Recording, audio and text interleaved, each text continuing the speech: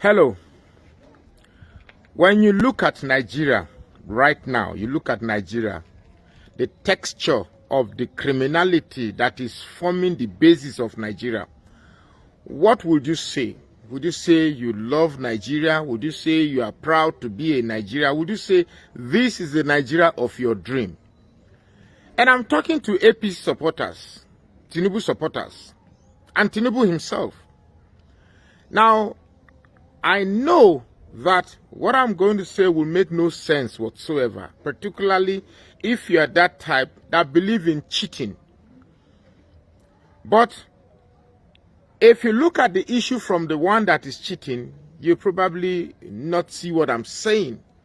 But if you look at it from the one who is going to employ, imagine if you have a company and somebody is seeking employment in your company and you know that that person cheated in his exam to get the certificate that he has. Would you employ him? Now that's exactly what Nigeria has done. Nigeria has employed people who cheat.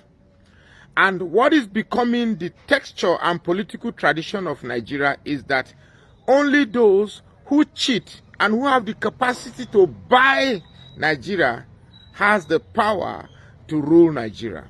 And trust me, if we do not change this trend now, Nigeria is only going to end in a cataclysmic end, whatever that means.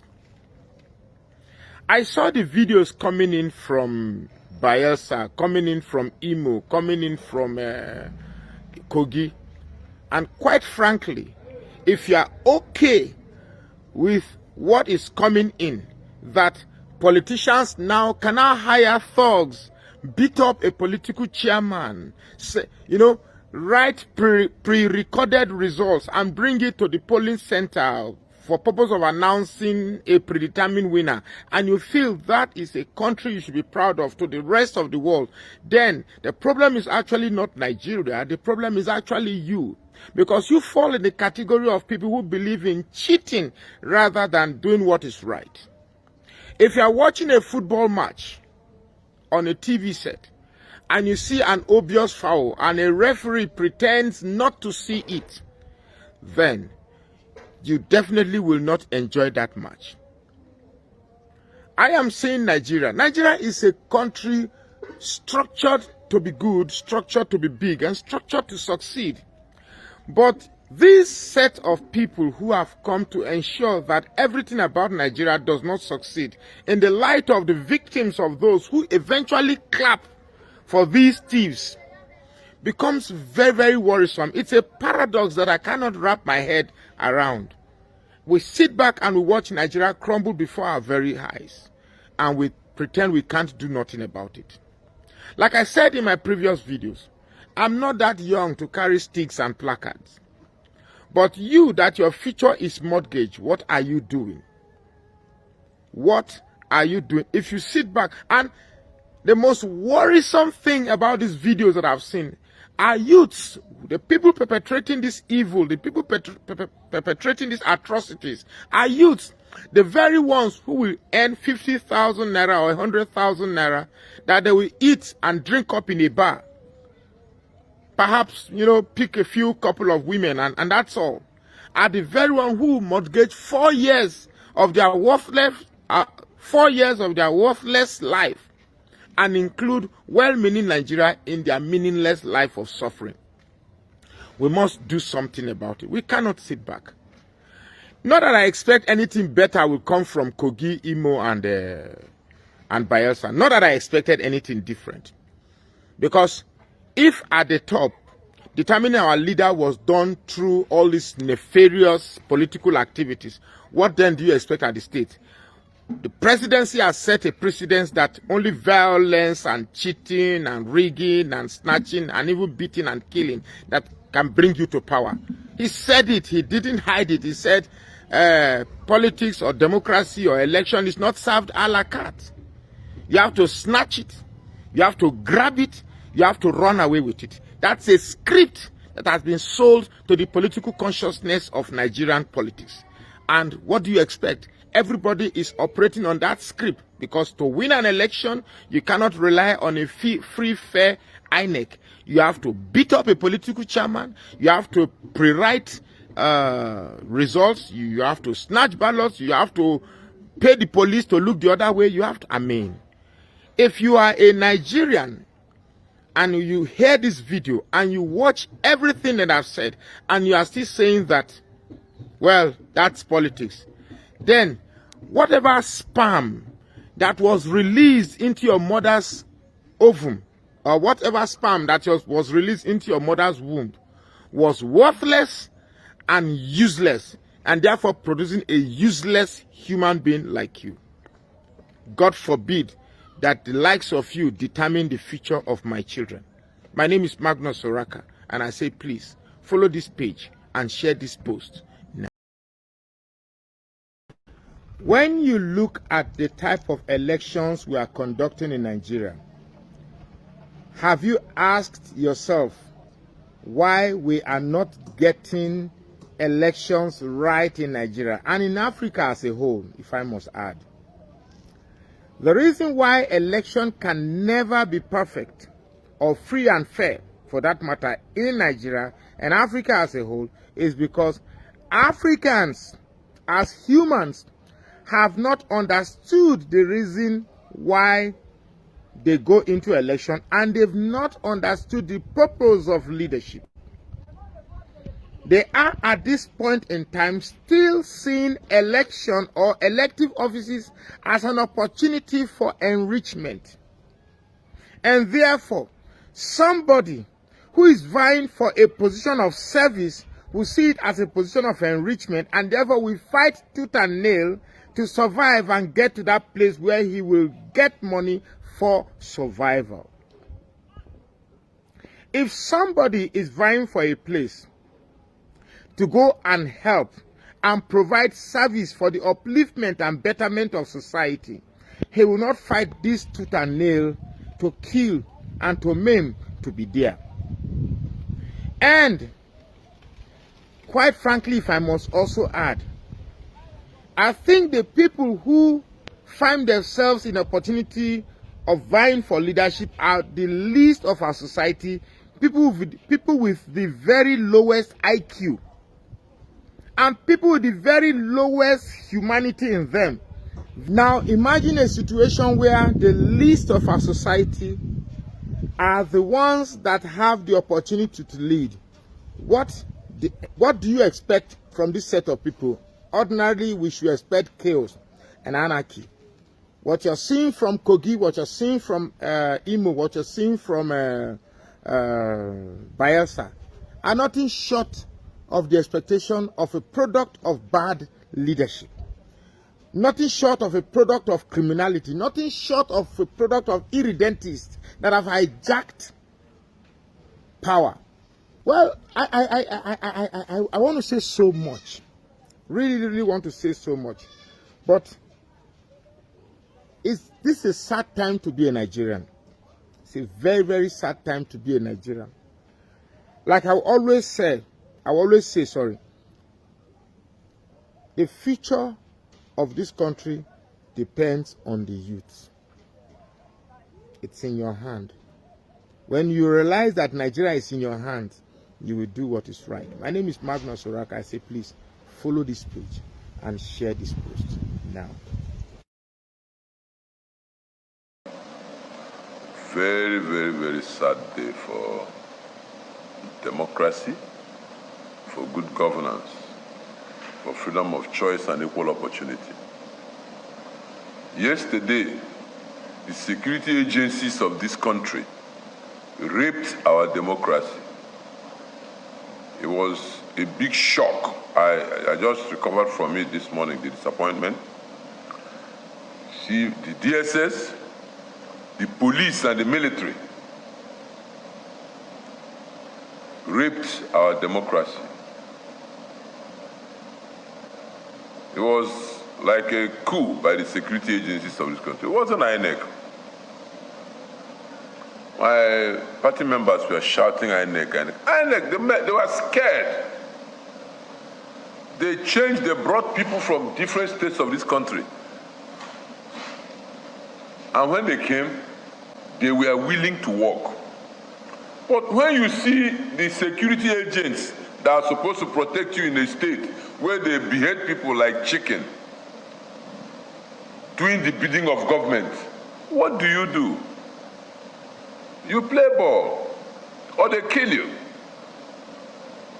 A state where they bomb their own citizens, a state where they have the tiger base, where innocent people are falling like flies. Go to the mortuary of that state, thousands of dead bodies unclaimed. It's not INEC. Because there was not everything we asked for except the removal of the reg. INEC listened to us, did it, but we are now watching this is the time the chairman will now come and tell us why he didn't stop the collation yesterday. Because you cannot have collation where what you have on the document, the result sheet is different from what you have on your IRF. And he told us, he told the whole country that this time BVAS will work. And that BVAS will be used for accreditation. 70% of the voting yesterday was done without BVAS accreditation. Yet a result was announced.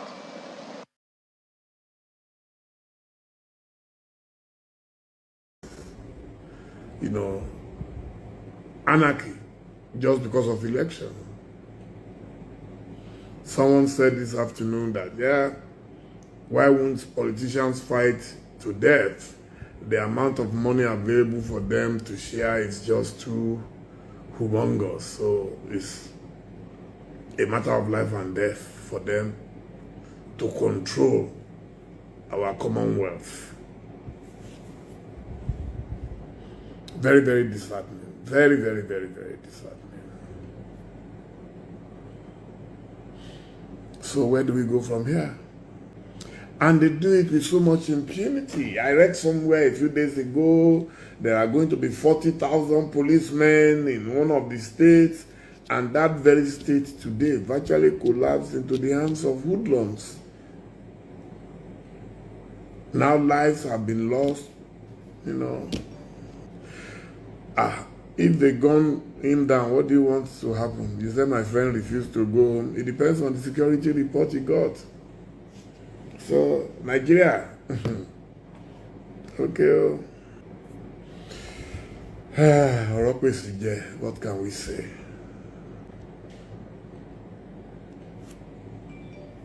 Any hope for Nigeria? I don't know. When I was younger, I used to hear about a wasted generation. I'm not sure if mine too has not been wasted already. Because a country that cannot organize just simple elections. The giant of Africa. So what do we do? And the people are so helpless. You can't run anywhere. You can't go to INEC. You can't go to the courts, the judiciary. And some people still think it's a joke. You see people on social media joking, laughing, as if it's a thing of pride for us that our country is collapsing before our very eyes, and we're not bothered. So, I guess we say all of us well. Like they say, heavens will fall on everybody.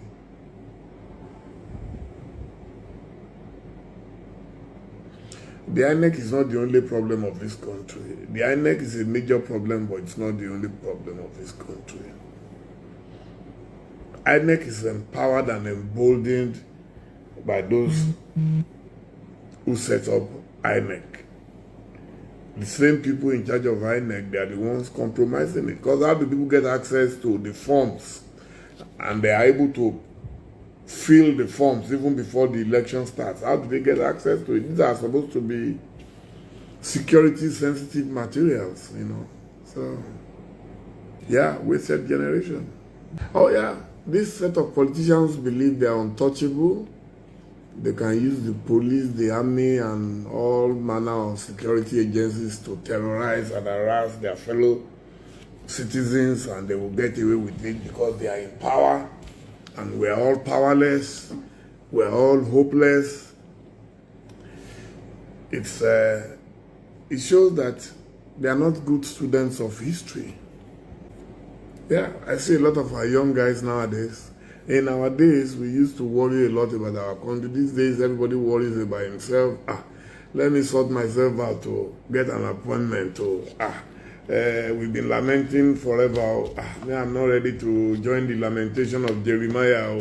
Me, I'm, all sorts. I just begin to wonder, what manner of country are we going to bequeath to our children? Nothing moves anybody again. Today we just read they shot people who were trying to hijack ballot boxes and all that. And it's not a big deal to us any longer. Of course, we knew Kogi was going to be a flashpoint when you have a man at the helm of affairs who doesn't just feel, the state belongs to me, and it's the same template. It's not just Kogi, it's the same template everywhere. Hijack the election and run with it. That's the new philosophy in Nigeria. Hello, Philaine Mutoni, how are you? How is Kigali? So that's the template. Just hijack the election and run with it. Nothing will happen because you can't run to the courts, you can't run to anywhere, So that's the new template. My humble and modest contributions to nation building at very huge costs and risks. And some people will laugh at you, some people, so. But I'm not bothered about that. I'm just bothered about my country. And whatever happens.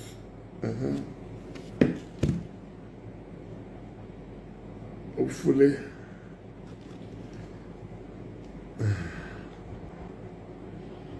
The world is watching us, even if we don't care. They are watching us.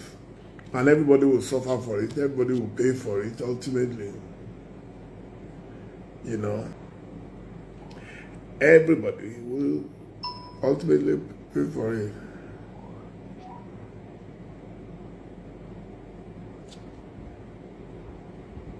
So they think it's a joke. We've seen it all before. How can just a few people hijack a country and say there is nothing you can do? We will continue to win all elections by hook, by crook, by whatever means necessary. And everybody is helpless.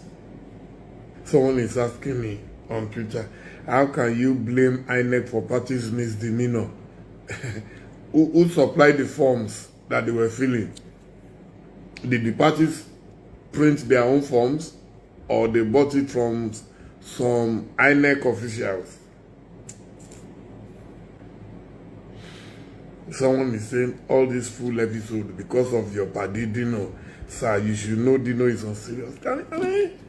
Oh, so, but Yaya Bello's candidate is very serious, you get the leader you deserve. You will get the leader you like I said, all these ones I'm doing has become an academic exercise. That's the truth. I'm not too bothered any longer. I've played my part.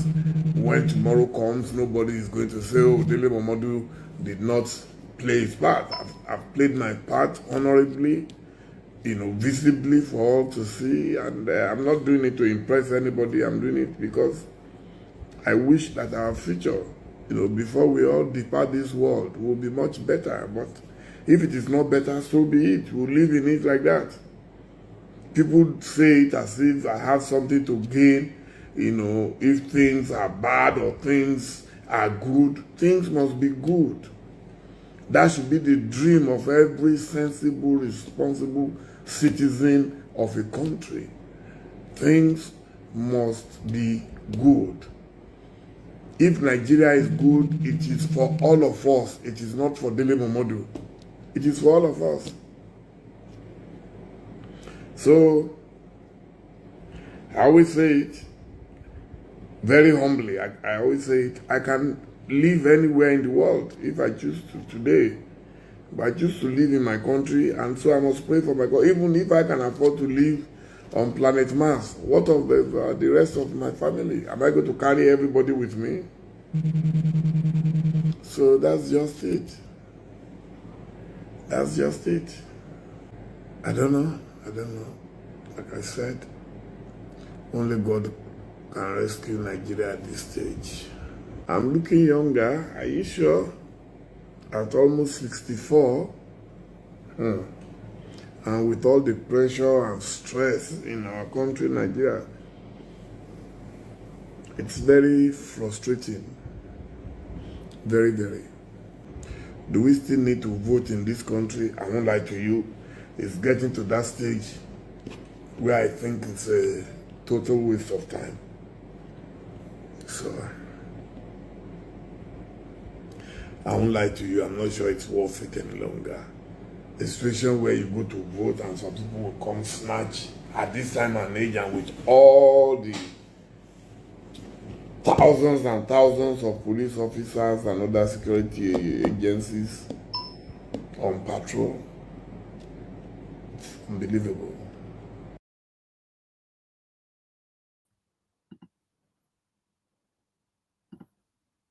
All right. Thank you very much, my people. I appreciate you all. Good evening to you all. We're back again. Thank you so much. Thank you. Please press on the like button, help us to share.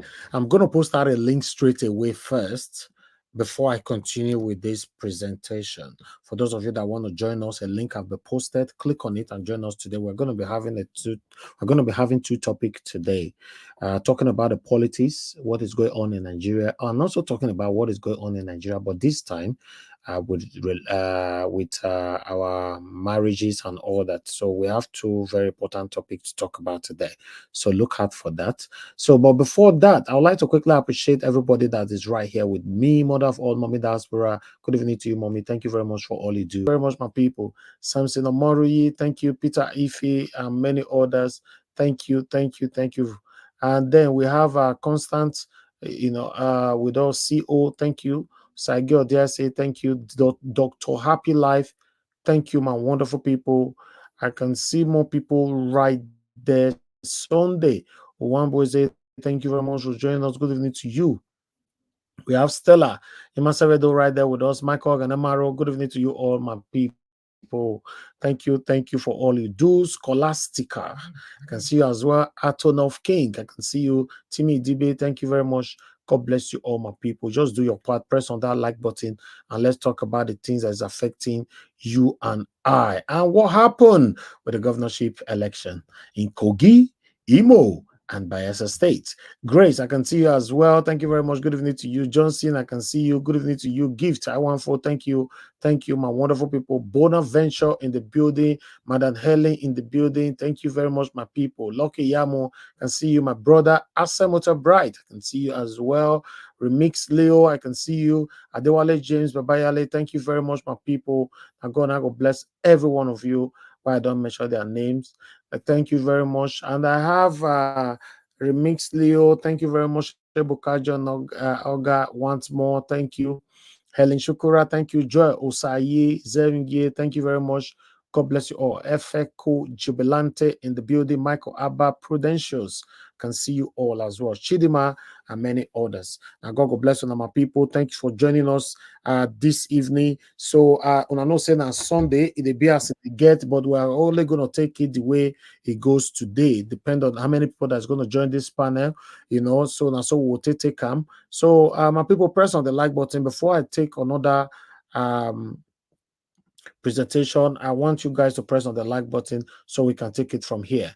But meanwhile, I want us to listen to this. Let's quickly go to Twitter and bring this one here and listen to reactions. Where what we usually hear is, let the announcement go ahead. If you're unhappy, go to court. Help us unbundle this in terms of how this affects our democracy. Let's start from there.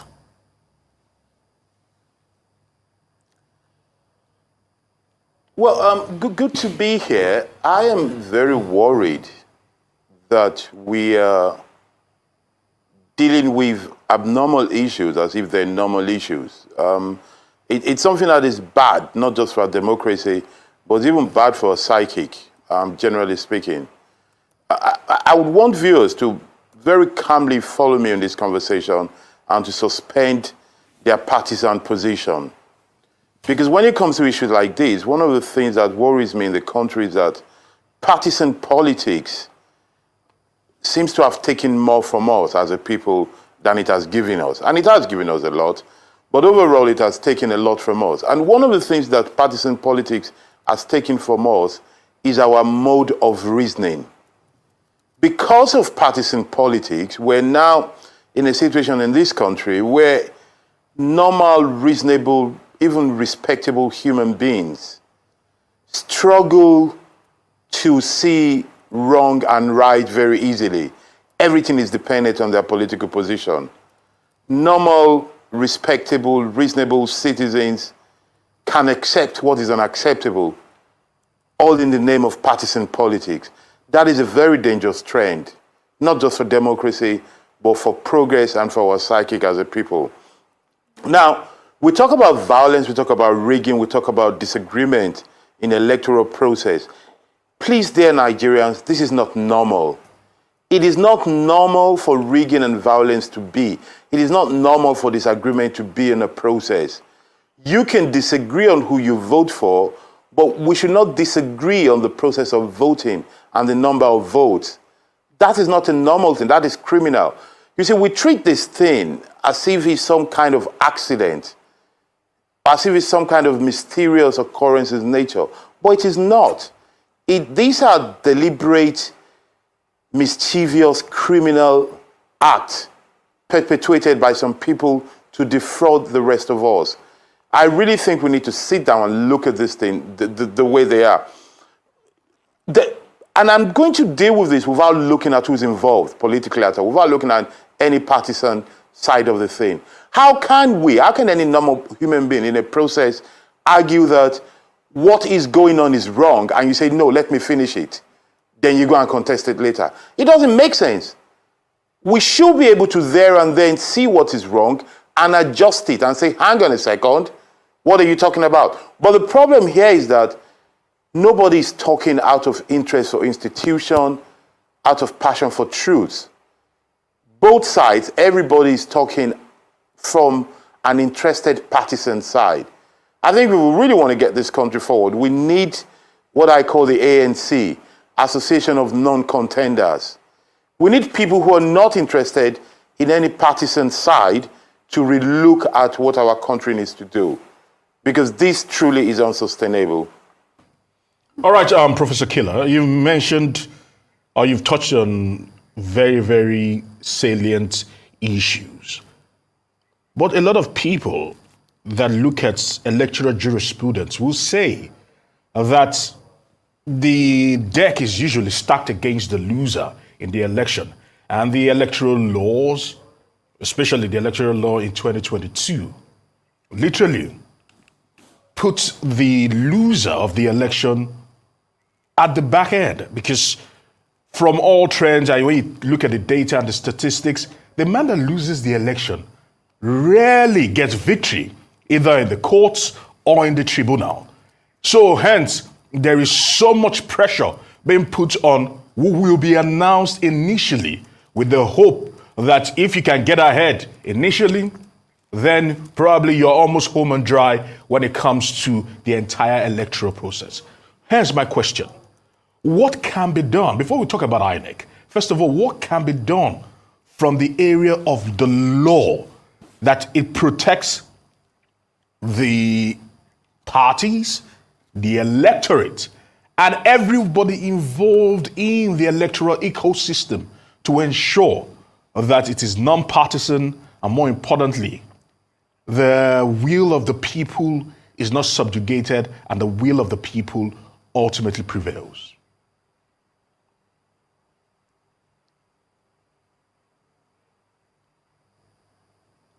What can be done? I mean, you asked this question and your postulation is right. Yes, the loser tends to be, at the bad side of the game. Yes, you're very right.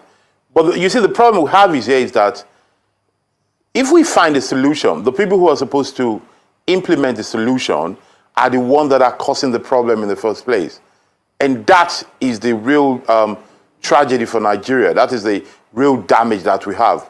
Because rigging election, manipulating the system, taking advantage of position is not something that is done by alien or by, some passerby. It's not an accident of nature. We really need to tell ourselves that the people doing politics in Nigeria are crooks. We really need to tell ourselves that the people running for office that want to manipulate election, rig, use violence, they are criminals. They are people prone to dishonesty. If we want to get the system right, that is where we need to start from. Once we agree that, we will now think of ways to say, how do we make sure these crooks do not bend the system? And therein, INEC has to come in. Before them, a whole electoral rethinking has to come.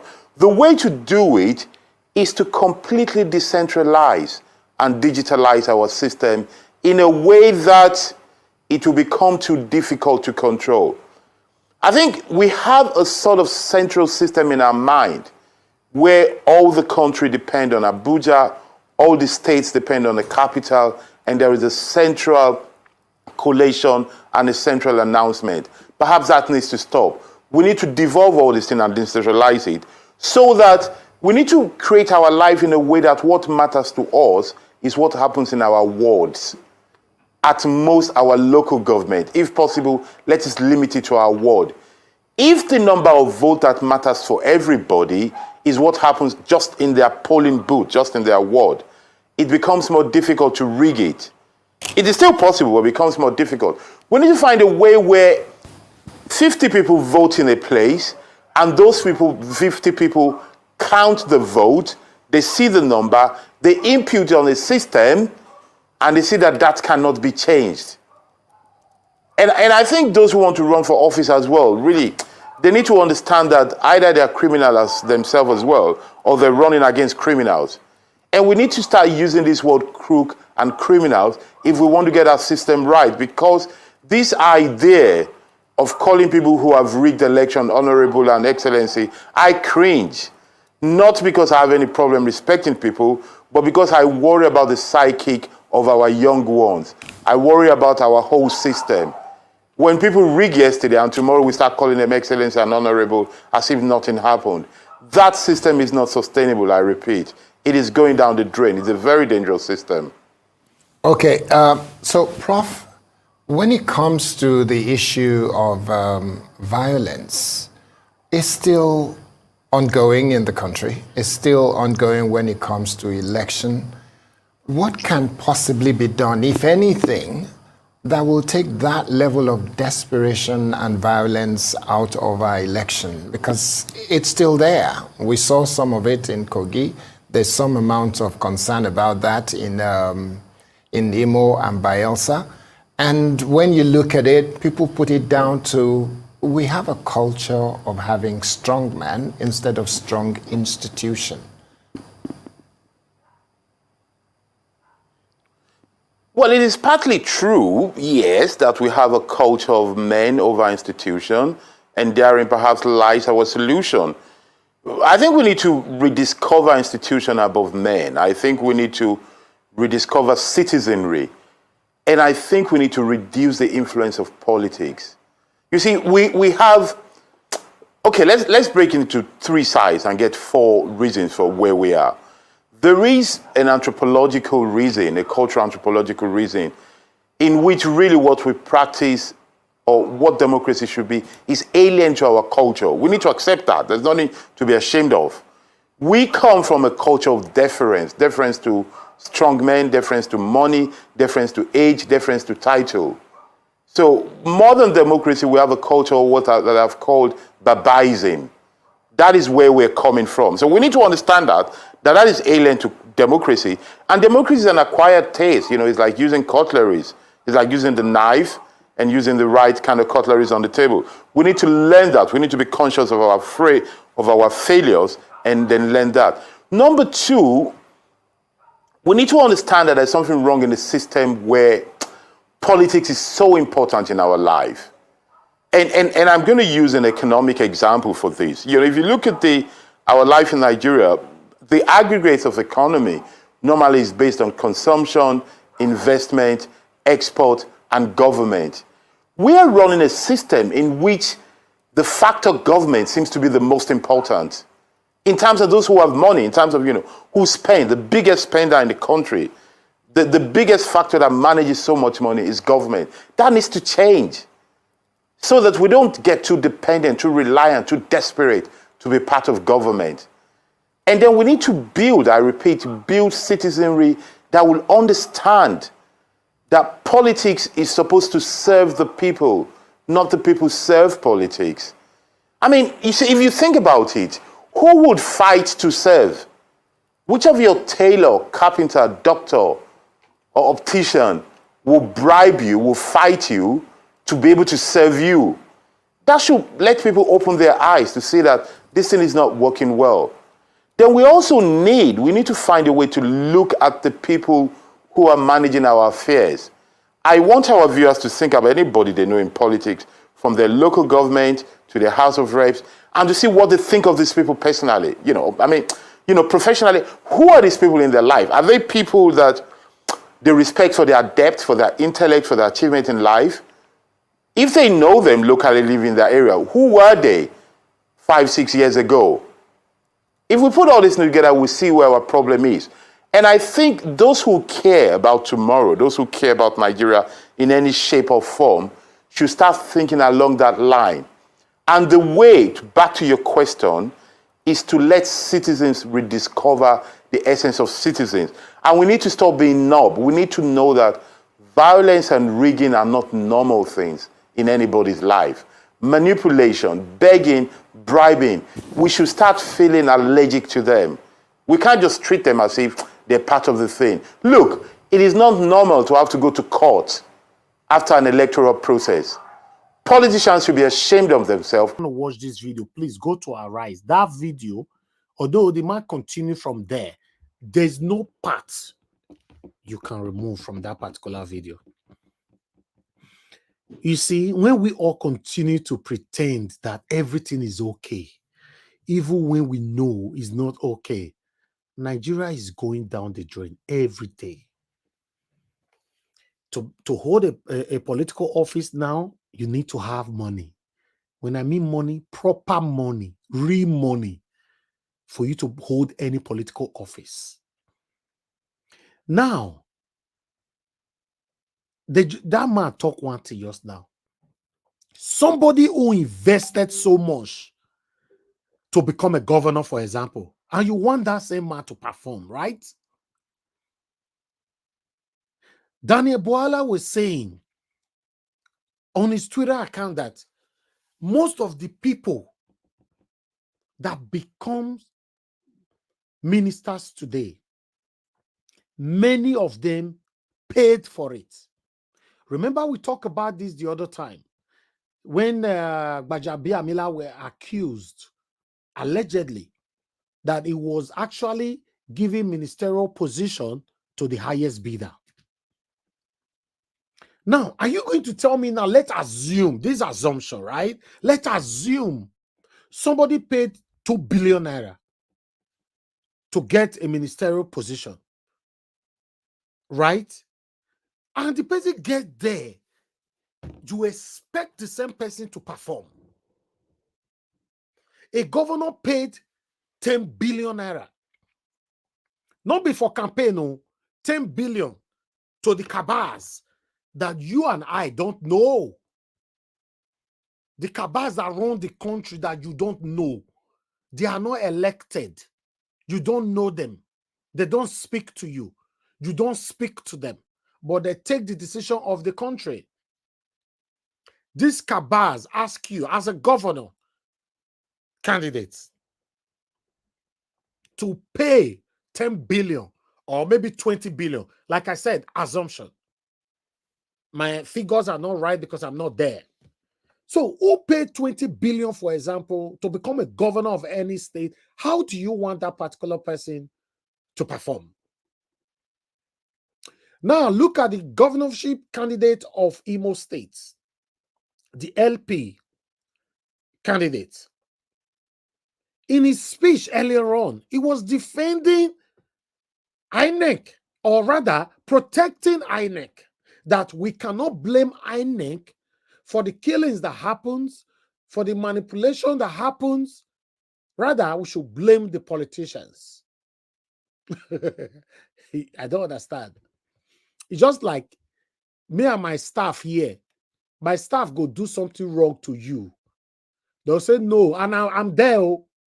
They'll say me not blame Elvis, make you blame the staff. And I'm a channel there for doing. And I'm go take this final decision. Maybe my example might not align, but you know what I'm talking about. We are not going anywhere in Nigeria.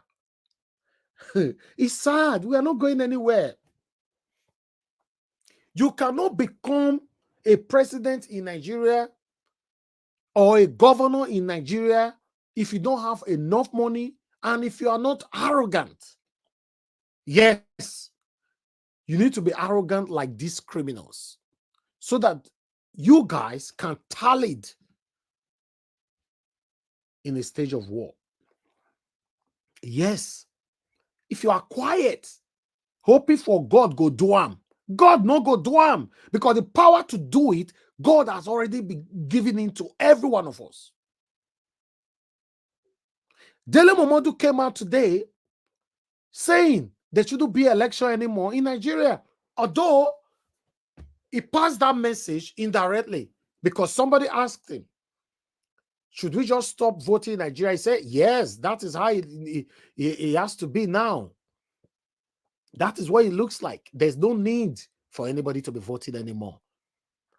But if you want to hold him to that speech, he will say to you that I was responding to somebody, because he did not just come out, hello guys, they could not vote again for Nigeria. No. But that was the message he was passing. The same message Dati Ahmed was passing the other day,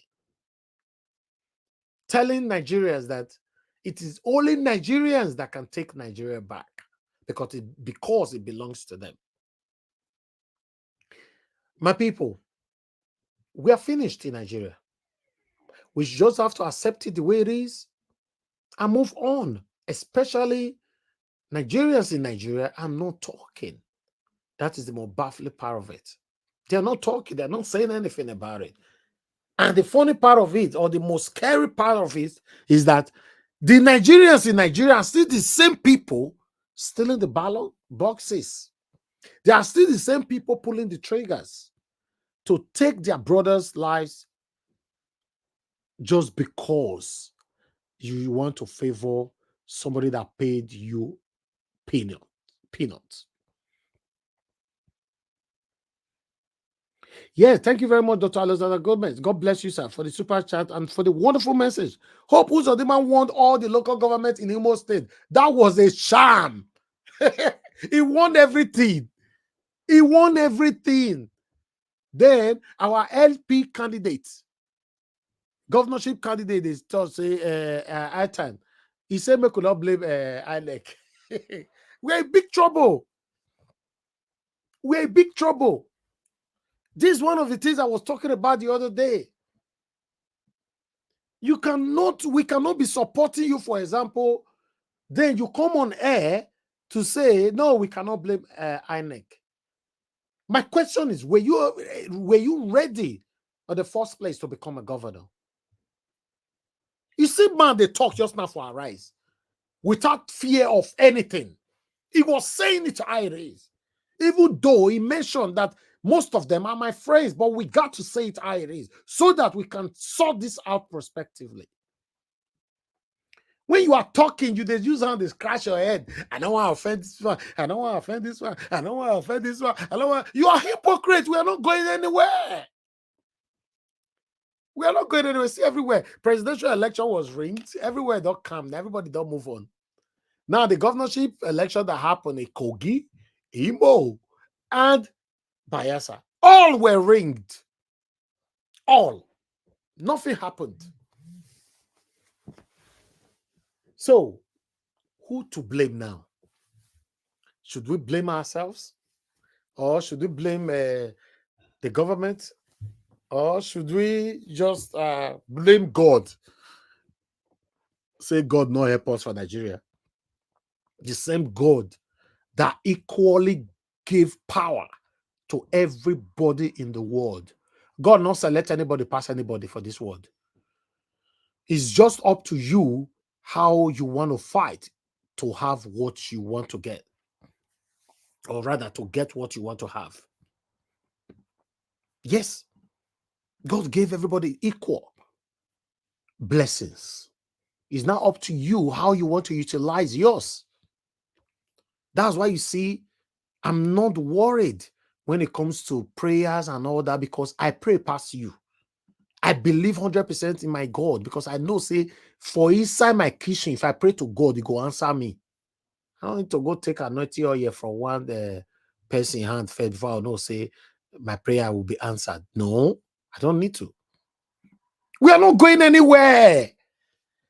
Presidential election that happened, it was rigged. Till today, no religious leaders is talking. Now look at what happened yesterday till now. Is anything wrong? Let me ask this question. Is anything wrong with seeing a big name religious leader come out and speak to the mainstream media? I go still plans. We play this one just now. Is anything wrong with it? Or is anything wrong? As I play that video just now, it go be one of our traditional leaders or rulers. Say that they talk, say, no, we not go agree. We not go agree. Our ancestors not go agree. Is there anything wrong with that? We need to know where our problem is coming from. Then what about us? Who believes, say, no, you don't consign me. Now my wife, my children, my husband, now I consign. Now I go protect. We are going nowhere. Nigeria is doomed. Yes, we're going nowhere. I'm just grateful to God that God chose me to have a second option in my life. If you know you are listening to me today, you are one of those people that have second option in your life. Just be grateful to God. I've said this over and over again on this platform. Wake up and just say, God, thank you. Thank you for the good health and thank you for the privileges. Because where you did today, millions want to be there. Millions. Nigeria is not working. All wealthy parents in Nigeria have taken their children out of Nigeria. You see what Tidele Momodu talk today? He said you choose the leader that you want to have. I don't know how to talk him, how to put him. Go and watch the video against on Nigeria Watch. He said Nigerians choose the leaders they want to have. Then he went on by saying that whenever I want, I can take my children, my wife, we'll go and live anywhere in the world. And that is just the reality. That's just the fact. He's telling you the fact. The life of politicians. He's telling you the fact. This is man that come on air every day to interact with us. He's the only elder and a politician that I know at this particular moment that talk and interact with people. I respect that man so much. He said, yes, I can just take my children and my wife, go live anywhere. Because if let's say somebody was attacking him, he said, okay, no wahala. Now wait till now want now buy for market. Let's continue. So you are telling me right now that somebody who went to carry a loan to become a governor will perform, right? Is that what you're telling me? Okay, Madam Rita, good evening to you. I'll post the link now. Thank you very much. Are you telling me that somebody who go carry a loan, either from bank or from well-wishers, then at the end of the day, are you even aware to become a governor now in any state in Nigeria, you need to spend a minimum of 100 billion naira. 100 billion to become a governor. Do you know how much is that? You think it's cheap? Do you know a lot of people that really want to become that governor to give you the best ever that you've ever wished for, but they don't have that money? To become a governor in Nigeria now, you need 100 billion naira. Before you give 2 billion to this, 3 billion to this, 4 billion to this, 8 billion to this, you can't do campaign, you can't do this, you can't do that. 100 billion is gone. And to become president, you need to have at least a minimum of 2 trillion naira to become a president in Nigeria. 2 trillion. You know how much be 2 trillion? I know some people, they, as I say, I see the way they pull man for money, like, so you know the money. That is the reality. Yes. Because I was told to become a president in Nigeria, you need to have at least a minimum of $2 billion. Can somebody tell me how much is $2 billion in Naira? I can't measure person way he talk to me, but he say a minimum of $2 billion. You need to have it to become a president in Nigeria. How much be $2 billion in Naira? Write down for comment section. We might have mathematicians right there. Just write down there. And also tell me how much is $100 million in Naira.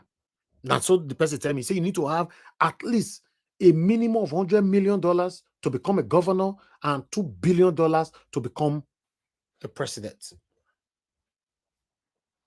Here I am. So are you not telling me somebody who went far to raise $2 billion to become a president? You expect the person may give you permanent light, right? Because say that you be first son. May give you permanent life for Nigeria. May give you healthcare, may give you security, may fight insecurity for you, right? You they sleep. Because inside that 2 billion, some of us still collect for inside. Either for toggery, either for you to be calling them my chair, my leader, my chair, my leader, my chair, my leader. Like some lazy youths in those states who call my chair, my leader everywhere without no shame. That $2 billion they spent for his side still give you. Now, so we see him. So what about? Can you guys still hear me? Okay, yes, you can hear me. Yes. Thank you so much. Thank you.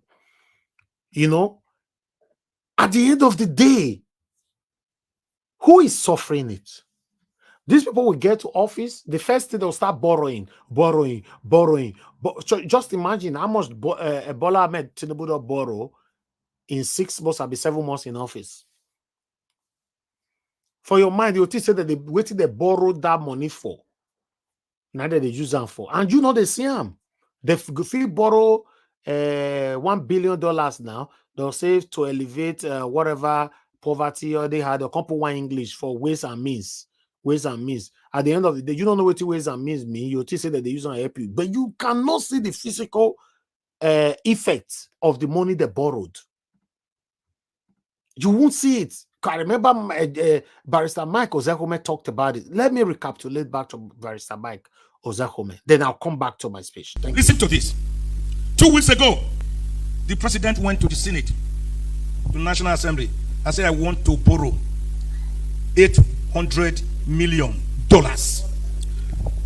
has calculator there? 800 million times 760. Can somebody do that? 800 million. 800. They put 60 times 760. That is what the Buhari administration told the Senate 2 weeks ago. They want, Senate said, Mr. Yes, Senate. Mr. Yes, sir. Senate said, approved. To do what with that money? In the twilight of your going, they have just approved over 400 billion. They say payment of judgment debts. Who are the judgment creditors? Have you not seen the judgment creditors in the last 8 years? These are parting gifts for the boys. Nobody is deceived. If everybody is, I am not. Then the same president went to the Senate 3 weeks ago and said, we want to borrow. Yeah, thank you. Do you know how much that is? $800 million is 608 billion naira. 608 billion naira. With that amount, every state of the 36 states in Nigeria can have a first-class hospital fully equipped that will never allow any Nigerian to leave the shores for treatment abroad. Do you hear me? Are you hearing me? The same federal government 3 weeks ago went to the Senate and said, give us 22.7 trillion naira as ways and means loans, ways and means, 22.7 trillion naira. I thought another government is supposed to come in on the 29th of May. Is today not 26? Abi? Is it not on Monday? So, haven't borrowed money for our generations yet unborn, haven't sold our yesterday, haven't mortgaged our today. Why are you against selling our tomorrow? Why are you borrowing? What do you mean by ways and means? 22.7 trillion naira. Wait for it. It's not yet ended. It's not yet ended. On again, few weeks ago, the federal government again got approval from the National Assembly to borrow 819.54 billion naira. They call it domestic loan to fix infrastructure. Domestic loan to fix infrastructure. Which infrastructure? When are you going to fix it? I thought you are going in the next few days. Oh my God. Oh my God. My people, you know why I have to recapitulate back on that particular video? Because sometimes when we are talking here, some people might just think we are talking. Ways and means.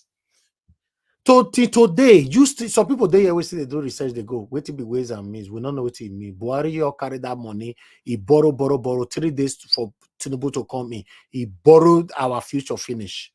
The Tinubu just enter the swan in, then Tinubu take off from he carry on from where Tinubu's Buhari stop. We're in big trouble. For those of you supporting these people, you not concern me, they must continue. It's now left between you and God. Except you are not aware that these people are not supposed to be there for us. Yes. You know, if you are aware and you are deliberately supporting them, and you know these people are the one impoverishing Nigerians across the world, but you still choose to support them, it's not between you and God. Because for me, I can't do you anything. I don't even know you. That's why I have to even mention God. I don't know you. I'm talking about the supporters. I'm not talking about the criminals right now. I'm talking about the supporters who support these people. You know these people are definitely impoverishing us. They are definitely and deliberately how do I put it on? You know, causing us excruciating pains. And you still choose to continue to support them. Between you and God. Because I don't know you. I don't know you. So if I know you now, if you say, my brother, no, I don't know you.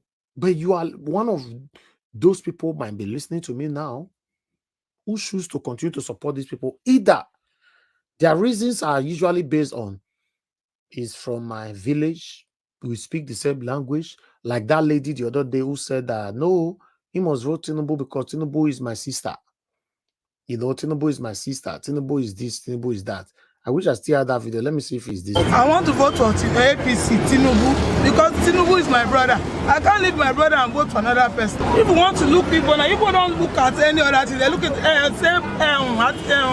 Obi is my brother. If they want to say Obi is my brother, that's why I want to vote for APC. APC also is my brother. That is the reason. Tinubu have do governor before. Governor. Tinubu too well. And again, I can't leave my brother. The reason is that I can't leave my brother and vote for PDP. PDP is not my brother. Obi is not my brother. Atiku is not my brother. Tinubu is my brother, and I have to vote for my brother. I can't leave my brother. Is the reason. They should try and vote for Yoruba man, APC man. Maybe we'll see difference. If it was my brother, my sister, now we take the one for UK. We Nigerians that are based in the United Kingdom would have a conducive lifestyle. Or if now brothers and sisters, they take the one for America. Our same satanic politicians not go the wrong, go America or UK or any European countries, go they live good lifestyle there. If their wives get belly, now that side they go to bond them. They have created better future for their children, while you are fighting stealing ballot boxes for them. My people, you don't tell why I don't fight for this thing. One thing we did not allow talk today, I was actually seeing myself from his speech. He said, I've done my part. At least nobody will blame me tomorrow that Dino, I said Dino Melai, sorry, Dele Momodu. You know, Dele Momodu was saying, he said, I've done my part. Nobody will blame me that I didn't do nothing or I didn't say nothing. Yes, I was seeing myself from that. Nobody can ever blame someone like me, you know, that, oh, what do you do when Nigeria be like this? Not even my children. Not even my children. Nobody can blame me. Not even God. Except what I'm doing is hypocritical. You know, when we are doing things in hypocrisy manner, in a synthetical manner, the people who they deceive most time not good know. But you don't go fit deceive God. Right? So now make me talk and say, even God cannot blame me. Because now God they see our heart. Me not know your heart. You don't know my heart. So I'm doing my part. Dele Momodu said it today that I'm doing my part and I've done my part. I'll continue to do my part. Nobody can blame me. You choose the leaders that you want. Then enjoy it. I can live anywhere in the world with my children and my wife. I love that statement from him today. I love it. Yes. So some of you that is coming to attack us all the time on this channel, you don't want me to have a smooth, uninterrupted broadcast. Every single day you must interrupt me, hook everything and all that. You know, I went to buy a MacBook. I spent almost £3,000 on the latest MacBook, 16-inch MacBook. That's what I use. I've showed it on this broadcast when I bought it, right? I spent huge amount on it. I have 2 powerful machines with me that I use on my broadcast. MacBooks, 2 powerful ones. Still, all these people attack me here and there. I have one of the fastest internet. I'm using BT in the UK. Some of now know BT, the highest grade. These people just come, they'll froze every single thing. Then I'll now start seeing some viruses coming from here, which you guys cannot see. This is what they do to me every day. And on a person, I still see one person still brag for here, tell me, say, he go make sure, say, he go deal with me on my channel. And that they're already on it. You see, what are we doing? Just fighting for a better Nigeria. The same Nigerians, some of the Nigerians, are the ones still fighting us back. It's sad. When I watch Dele Momodu, I'll see how they insult him. He go there like, you insult elderly man. One person tell him yesterday, say, you go cry, die. Because say you don't win, I make you they cry. Say, Dele Momodu tell him, say, I'm almost 64 and you are insulting me this way. You see, somebody that knows technology, that can press his live button to interact with fellow Nigerians, he take questions and he answer them. Somebody you're supposed to appreciate.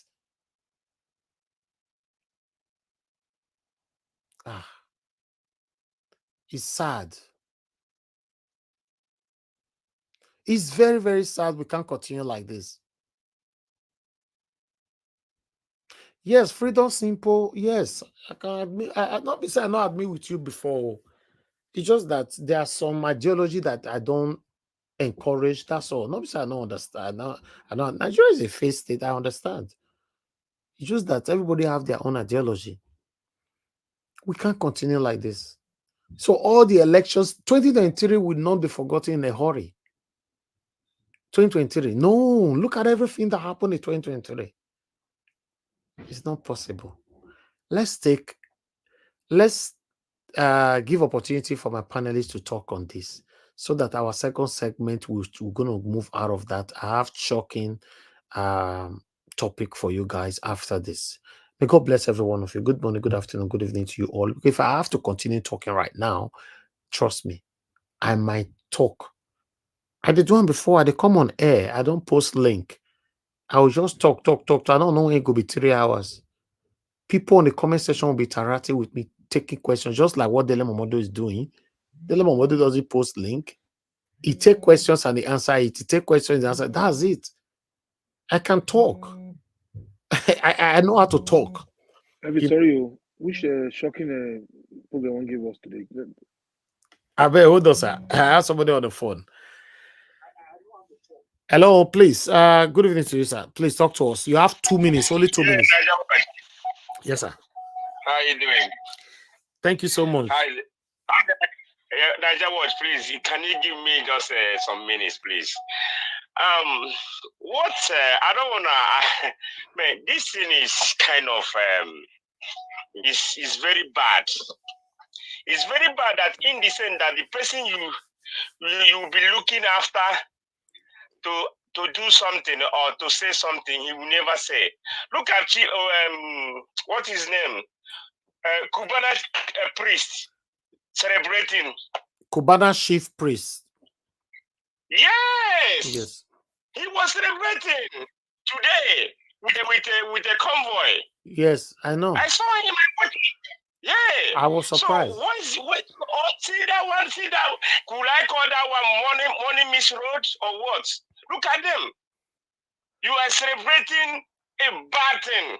A bad thing that happened. Let me tell you. In fact, when Nande Gallo say about issue of voting, your PVC, he never count. They never use it. Even the moment they say it, for me, Nigeria should stop voting. For me.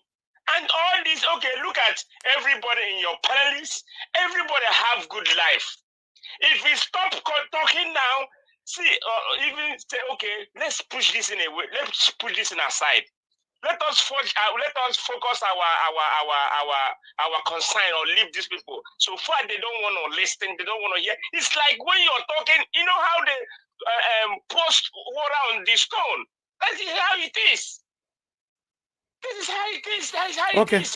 You're pouring water on the stone. All these things, they will never see. In fact, I was so angry that how when Nigeria will get its rights. Can Nigeria work? Ivis, I ask you that question because you say it you work. Can Nigeria work? Answer me. I cannot answer that, sir. I'm sorry. But I say it will never work. I will answer it by myself. Nigeria will never work with this kind of thing that happening. Look at where the collection center, you beat somebody up, police are there. Hey, all these people are saying, oh, army, do this, police, do this. They are the one following these people to regulation. So after you tell me, say, army with you, police are with you. No, they're not with you. Okay, sir. Thank you. They have collected money, so they will still, the impunity, it will still going, it will never stop. So far, the man at head was rigging himself in, so let me tell you, this is just the beginning. Okay. Anybody that's saying 2027, anybody that's saying 27 should go and sit down. Never tell me about 2027. Go and sit down, go and sleep. As you are sleeping right now, go and sleep. You better sleep. You better start sleeping now when 2027 pass. Then when they after 2027 they get over and they do their 8 years, then they can wake up from sleep because they're sleeping. It's crazy. Police are police, army, everybody. If you watch what happened in Imo State, what's their name? What they call them? Google Defense. Then, what's they call them? They beat them up. They take their magazine. So why are they not security operative? Because okay, sir. Thank you. Them. Thank you. Thank you, sir. Thank you. Thank you very much. God bless you. You see that our a power we call just now say make if you know so now they sleep before just continue to sleep after 2027 make you wake up. All right, but people, all right. Let me come back to the panel. We have somebody with us that I have not seen this name before. Look. Look. Please, can I see your face? Whoever that is behind that, you know. Oh, you left. I'm sorry, if you are joining us, you must be able to show your face. If I notice you cannot show your face, that means there's something to hide. Thank you very much, Mr. Oduwa. Thank you, sir. Thank you, sir. I already verified you. I appreciate every one of you, my people. I would like to go back to the first person on the panel, which is Mr. Ike. Mr. Ike, before I come to you, let me quickly ask everybody right there, please press on the like button. We currently have 198 likes. We have over 500 people watching us. So if you can take that likes to at least a minimum of 300, I think that is fair. Press on the like button if you know you have not done that. Okay, somebody just did. We have 199 now. Just continue to press on it, my people. God bless you all. Also press on the dollar sign. Support what we're doing. Buy us a coffee. I really do appreciate that. Subscribe to our channel if you have not yet subscribed. Hit the notification bell to be notified whenever we are here. You can be here to interact with us. Some people like it a live broadcast where they can interact. We can respond as well. While some people also like to watch it later on. But nevertheless, don't be selfish. Just subscribe and hit the notification bell. We also have a membership program there. The join button, you can as well click on it to become a member on this channel to encourage what we do as well. I believe there's still one more, but yes, anything you know that you can do to move our channel forward, do it, because the channel is favorable to all of us if we are truthful to ourselves. Thank you very much. Now God bless you, my people. Mr. Ike Jude, please talk to us. Thanks for your patience. I'd like to hear from you in 8 minutes. Good afternoon, Oga Elvis, and good afternoon or evening, as the case may be. Please be close to your mic, sir. It looks like you are far away. Okay, can you hear me? Is it better? Okay, you are good now. Go ahead, sir. Okay. Once again, I want to say good evening to you, afternoon to those who are in afternoon. If you notice, I have not actually been around since after the Supreme Court judgment. And it was actually intentional. I only joined in the comment section and so on, but to be on the platform, I have not actually been there. If you continue to do something the same way and expect a different result, I don't think it works. After that Supreme Court judgment, if I were in the shoes of other political parties, I'll just say, you know what? Sir, your voice is very low. It's very, very low. Oh, man. I don't know. I don't know what. Are you using a earpiece or something? No, I'm not. I'm just very close to my phone. I don't know. Okay. All right. You should talk through the mic. You should put your mouth close to the mic then. No, Crow have fought. Crow have fought. That is why it's like that. Yes, maybe, yeah. We'll manage it, sir. Go ahead. It's a Glow. I'm not using Glow. Anyway. Not Glow. Chrome. Go Crow. Browser, your browser. Oh, yes. I think Google Chrome has problem. I think they sent me that notice, Yeah. But let me see how much I'll be able to. I bet I can scream, to get this message across. You see, if you participate in any game at all, you give it legitimacy. Sometimes I try not to be emotional about some certain things. When I see a message, even if it is coming from somebody that I don't like, I'll take the message and leave the messenger. I know that many people, plus me, despise Simon Ekpa. I don't like his style. But for this election, I actually would have taken his message if I were in the shoes of the people that participated. After that Supreme Court judgment, if every party has said, you know what, we cannot be part of any election in Nigeria until we see visible changes. In fact, starting by changing the chairman of INEC. If this election happened yesterday and it was only APC that participated in it, the illegitimacy will haunt them for life. But the only reason why they are claiming victory is because they have other parties and they have other votes they are allocated to those parties. That's why this thing is looking like it is legitimate. But if everybody had boycotted it, this thing wouldn't have continued. They spent money doing campaigns. They spent money and risking their life going from one local government to another. And what we saw was what we expected. So many places where election did not even hold at all, the accreditation is zero. And results came from those places. And even when the man tried to point it out in the live show that I was watching, they had to beat him and took him away from that hall. So the only reason why everybody is crying now is because other parties participated. At the end of that Supreme Court justice, we would have just said, to hell with your charade. We cannot be part of this anymore. I had, I'm sorry to mention them, when Madam Nenda, I respect her so much, but when she was saying that, oh, no, they are trying to destroy that, people should go out and vote and remove Opus Odema, I said, maybe she has not visited Imo State lately to know that that man he is talking about is an emperor. How will you remove such person from that position? How? It is not possible. So all of these efforts and all of this money that have been spent in trying to go participate in this election is wasted. It would have been made illegitimate if they have all boycotted it.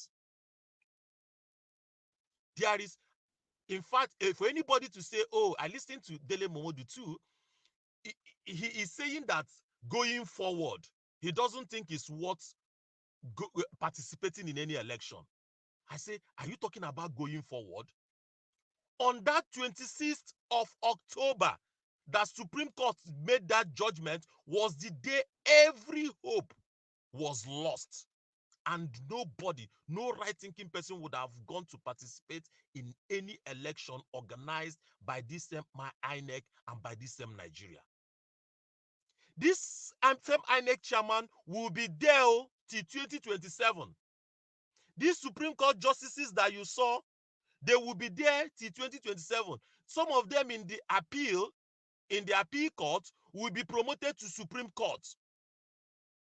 So, to start with, there is no 2027. Because the same set of people that did this thing to us will still be the people that will be there. And that time, they would have even gotten very strong. They would have been so strong. So there is no way we can participate in their election, in their thing, and beat them to that game. It's not possible. The best way is to save ourselves the money, save ourselves the time, save ourselves the energy, and leave this whole thing for them. APC has brought untold hardship to Nigeria. It has brought untold hardship to Nigeria, and it will continue to be like that as far as we give them legitimacy by participating in their election or in their charade. I don't call it election. I don't have any other thing in my mind but this.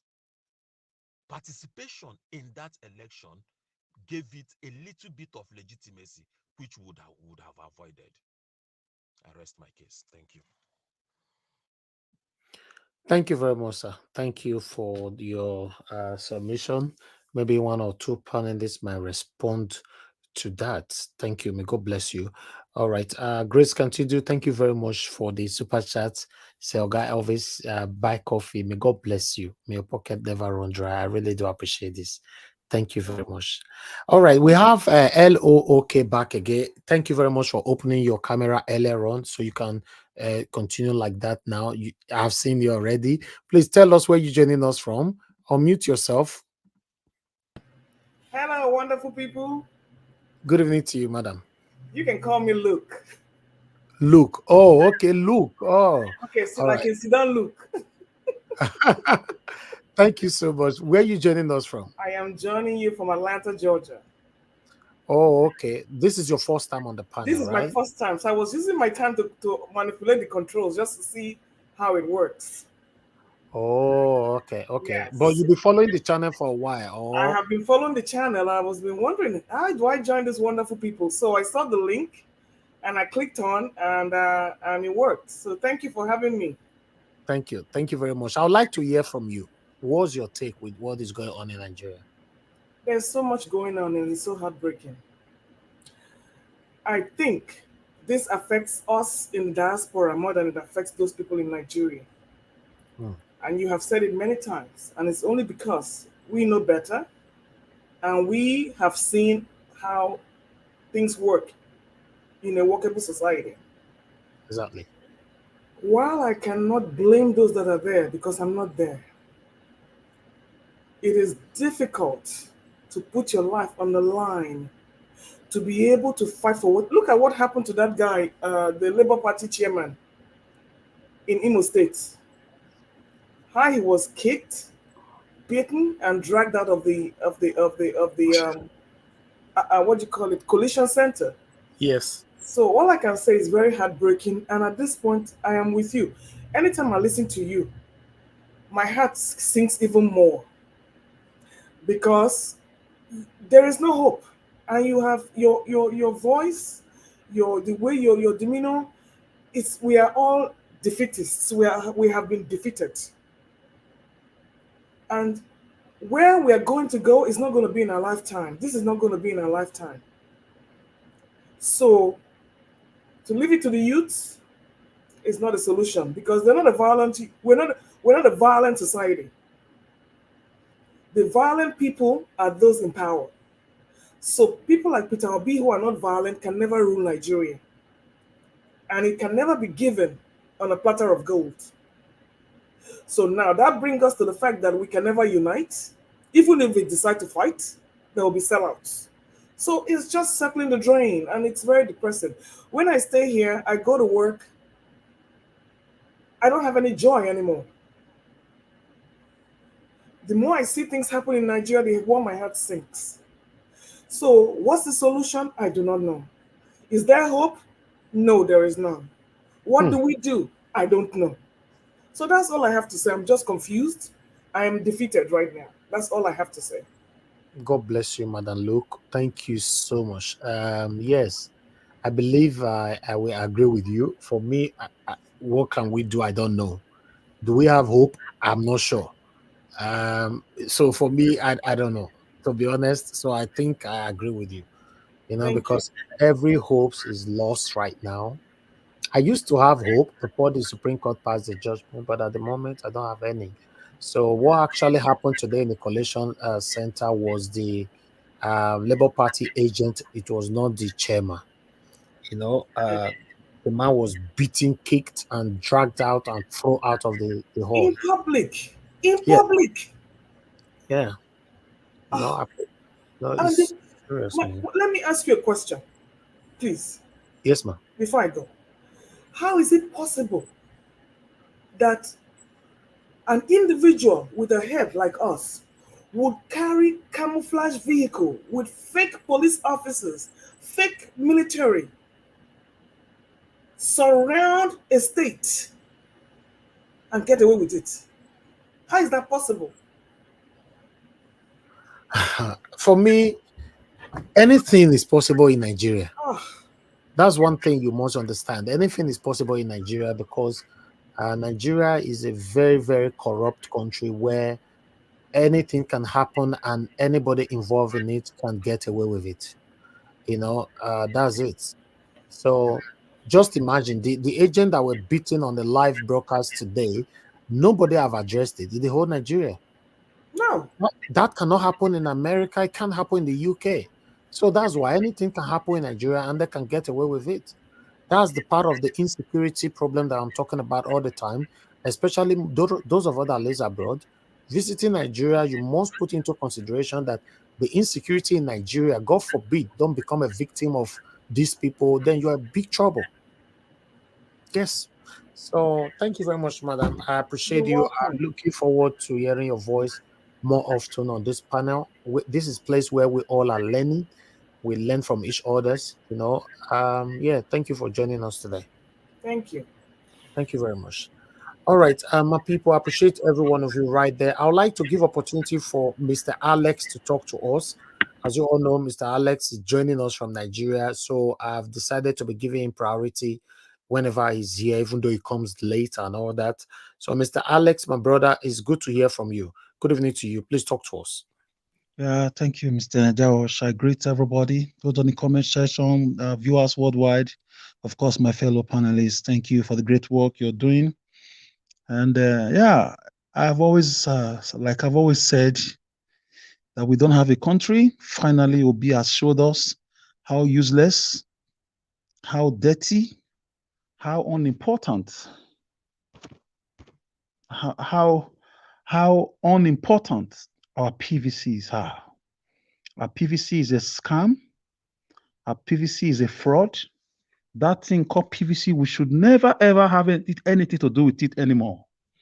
With the Supreme Court display of shenanigans, with their reckless abandon, with their impunity against justice, against fairness, against obvious evidence, cumulated evidence, visual evidence, evidence brought before by all and sundry crancom of the APC government. So right now we should be thinking of how we can find a way out of this mess. It's a mess. We are really in a shithole. I miss Donald Trump.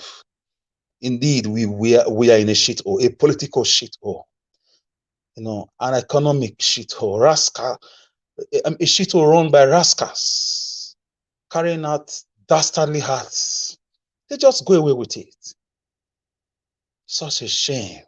There is what can you describe this? If not, how can you describe this? If not a state of anarchy, a state of anomy? How best can you describe this? There's no government, just a bunch of lawless political barbarians parading themselves as politicians. They will do anything just to cling to power. What do they use the power for? For wickedness, for electricity darkness, for insecurity, to empower kidnappers, to bring in invaders, to rape women, to kidnap bosses, go into farmlands, to borrow money by force from IMF without even reading to the public the terms and conditions of these monies. What do they do with this money? To buy material things, plastics and metals called cars, cement and sand they call houses across the world. Houses they will never even dwell in for a long time. It's a complete mess. It's madness. It's madness. Nigeria is a disappointment to its citizens. Nigeria is a fraud. Nigeria is it's a gang up against the common man. Look at what happened with Dino Melaye. I'm happy that it's happening. These are all one and the same birds who flocks together when the going are good. So I want to beg all Nigerians. There is no Nigeria. Stop fooling yourself around with PVCs. Stop. Don't you ever tell anybody about PVC. If anybody tell you about PVC, for me, remind them of the Supreme Court judgment. Remind them of the obedient victory. Remind them. So I want you to know that I'm disappointed. I'm highly disappointed. I am highly disappointed.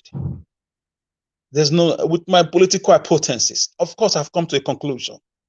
Indeed, there is no country at all. It's a bunch of animals, call themselves leaders, who are actually thieves, who are actually, happy when people are kidnapped, when people are raped, when schools are destroyed, when children education are stolen from them, who are happy when roads are bad and are killing people, who are happy to steal the common patrimony of a people to the Western world. Of course, collaborated by the British, the Canadians, and Americans. I can't blame them for our problems, but the bigger problem we have for me are our people.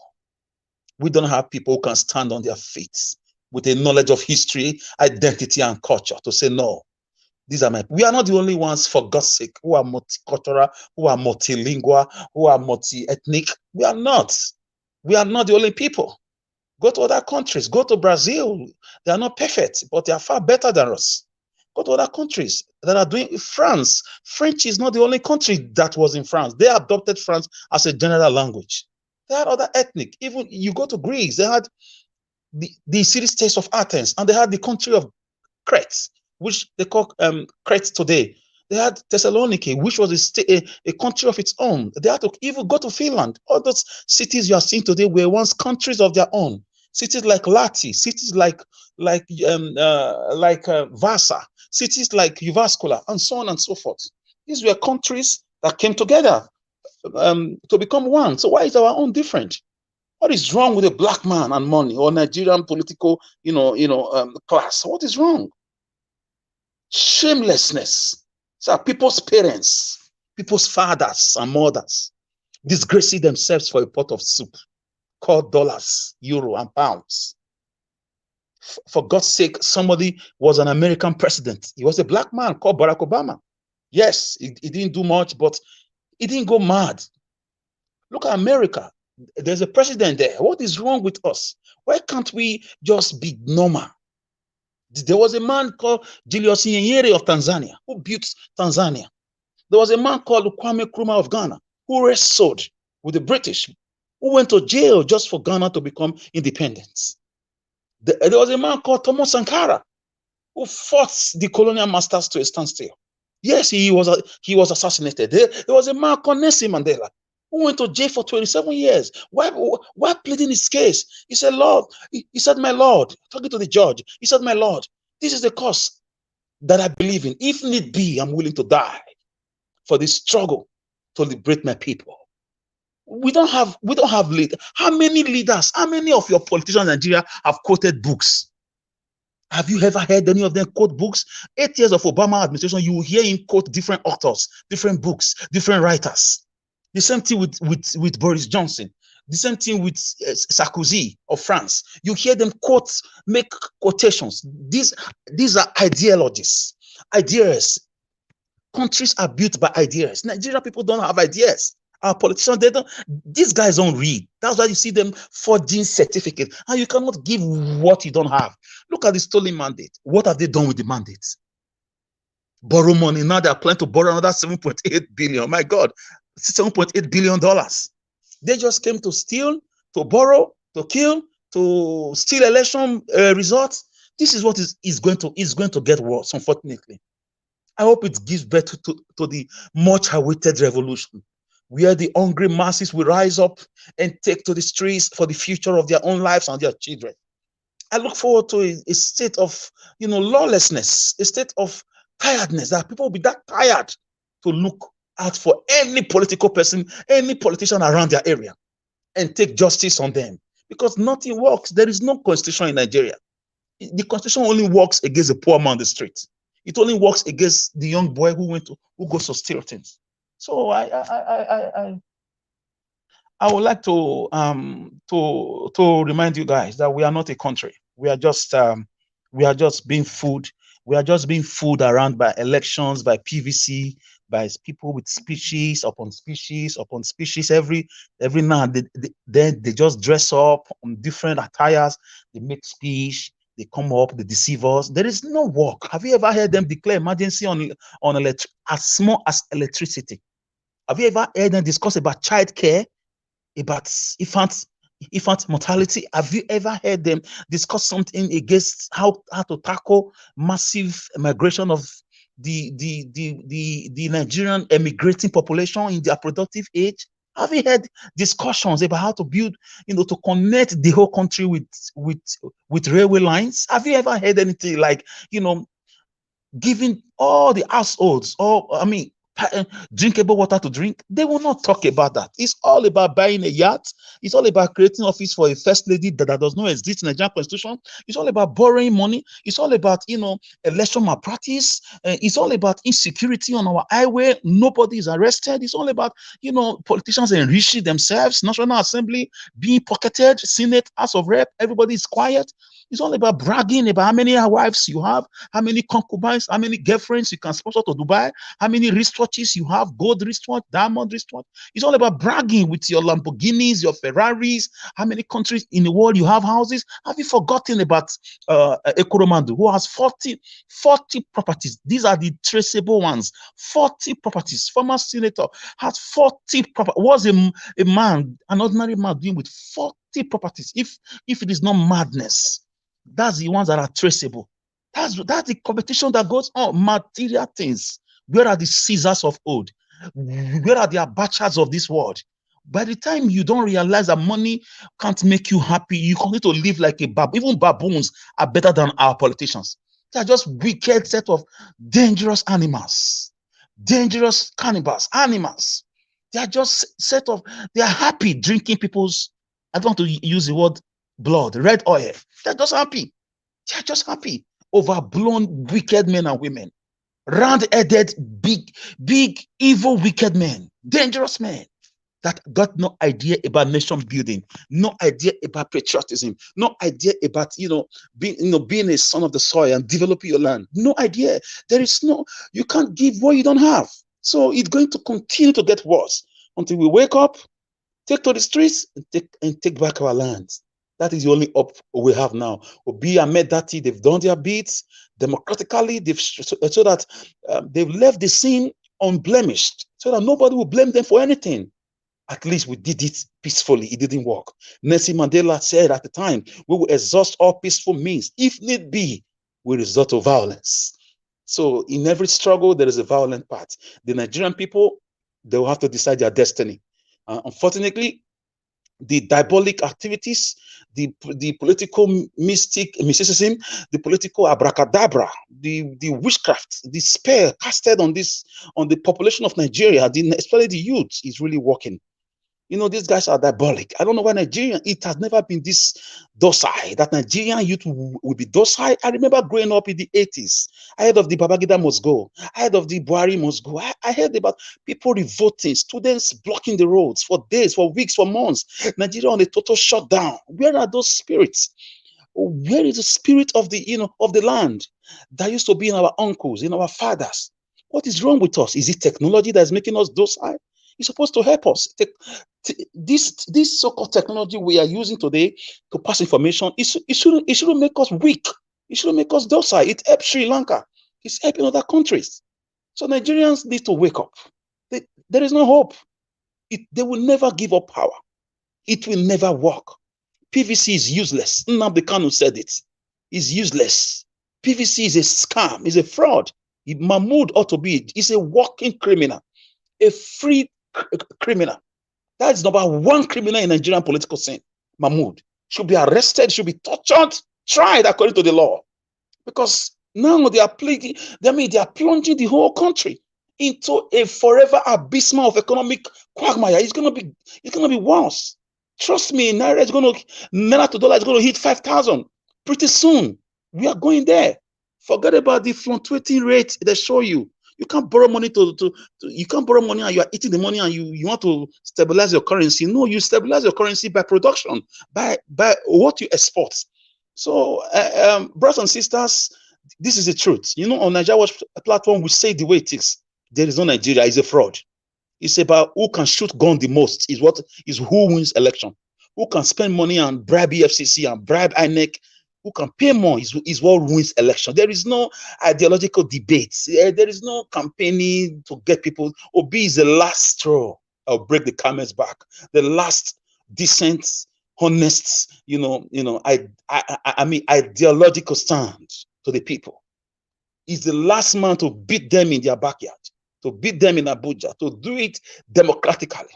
So right now, we must look at other options. Like Ahmed Dati said, it's over for Obi and Ahmed Dati, but it's not over for the Nigerian people. Let us wake up. We can't be buying fuel at that rate when we are number one oil producing country in Africa, if not number one or number two. When we are number 7 or number 8 across the world.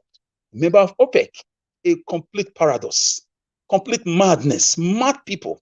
I've never seen a country will never think of educating its own citizens. We never think of electrifying. If somebody is working in darkness, it's a bad person. You can't develop in darkness. It's only wicked men and women that work in darkness. You can never.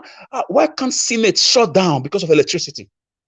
Why can't Senate or the executive say, no, we are declaring war on darkness in Nigeria? Egypt did it.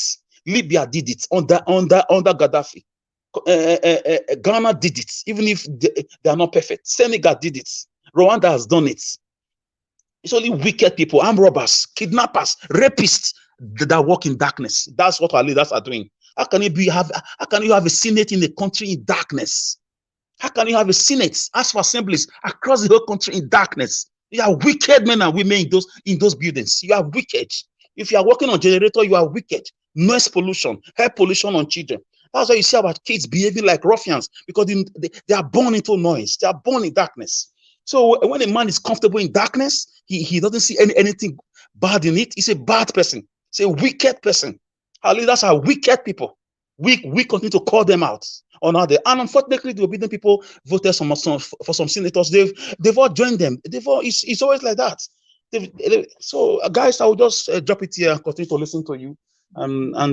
Thank you very much. Thank you. And I'm very sad. I'm very disappointed. I'm looking for a way out. If it happens, I will definitely join them to defend my land against these wicked men and evil men that love darkness. Thank you. Thank you, Mr. Alex. Thank you very much. I can even feel the pains from your submission. Everybody is sad. Everybody is sad. That's just the truth. Even though we laugh or we joke sometimes here, everybody is sad. Even those of us that live abroad, we understand that it's still affecting us, whether one way or the other. It's affecting every one of us. Many of us have invested in Nigeria, so it's affecting us. So it's sad. At this moment now, I'm not sure. We don't know what to do, especially even though you know what to do. Nigerians in Nigeria is not reacting. We ask them. Nigeria, as I said, there is a massive juju working on Nigerians right now. It's not normal. This is not Nigeria that I grew up in. I know what my uncles did against Babangida. I know what my father did against Babangida. It started in Benin, Midwest those days, Bender State. And it started from Uniben. I know what they did in Lagos, what they did in Kano. This is not Nigeria. There's a massive voodoo working on these men have invoked spiritually on people. People are just docile, drinking, dancing everywhere. It's not normal. It's not normal. Some of us are still standing because the blood of Christ is speaking for us, but something is not right. We continue to speak. This is the way to go until we light the whole country with the consciousness of waking up. There's no other way out. Thank you. Common protests, not protests, even though Constitution allows it. So nobody's talking. That should tell you that I will correct something, Mr. Alex. The blood of Jesus said they should not protest. That is what is winning them now. That's not the only thing that's not the only thing I said. So I just said that on my own personal belief. Okay. So, but look at other things I said too. Correct things from there too. Don't use religion now. Use to face your leaders. Face them. They want to hear your voice. They are listening to you. Leave Jesus aside. I didn't say Jesus will come and help us protest, but we must continue to engage everybody until the light spread. Let it spread like wildfire. At some point, people will stand up and do the needful. But I don't know when people will come out, because for me, every government look forward to hearing from the people, and you cannot continue to communicate with your government in the closed door. They are not hearing you. The only way your government can hear you is by going on the streets, tell them what you are complaining about, pour out your plight, let them know your dissatisfaction. But we cannot be behind our keyboard typing, and nothing is working. The surprising part of it again now is the governorship election that just happened. Nobody's even talking. Everybody's just quiet. Like say it's a normal thing. Nigerians, me not understand though. The thing be as it gets. But meanwhile, let me hear from someone else, because we have a couple of people right here. I would like to hear from Madam Patricia Then come to Mother Rita. Mother Patricia, thank you very much for joining us. Good evening to you, man. Please talk to us. 8 minutes. Good evening, Mr. Ellis. Thank you, ma'am. Thank you. Good evening, everybody. Happy new week, actually.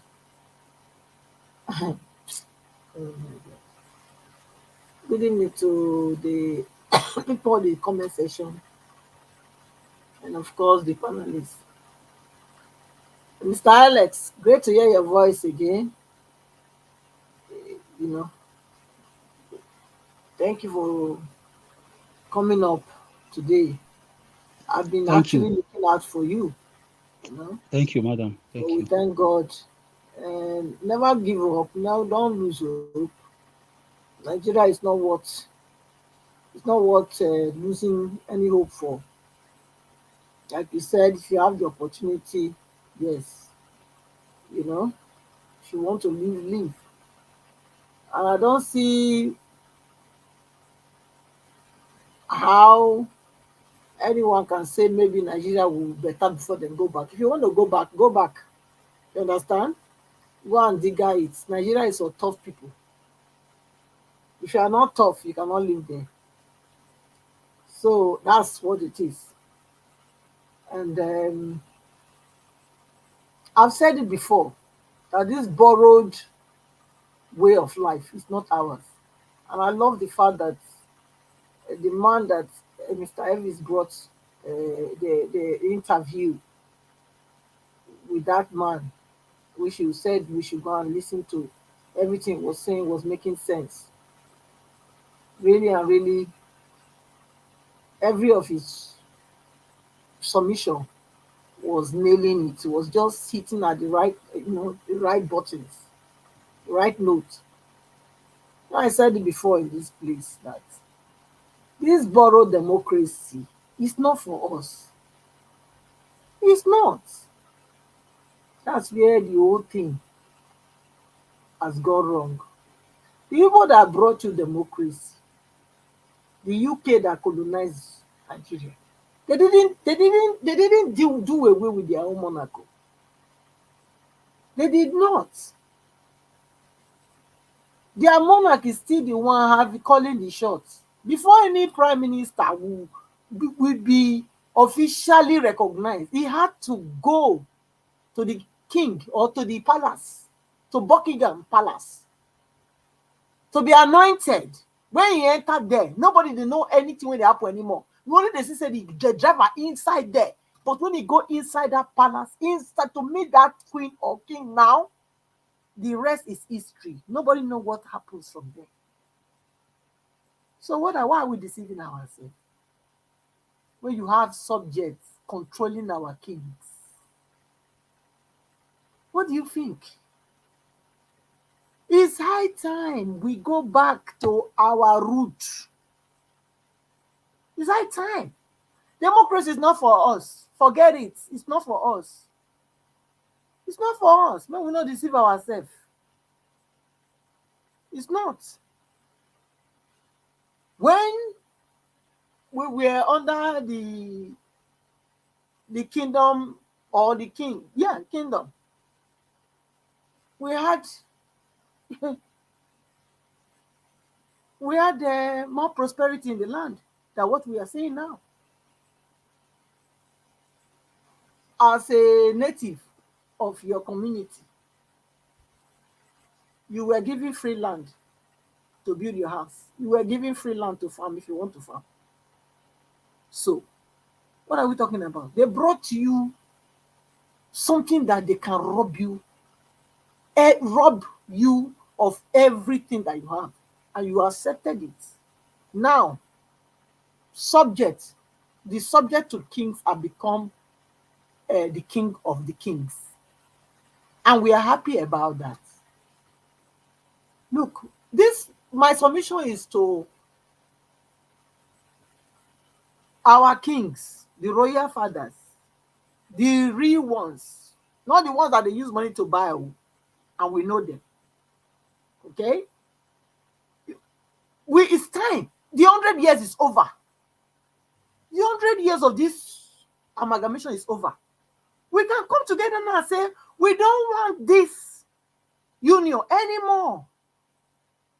Let's every tribe, whatever they use to manage themselves, let them dissolve to manage it themselves. I think it's better. Because look, when you turn east, turn west, turn south, turn north, there's always a problem of ethnicity. They don't speak my language. They don't believe in we don't have the same tradition. But before the British came, we were living together. We were managing each other. We didn't have this kind of problems. We didn't. We respected one another as what? Africans. You are, I don't like using the word black. I'm not black, I'm brown. Or colored person. Yes, I prefer that. I'm very colorful. We are colorful. we are colored people, and we respected each other. We respected our differences, and we respected our cultures. We knew our boundaries, and we stuck to those boundaries. Nobody was trying to intrude. But these people came, merged us together by force, by fire, by force. And here we are, after how many decades? We are not moving forward, we are moving backward. What's that? Is it not time we go back to the drawing board and tell ourselves, look at ourselves, eyeball to eyeball, and tell ourselves the truth? Democracy is not for us. We are people that knows what it means to be in a kingdom. We follow hierarchies, you know. We are not lawbreakers. We don't. So this democracy thing is making some people very crazy. You understand? So I would say to our monarchs, the real monarchs, not the one they use money to put. If you have money, then you can buy kingship. No. I mean the one that they know themselves. They're hereditary. The one that is hereditary. They should stand up and get their people together and do the needful. Your people are waiting for you to rise and say, look, 100 years has gone. This thing is not working. It's time we stand together as a people and dissolve this madness called democracy. It's not working. Please. That's all I will say. And I know if we can do that, we will see ourselves as individual ethnic group moving forward. Because if we continue in this trajectory, if we have 1 million years in this earth, nothing will come out of it. Mr. Elvis, I yield so far. Thank you.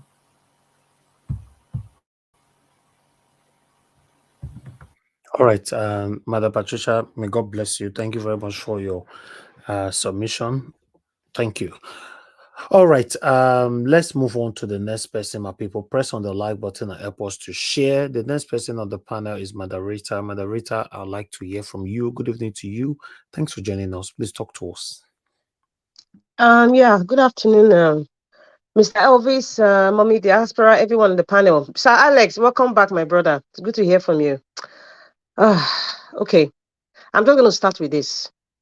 At this point now, no matter the system of government, everyone is suggesting whether I want to go into the traditional system of government, whether I want to split Nigeria into two, whether you want to address the 1914 amalgamation of Nigeria and say 100 years has passed, whatever system of government that comes now, if today Nigeria was to go back to some form of system of government that we suggest or we like, it ain't going to work. It is not going to work. Why did I say so?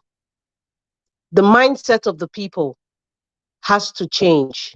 It has to evolve before we can even think about practicing any system of government or governance that would work for us. It's just, let me give a typical example. Sorry, Sorry, Yes, my ma. evening. How are you? Please I'm good. make your submission. Eh? Based on Yeah. what you want to talk. Leave my matter first. No address my matter. Oh my God. You hear? Yes. Leave my matter. Patricia. Not when I come there address people matter. It now my own I talk. Talk your Oh own. my You get what goodness. you make you please. No, No, I but don't Mother Patricia, hello. Mother Patricia, anybody can interject or yeah, you respond to can anybody here. interject, but let It, her address her own matter no, it first. doesn't Let us matter. It put doesn't from matter. where she Anybody wants can to. respond to anybody here. It doesn't matter. It's not a quarantine. You know, Yeah, it that's why I'm depends on. laughing. Princess No. Patricia, Hold I on, think please, Mother Rita, please hold on. okay, Let me okay. address this. Anybody here can make their submission based on the previous submission from any of the panelists. You know, it doesn't matter, you know, because what you say might trigger even the rest panelists, you know, to give their submission based on that particular submission from you. It doesn't mean anything. You know, the topic is there. The topic can have a different dimension that can generate to every angles, and maybe it might be you that will create or trigger that angle. So please, you know, we shouldn't take it personal. Thank you. Go ahead, moderator. Thank you. Yes, thank you, Mr. Elvis.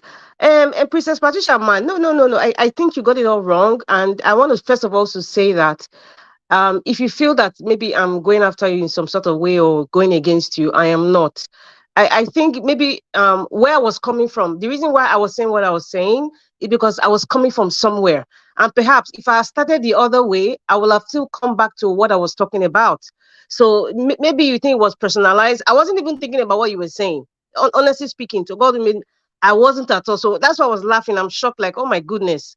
Okay, and I want to apologize if you feel offended in any way. However, we are all here to learn, right? Regardless. And in fact, I enjoy it when somebody challenges what I say because I want to learn and I want to see what perspective they are coming from.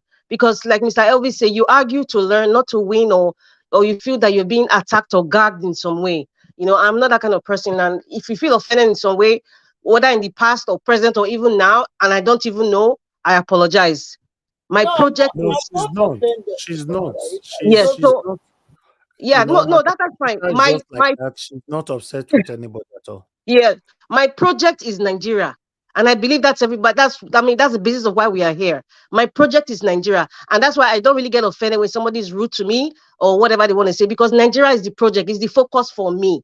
That is how I am wired. That is my focus. So if we're learning here, I am open to learning. I don't know it all. I don't.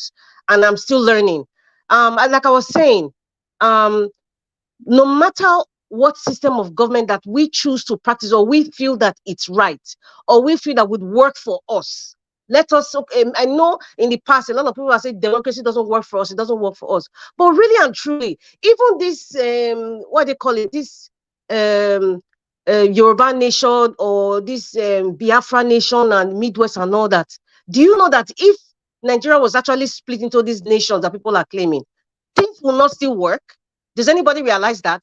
Because even we think that crave for your own nation, there's still some skewed way of thinking. The mindset of the people hasn't changed about what togetherness, governance, love and care, unity really means. They don't. I was making an example. I said, for example, we will write, I'm sure most of you have seen it. You'll see a signboard, do not urinate here. Some people will still go and urinate there. Even in diaspora, we'll see some, I don't want to say black people, you understand, but you will see some people going against, the sign is there, do not urinate here. Somebody saw that sign. Mother Rita, I think you are going too far. What about our group? Don't post link. Just come on link. Don't post. You're the talk and finish. Somebody will still post link. Instruction is our problem. So you see where I'm coming from? The mindset has not changed. Now, going back to the state of the nation, what has happened? I know Madam Luke was saying something about you don't know what to do. I think everybody knows what to do, but because it's a social media, you know, we have to be careful with kind of words that we say.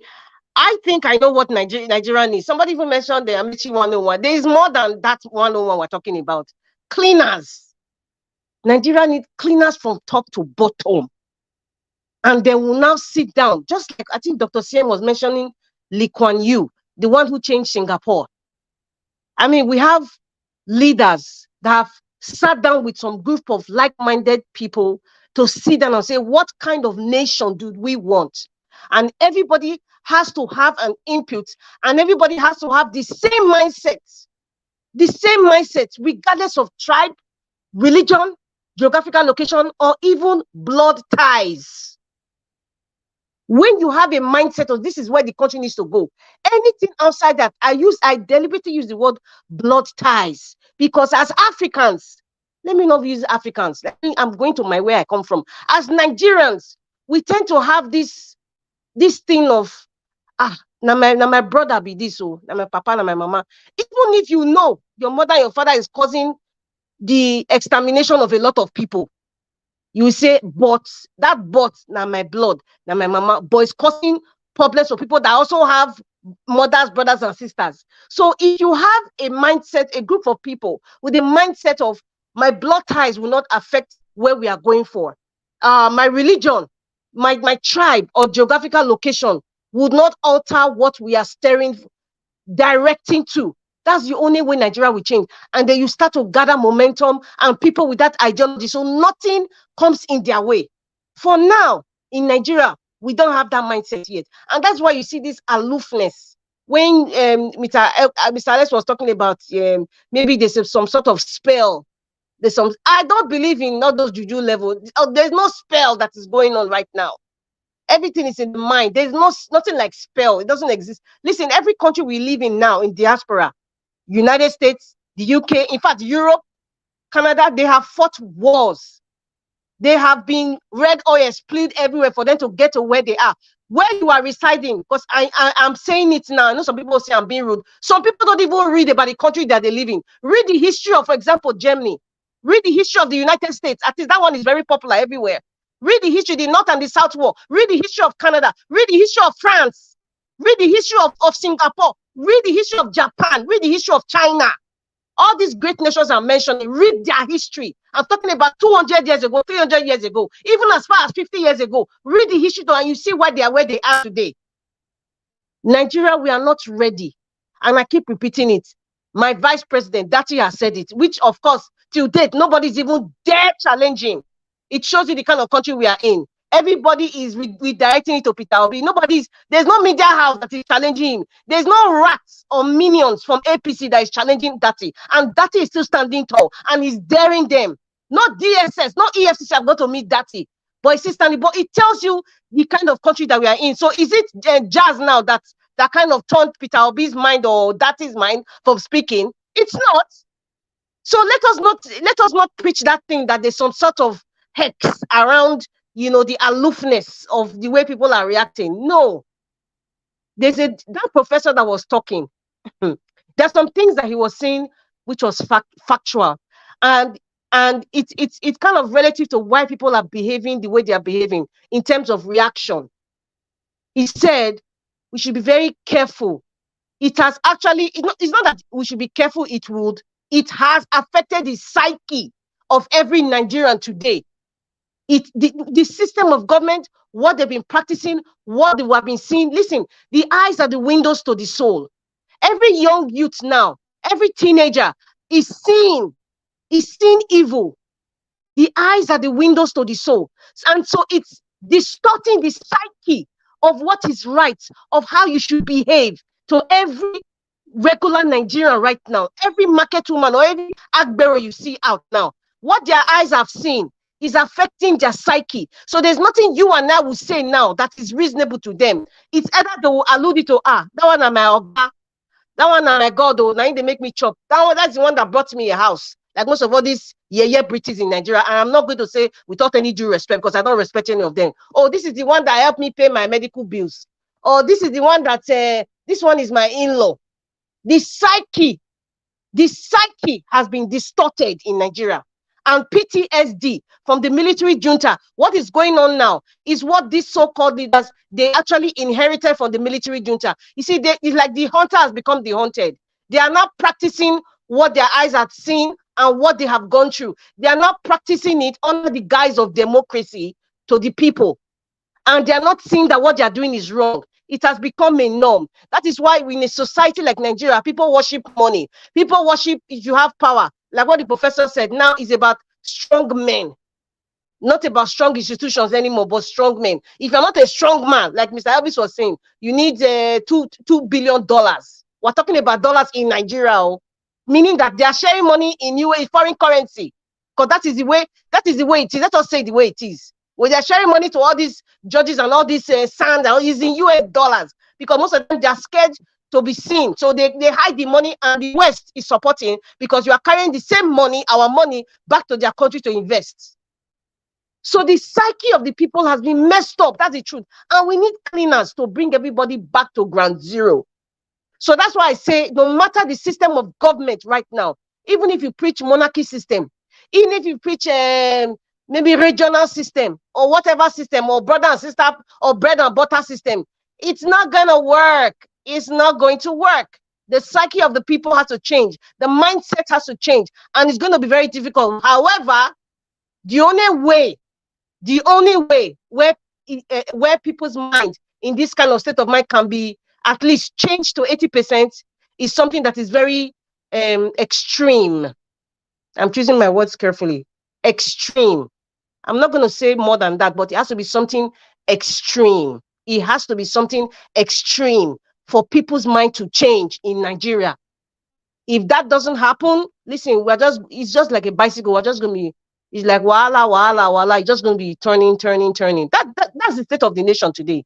And then the judiciary has not legalized it. If you are a drug baron or an ag baron, MC Oluoma will come next year, will bring his son or himself. He wants to be deputy governor. And the Eboe Day has been say, and it will happen. If Tony Kabaka say he wants to be deputy governor, or he wants to be local government chairman, it will happen because of the Supreme Court, the useless Supreme Court of Nigeria, and what they represent with that silly wig they wear on their head, has legalized every form of illegality in Nigeria. It is a norm. So we are having a deja vu of February 25th. So that's why many of us, like me, I'm not surprised with what hopeless Uzodinjo has done, or the other recalcitrant one that is in Kogi, or the one in Bayelsa. It's going to, let's say Edo State election now. Edo State and Ondo State, Abi. There's nothing that's going to be different. In fact, it will be evolved in a higher level. They are just learning from Uzodinjo and his likes. What Obaseki will do next year, it will be on a high, and nobody should be surprised. Nobody should cry wolf, because it has become a norm. The psyche of the people has been messed up. That is why you see some people are not talking to their friends. A lot of people lost friends, and even some relatives. I'm an example because of these obedient movement things, and because their psyche has already been tilted towards, oh, no matter what, I will stand with my political party. It's not about morals now. Oh, no matter what, now my brother did there. No matter what, now my tribesman did there. No matter what, even if you don't buy all the people in the community, but now my brother, I go stand beside them. The psyche has already been messed up. So they prefer that over morality. They prefer the evil norm that we see every day over what is legal, what is moral. All those things are thrown into it has gone to voicemail. It has gone to thin air, cyberspace. They don't see that anymore. That's why it's a recurring thing. And even the press is involved. Every parastatal is involved. Listen, the juju that people are talking about that has hovered them, is like a brain wave. And all the waves are connecting. Each brain is connecting each other to the same kind of psyche. That's what's happening. There's nothing like juju, my brother Alex. I don't believe in that personally. There's nothing like that. We have to shake it up, and it has to be something extreme to shake it up. It has to be something extreme to shake it up, Mr. Elvis. I'm going to stop here. Thank you. Thank you, Madam Rita. May God bless you. Thanks for your submission. Yes, we need some of you for the next topic that we have here. Thank you so much. Let everybody contribute on this so that we can switch to that one. Okay, let me quickly go to Mr. Oduwa. Somebody is saying Peter Obi's life where? Where? Peter Obi's life where? Phil, you should put it there where his life so that we can carry on with him to see what he's saying. You know, some comments when I not they put details. Where person will go know. If you put a comment like that, just put details, so that it will reduce the time to be session and all that. Okay, meanwhile, let me call Mr. Oduwa. Mr. Oduwa, sir, thank you very much for your time with us. Good evening to you, sir. Let's talk to us. 8 minutes.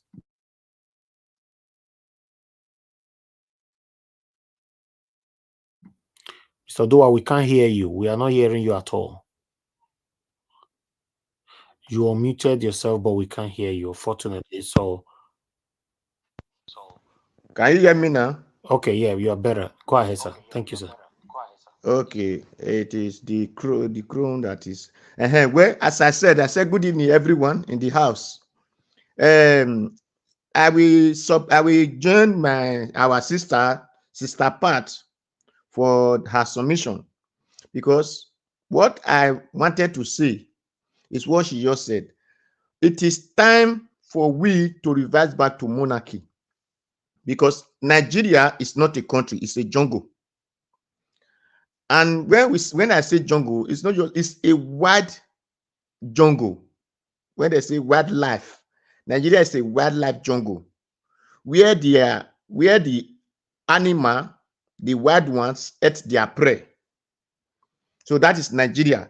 Nigeria is not a country, but it's a jungle where the wild animal eat their prey. Then the second one, we are not practicing democracy, we are practicing double crisis. So of the devil crazy. The double crisis of the devil crazy is what we practice, and we call it government. A government are those who lead the people, not those who ruin the people. So Nigeria practice ruin the people, not leading the people. That is why we cannot have any leader example to follow and say this leader, like somebody was quoting Kwame Nkrumah, quoting this the other one, quoting Sankara, quoting Mandela of South Africa, but we cannot quote anybody in Nigeria that this is the person we have to follow. When we have leader like Ogbemudia, we can quote his system, but at the later on, he become one of the groups who started ruining the people and started bringing people who rule Edo State. Instead of leading Edo State, they started ruling the state. So when we were practicing monarchy, life were happy for people. Now, we will see it at tribalism or ethnicity or this. No, me, I don't see it that way. I see it as the wicked people handling the affair of the good people. That is why they have the group called executive, legislators or criminals, and the judiciaries, whatever. These people doesn't talk about tribe when they are buying SUV or when they want to buy yacht, wherever they want to do. They want to be accumulating 4 million for wardrobe allowance, this million for uniform they are wearing, this for the shoe they are. So they don't select tribe to do that. They doesn't select a religion to do that. They are all a bunch of the criminals. So these wicked people are not affair of the land, because where this what our brother Alex we are calling the evil, this evil, that, no. The religion which our people decide to adopt are the evil who brainwash everybody brain. When they slap you, tell you, give them the other side to slap again, and they will blind your eye. When they thief your cloth, give them your shoe, give them your cap, then you become naked. So when person come to you, giving all the food you have, then you not staying hungry. Sow a seed that cannot germinate, then you remain foodless. That is what we are facing. These people are the juju that have brainwashed our children. The same book said, brought up the child the way he will go. When he grow, he will not depart. Since we have now grown up in this brainwash that don't just struggle for your life, that the place you are going to enjoy is a place that nobody have ever entered. Nobody have seen it, but they describe it. These things have brainwashed everybody. By the time people were not accepting another man language as education. This is the juju that is affecting everybody in the land. We will see the answer. We said they are not educated, they did not go to school because they cannot talk English. But those who cannot talk English are the ones who are educated. English, man, what did he come to do in your life? This is not to come and kill, to steal and destroy. So you not embrace them more than your own life living. Then what did you expect? They now decide to give you a way to follow. What did you expect? So because we are before, our people doesn't value money. They value love. There was a time that we know we called trade by barter. What you have, you give to what another person. You collect what that person have. Now, you need to go and bring what they did in Switzerland before you can pluck mango, or before you can chop mango in your neighbor's house. Switzerland, did it go close to you at all? What they did in Switzerland or in America is what you are going to bring before you can chop sherry in the backyard of your own brother. So why won't life become like this? To every one of you, on this particular our monarch, we are doing that. There doesn't buy land. Land we are for the indigenous, and every black man we are having the right to have a land. But today you have embraced the foreign man way of criminality. Then one person cannot take charge over all the land and say, I bought it. Then I have C of O. So these are the things that is destroying us, that is even taking the unity out of us, because we now love paper or iron formed by no people, and we now take that one as our life. So even as this thing that happened, for me, I will have expect all of us to say monarchical, or monarchy as you can call it, is the best way. Where you will put your hand on something that if I want to misrule my people, let this thing happen to me, and it will happen. Let them begin to put hand in monarchy way of life. If all these people will be doing misbehaving, they will not try this, they are misbehaving. Nigeria doesn't have democracy. They have democracies. And Nigeria should understand that they are not doing elections with parties, but they are doing election with INEC. So INEC always select, instead of election, they do selection. So Nigeria are doing election while INEC are doing selection. So it is Nigeria against INEC, not Nigeria against party, not against PDP, APC, NPP, AAC. No, it is the entire Nigeria against INEC with selection. So INEC I believe when one INEC is no longer found, 2, 3, 5, they are no longer found. They will not even say go to court at all. I wish as that place yesterday, they were beating the Labour Party and that place caught fired. I don't believe that nobody is able to go out of that room. Next other place, they will take time before they misbehave. But when they beat the man, all of them go out freely. So tomorrow they will do worst. That one, why useless one can say you know the law. Then the law said they should be doing selection. Is that what the law said to them, that they should be doing selection? Because they know that if they will say go to court, a place where election have not been yet and paper results were being marked, that state, they're not supposed to cancel the election, the entire election. They're not supposed to cancel it, but they still announce and say this one win, the other one they don't win. So it's not Nigeria against parties, it's Nigeria against INEC and INEC of their selection. So we need to fight them directly, just like what they wanted to do in Ubahi that time, during the time of Osumbo. They put this guy Bombla inside the trailer and drove it to INEC direct. If not the soldier that blocked Aduwawa, INEC office will have been done completely. So it is time not only burning their office, it is time we begin to burn those people also along with them. So that, because Rawlings of Ghana did the same thing to make Ghana okay. So we need to do it with INEC so that Nigeria can be okay for us.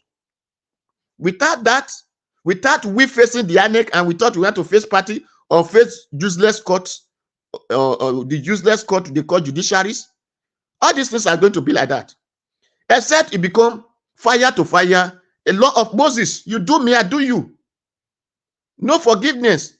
No one should come and preach Jesus' blood. Which Jesus' blood? Jesus' blood had lead people to this place that they are today. When our own father blood were ruling us, everybody were afraid. So Jesus' blood said, go and misbehave. And that is why they are misbehaving. So nobody should come and say, it is Jesus' blood, it is Ojuju, that it is Jesus' blood that is saving us. When Ojuju were there, nobody, kidnapping were not there. It is when Jesus' blood came, kidnapping become a business. So let nobody be deceiving us with this brainwash. It is Jesus' blood that is saving us. It is Jesus' blood that is doing this. It is that Ojuju that saved more than all these things. So let us return back to that Ojuju and make our place okay for us to live. Thank you. God bless everyone. Yes, Mr. George, please, can I respond, please, for a second, if you allow me? Okay. Yeah. Yes, my brother Martin Luther King Jr. was a Christian. Malcolm X was a Muslim. And a lot of other activists were into different religions. But they came together. When they're coming, they drop all their beliefs in their houses. They came for the liberation of the America most of you are enjoying today. And some of them even gave their lives in spite of their religious belief. Everybody can believe whatever they want to believe. I can never be against your belief. So for me, I just express myself the way I felt. And I can never renounce my belief because of you. No. I can, and you cannot renounce your belief because of me. What we are seeing is against the wickedness of our politicians, not on panelist beliefs or religious background. So let's face the big elephant in the room. People stealing your money to Dubai. Emphasize on that. People stealing your mandates. The ballot box snatching. The raping of women. Killing of people. These are not done by Jesus' blood. These are done by your wicked men and women in politics. Some of you are brothers and sisters to them. So it's just my own way, way of clearing things, that you believe Juju is your business. I believe Jesus is my business. But let's keep that aside and focus on liberating our people and thinking about the solution, which is taking to the street and demanding our land back. So belief has nothing to do with this. People that fought for their countries, they have beliefs. So that's my point. Thank you. Charlie. Okay. Go ahead, moderator. Yeah, I was just saying that you see, when we focus on saying the politicians, yes, the politicians. However, the recalcitrant apparition in Aso Rock, he didn't get there by himself. He got there by virtue of people, supporters club, that allowed him to be there. So when we are focusing on one particular politician, it's like we are looking at the symptoms but not the problem. It is people, not some imaginary figure. It is human beings, you and I, our brothers and sisters, relatives, the street urchins, the market woman, everyday people working in the ministry. Those are the people who are helping, aiding and abetting this criminality, this set of criminals that call themselves leaders or politicians. So that's why I say it comes to us, it comes back to us. Because if someone like the apparition in Aso Rock, if he didn't have one supporter, let's just say the supporters are maybe members of his immediate family, his son and his children and his wives. What about the other population of Nigeria? Can you say 10 against 90 is more? No, 90 is more than 10.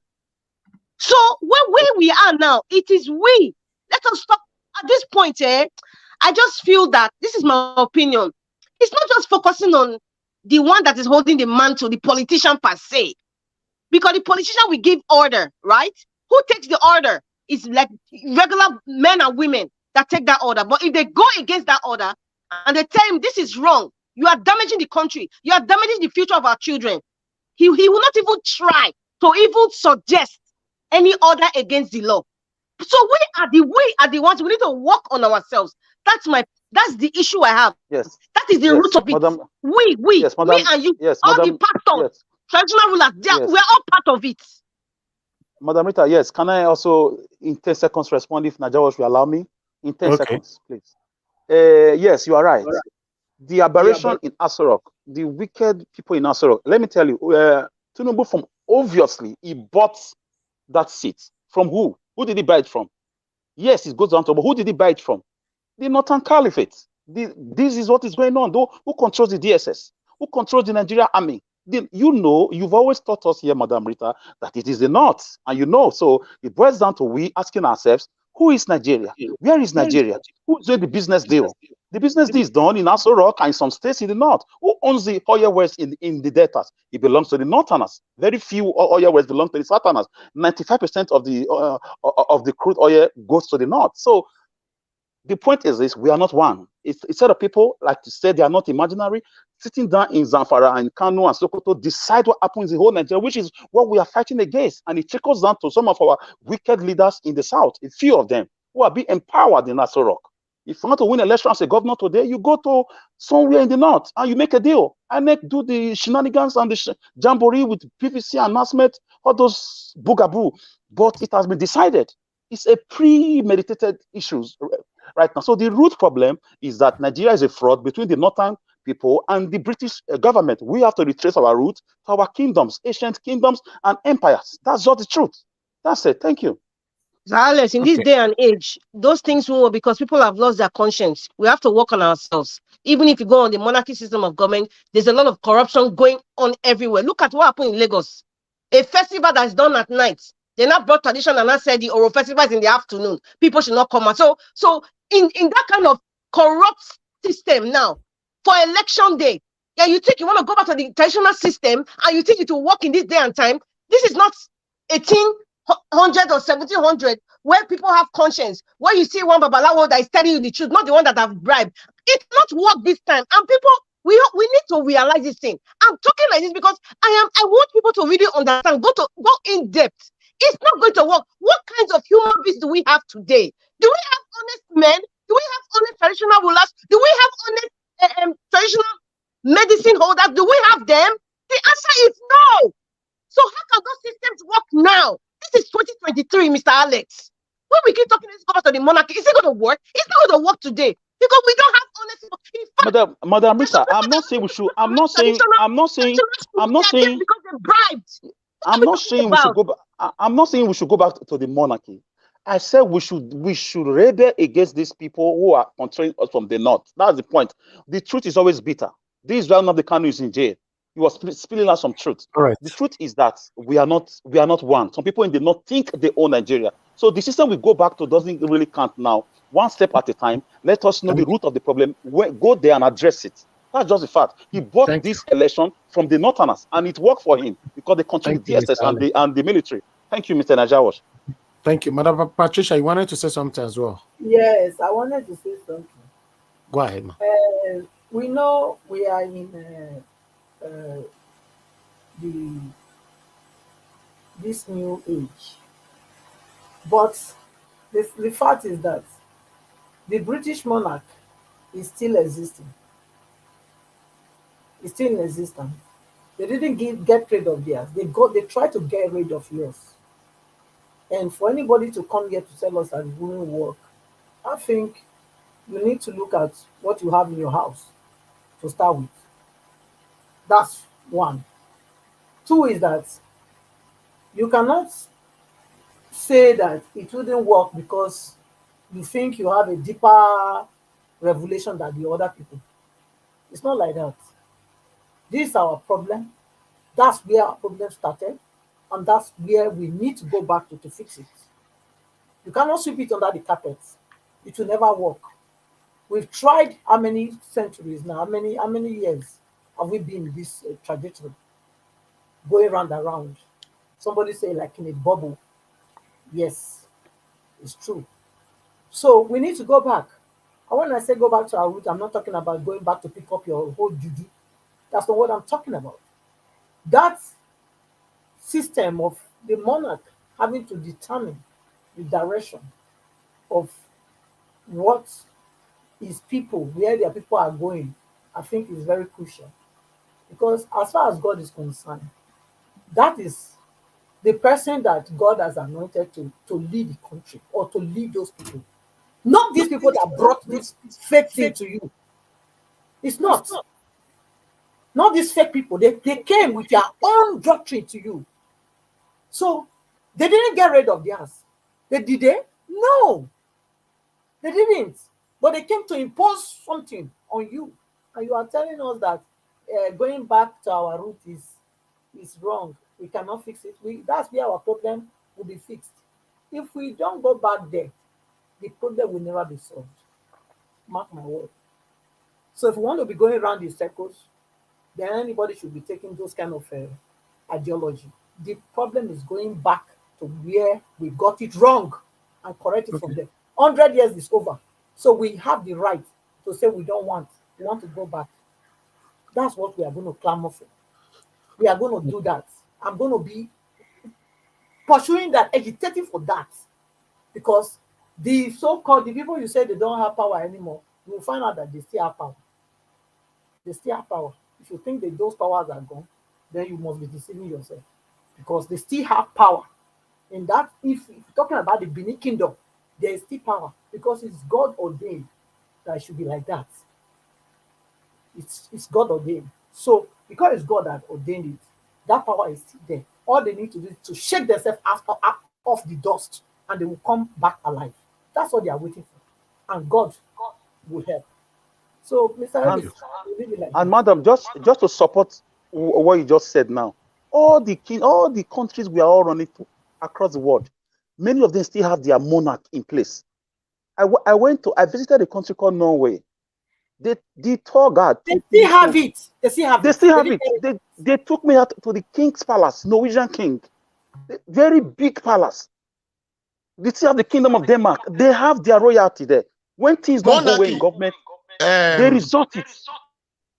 Monaco or France. Monaco or France still have their kings. The point is, we are not arguing against each other. We are just finding a way out, a solution. We are learning from each other. The point is, no matter how civilized you are, no matter how educated, how philosophized, how westernized you've become, you can never run away from your roots. Your root is your root. Italians will tell you they have their culture. Mr. Alex, everybody is talking about monarchy system in France or Norway or Belgium and the rest.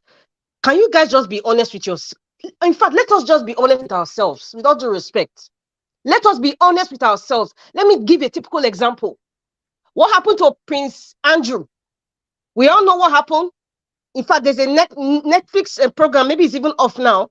The one who passed up, Einstein, he's the one that was involved in, carrying little girls, pedophilia and all that. Prince Andrew was involved. Everything went haywire all around the world. What happened? He was stripped from most of his royal duties. I'm sure most of you in the UK know now. There's a lot of things that's going on. He was not above the law. That is my point. In our system, that's why I say, let us be honest with ourselves. Let us be honest. Let us be honest. There's a lot of nepotism happening. Many people are above the law in Nigeria. That is why you see those system of government people are talking of, those monarchy. They are still under the laws of that land. That's why the country should be dissolved. It should be under the laws of that, and they are practicing it. The country should be dissolved first. They are practicing it in Nigeria. They don't practice the law. People are above the law. Let us say it the way it is. Sister Rita. In Nigeria, people are above the law because they swear with Bible and Quran. That's not it, sir. Please. It is it. People are above the law because they swear with Bible and Quran. So there is nothing that happened to them when they commit offense. Let them come and swear with our traditions. Just bring out 5 trees, put them together, and swear with this thing. What do people swear with in the UK or America? Oh my God. Mr. Odua, what do people swear with in the UK or America? I'm not there in UK, so we don't know how they do their thing.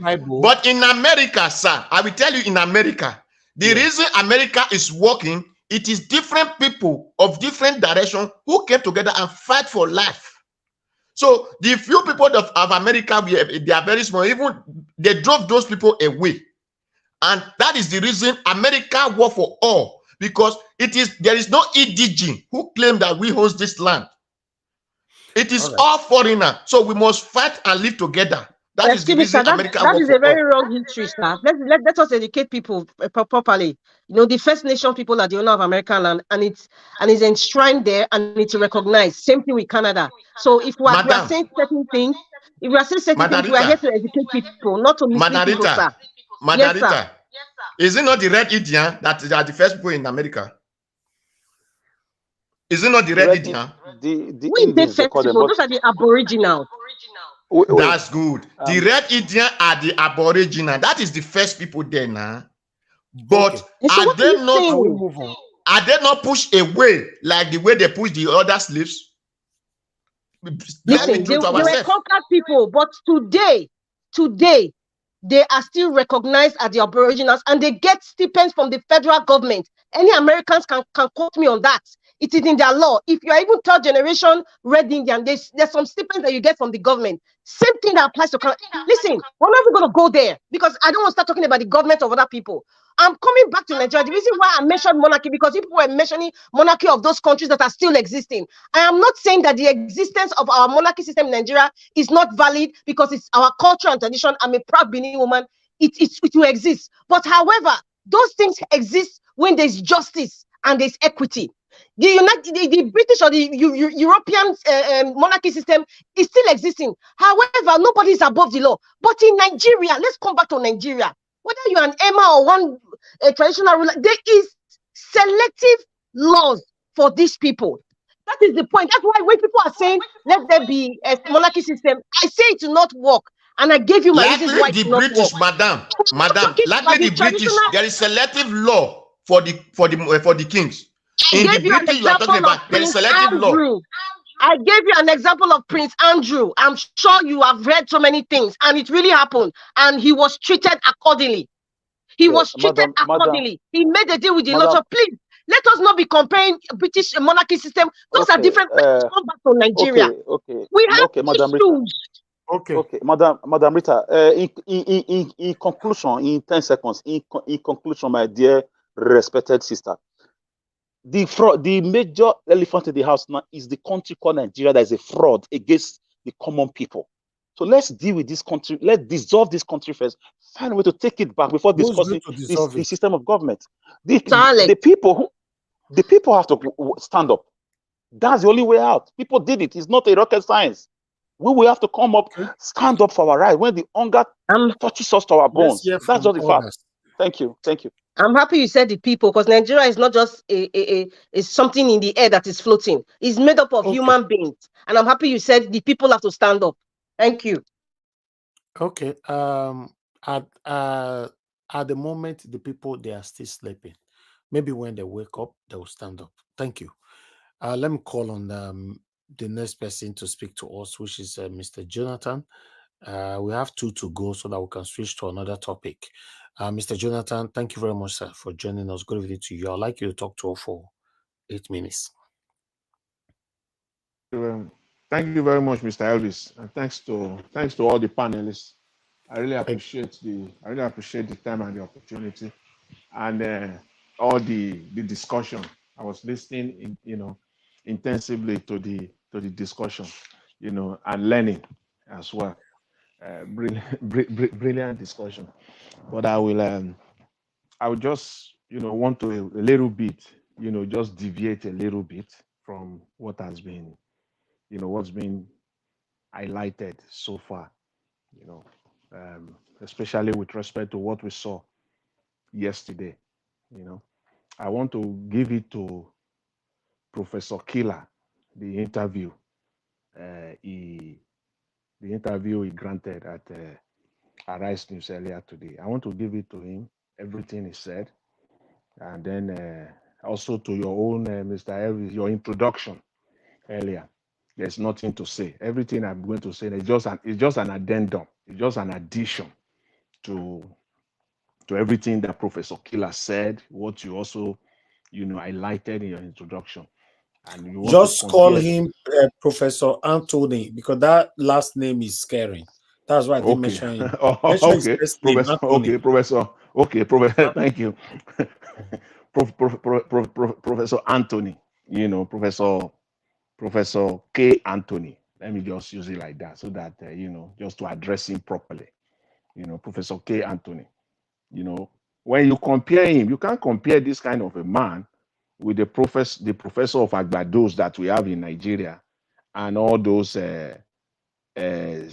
senior advocate of nonsense that they pack themselves fool that country. You can't compare. You can't compare. And you're going to see in the, you will see them. They will come out in the next coming days. You will see them. Those so-called professors and, you know, elite, they call themselves elite. You will see them coming out and defending this nonsense that happened this weekend. And then you will be wondering, are these people, you know, are these people okay at all? You will be shocked when you compare everything. You will be shocked when you compare everything Professor K. Anthony said with what they will be saying. You will just say, are these people in Nigeria at all? You see, as I said, everything I will just say now is just an addendum to everything he said, to what you said in your intro. That's just it. It's just going to be an addition to it. And I will start by saying, first of all, so that my comment will not be misconstrued or misinterpreted, I will say this as a caveat, just ahead of time, which is that I will exempt Mr. Peter Obi and Dati. I will give them an exemption here for the fact that right now, I must say, Mr. Peter Obi and Mr. Dati, they have a very slim, very tiny political capital remaining for them. Very tiny one. Otherwise, they will be playing a significant role in the nonsense and the charade that we're seeing in Nigeria. Their political capital right now is very tiny. So they must manage it very well. They must manage it very well. If not, there will be no difference between Mr. Peter Obi and every other politicians that we know, those criminals that we know. There will be, you won't be able to differentiate them. What am I saying is that, see, we know that there is no political party in Nigeria. We don't have political parties in Nigeria. None. Anyone in Nigeria today, after what we saw, I sat down yesterday night. I wanted to see I wanted to watch through the result, presentation in Imo State. I was looking at it. I couldn't stand it. After about 20 minutes, I shut my system off. This is nonsense. I just couldn't stand it. When the gentleman was protesting, the Labour Party guy, I believe, when he was protesting, I just shut it because I knew what the outcome is going to be. I know what they want to do. So at this time, anyone in Nigeria that is calling for election in Nigeria, you are a thief. You are a criminal. If you come out in from henceforth in Nigeria, I don't care who you are, whether you are Labour Party, whoever you are in Nigeria, and you come out and you are calling for election in Nigeria, see, it is written all over you. You are a thief. You are a criminal. In marriage, there's this saying they always say, we all know, when you attend a marriage ceremony, one of the things they will say, if anyone is against this marriage that is about to take place, speak now or forever hold your peace. If you are a politician in Nigeria, or a political party in Nigeria, and you cannot speak to the electoral charade, the system that we have in Nigeria now, or remain an opposition forever, then keep quiet. If you support one Nigeria, you are a politician, you support one Nigeria, knowing fully well what is going on, you can't deceive yourself now. You can lie to others. If you lie to yourself, you will know that you are lying to yourself. If you support one Nigeria, you are a politician or a political party, before anything at all, before anything now, tell us, come out and tell Nigerians how elections in Nigeria could be done in a credible and peaceful manner. That is the first step. I don't want to hear about your political, about your economy plan for Nigeria. I don't want to hear whether you are going to give Nigeria 24-hour electricity within a twinkle of an eye. I don't want to care whether you will turn dollar 1 naira to $1. I don't want to hear it. We all know that. The blind knows now. Maybe even the dumb know that it is not rocket science to achieve all of these things. So put all those ones in your pockets. For me, I care less. I don't want to hear you come out. I'm going to give you health care. How are you going to do it? When you know, you yourself, you know that there is no election that will bring you there that will be peaceful or credible. No election will bring you there in the first place, and you are participating in it, then you are a thief. You are a criminal yourself. If you are telling Nigerians now that they should come out and vote for you, or vote for your political party, or support your political party, if that is what you are coming out now, you are a thief. I would say that is you are a thief, you are a criminal yourself. You are part of it yourself. You can't go into something that you know that you already know that it's not going to be credible, it's not going to be peaceful, and you want to be advocating for it. The first thing is come out and I want to hear your plan. Leave Nigeria economy alone. We all know that it is in shambles. That is even an understatement. There's even no economy in that country. Don't come and tell us about electricity or even that's why I said I started by putting Mr. Peter Obi. I give them that, they still have that political capital now to spend. And I said it's very tiny. So I'm not going to put them in this same basket for now. For now, I said, for now. But if anybody, any politician in Nigeria, come out and tell Nigeria, talking about election, talking about how to get the youth involved, talking about how to collect your PVC and that, voters register and that person is a thief. I'm choosing my word carefully. He's a criminal. He is part and parcel of the criminality that we have in Nigeria today. He knows what he wants to do. He just wants to rip people off. How do you want to say it? When the governor that contested for election in Nigeria yesterday, we all saw it, a governorship candidate saying you can't blame INEC. He is part of the problem. He's a thief, he's a criminal. Call them what they are. Why will you go into an election that you already know? You stand no chance. The starting point should be, come and tell us first of all, this is how election will be done, in a way and in a manner that it will not be open to rigging. It will be credible, it will be transparent. Let us see your plan. Let's sit on the table and talk about it. And if we can't do that, remain an opposition forever in that country, because you cannot get there. So all your policies of economic transformation and everything, you can't even do it because you cannot hold power. You can't get to that power. So you are satisfied being an opposition, using the process. You are also gaining. You are also part and parcel of it. The die is cast now. The die is cast.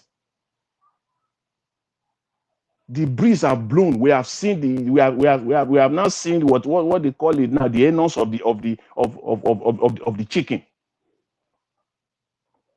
We all know now. You are all part and parcel of it. Because you cannot tell me, Professor K. Anthony gave a very classical example, a very simple, example that I can explain it to a 5-year-old. You don't need all this stupid, all this grammar they are pulling all over the place. Banks know how to protect their stuff. Yes, if banks don't do it, of course, people will walk into. You think criminals don't want to go to the bank? You have to think twice. You have to be sophisticated. They will plan. You have to plan. Otherwise, you know that is your Waterloo. You enter into a bank, you know that it is either you are going to come out alive or dead, or you are going to end up in prison. You already know that. You are taking, it's a gamble. Because the banks know what they are doing. They protect it. Because if not, people will walk in there and they will steal. They will steal. I just love that. I give it to him. I never thought of that. Just take that, compare it with our politicians. Going into an election that you know that you can't. But if you know that if you go into an election, there is no way for you to rig, you will not even attempt to rig it. And you know that if you rig it, you'll be exposed. And you know that if you are exposed, you will go to jail. But you know that you can't, that's not going to happen. A system where the judiciary is completely compromised, they embolden them. The last judgment that we saw in a couple of months ago emboldened them. It emboldened these people.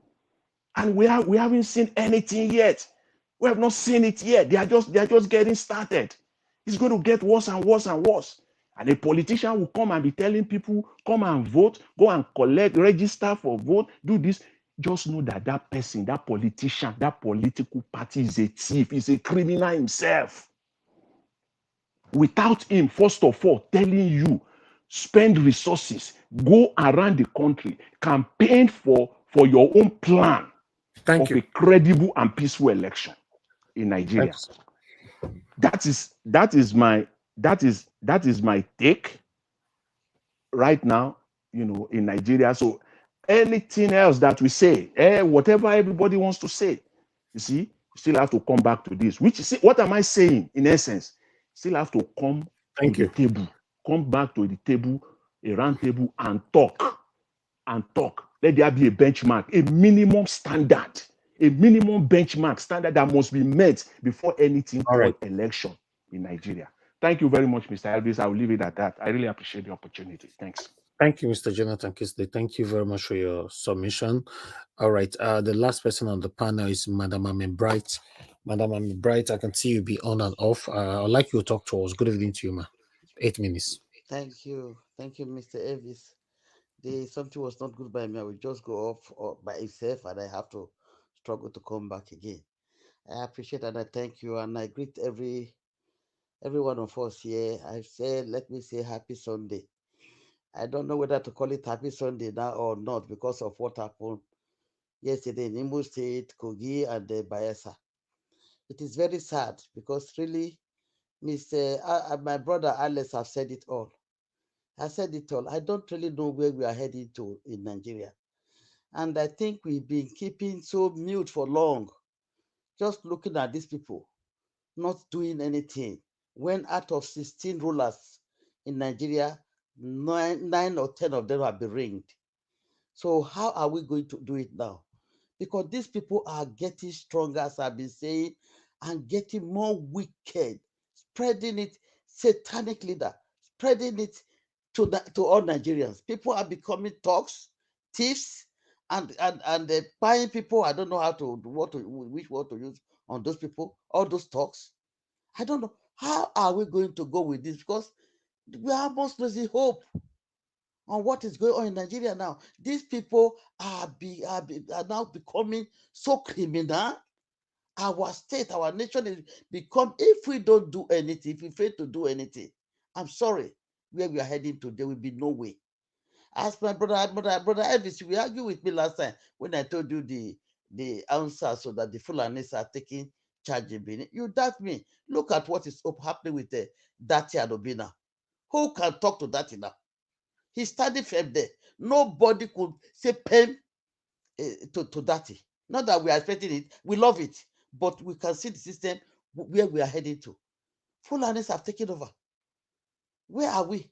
Until they turn us to Muslim, they will wait. The Caliphate, the Northern Caliphate, have now handed Tinubu to drag to the southwest. They have handled southwest to drag the south among. Southeast have been handled. Where are we heading to? Where do we stop all these things, all these criminal acts? These people will never. They will buy because of power. They will even buy their relative, buy anybody buyable. How can we now go for protest when these people are taking armor cars, army, and everybody to police units in primary schools? Soldiers everywhere. Soldiers, police supposed to protect us, that to secure us. They are the one fighting for these useless politicians, all these thieves. How will they not use them if they come out to protest now? We can set an example. Just vote. So our vote has no value again. Now they have said it, that we are going to nowhere. If we are still waiting for 2027, we will vote, we will get our card, we will do this one. We are going nowhere. Now they have said it. But we don't want to listen. How do we do this thing? Because most of you have said much. Before you call me Elvis, I'm almost sleeping off. So I just have to manage some time to stay and say the little I can contribute. My sister Pat have said it. We either fight to go back to monarchy, if that is the best for us. 100 years we'll be fighting with this European system they brought to the north, holding north to pursue the rest of us. So why can't we go back to where we are from if that place is better? Right from Tinubu time, Buhari time, even PDP have started it. We have been in this mess and it's going worse. When are we going to do something? Whether Nigeria, when we were talking, my sister Pat was talking, there is no voodoo, there's no voodoo. I might believe you. But one, we don't forget that these people, Tinubu, they are all cultists. In this voodoo, they are really part of it. Say the traditional system you said they brought out from Lagos, these traditions that are supposed to act during the night, they came out in the daytime. What is that not among the voodoo? Are they not part of it? So you can see the sign in them. They are not free from all these things. Though most of us Christians, we don't believe on it. But sometimes people, they use it. They use it. They are not free out of it. So I don't really, Mr. Elvis, I think you have tried your best. I've been saying it all the time. Now, I don't know, the strength we have is dying down little by little because we don't know how to go with these people. They are going deeper and deeper, stronger and stronger. We are not moving. If Nigeria don't move, I'm sorry. I'm just sorry. We will just lose hope. I don't know what to say again because people have said it all. I don't want to be repeating 100 things 100 times. How wicked and desperate they are for power just to destroy the nation, not to help. As according to Brother Ades, they are not thinking of education. They are not thinking maybe about health. They don't come in National Assembly to discuss something tangible or about light or about education. Nothing. That to thief. How can the APC win the whole 3 states APC that have been buying Nigeria for long, that have been destructive to Nigeria? How can they win the 3 states APC? I don't know. Who will vote for APC if they have not rigged the election? They've rigged it. So how do we go about this one? How do we not expect it though? I'm sure they will get prepared. I hope that tribes, other people that are still going to vote, they should look at what has happened to Kogi, Imo, and Bayelsa and know what to do because these people, they are getting stronger. A Tinubu will give them soldier, he will give them police, he will bring lawyer, he will do everything. After doing everything, they go to court, you can't do anything. Then what do we do? How do we go about all these things? Are we giving up?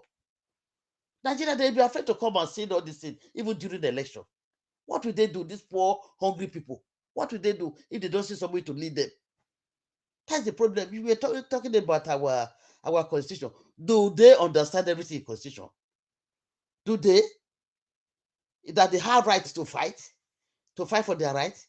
They don't read most of them, only some few educated ones. Look at how they turned education to a man burning his certificate, a graduate.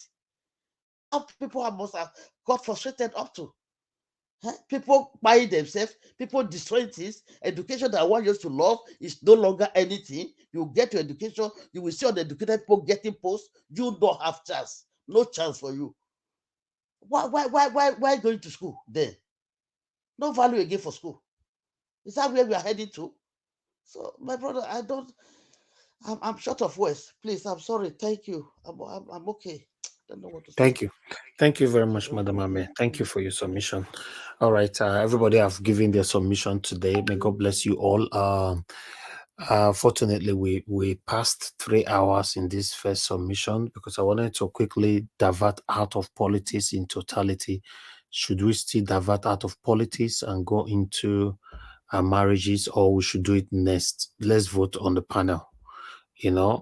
Should we round up this broadcast with politics and do the other topic next time, or we should just go ahead with it? I don't know.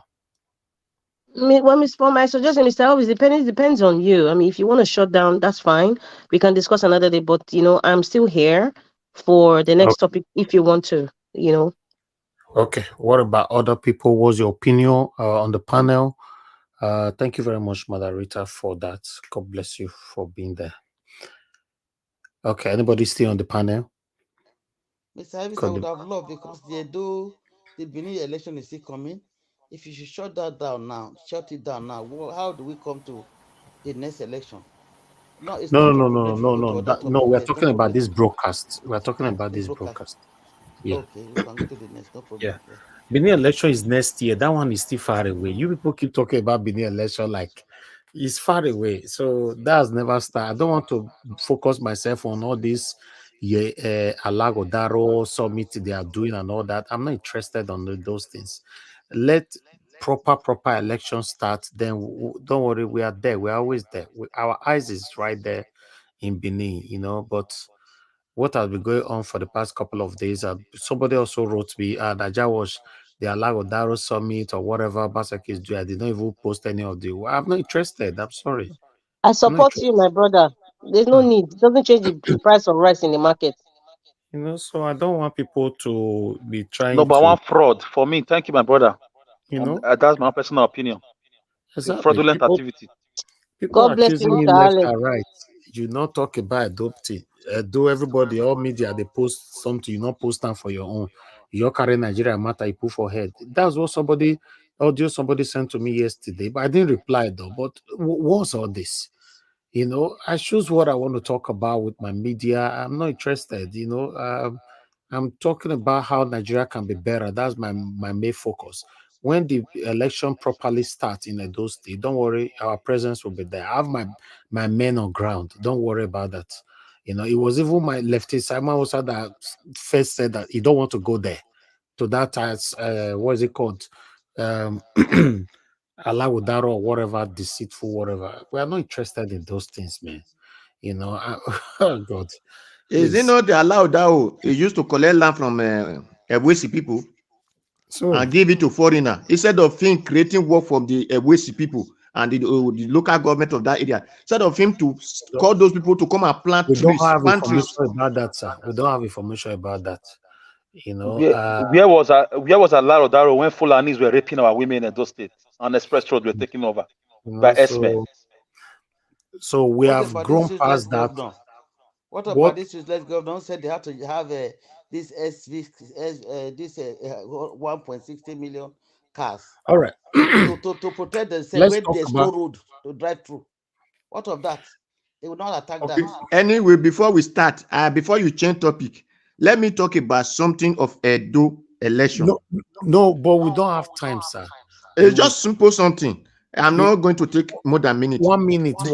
Yes, the Edo election, the Edo should start warning INEC now, because we are not doing we are not voting against party. We are voting against INEC. So we should start warning INEC now if they don't want to set Edo on fire. The INEC and set the INEC on fire. I disagree with you, my brother. My brother, please. For me, my brother, there is no please. election. No election. Which election are you talking? Which election are you talking about? There is no election, my brother. Who are those? It's going to be a who fraud. are those? Who are those Edo? Who are those Edo people that wants to go into that election? They are thieves and criminals themselves. I'm telling you, my brother. How do they want to go into that election that know that all odds are against them? Let's start from Edo State, the shutdown of the nation. Let it start there. Election should not hold in Edo State. They shouldn't even go to vote. One thing that you almost know, any election that will happen in Edo State, if something is not changed by now, is going to be ringed and APC will take over. Just have that in mind. Exactly. That's 100%. I don't even care who takes over, but there is no election for me. It's a fraud. So they shouldn't go to vote. Just stay at home. All right. We should do the proper stay at home for that. Cancel the election in Edo State and let's address the nation. They will still announce somebody, even if it's a graveyard. The wicked INEC will still announce a winner. See, my sister.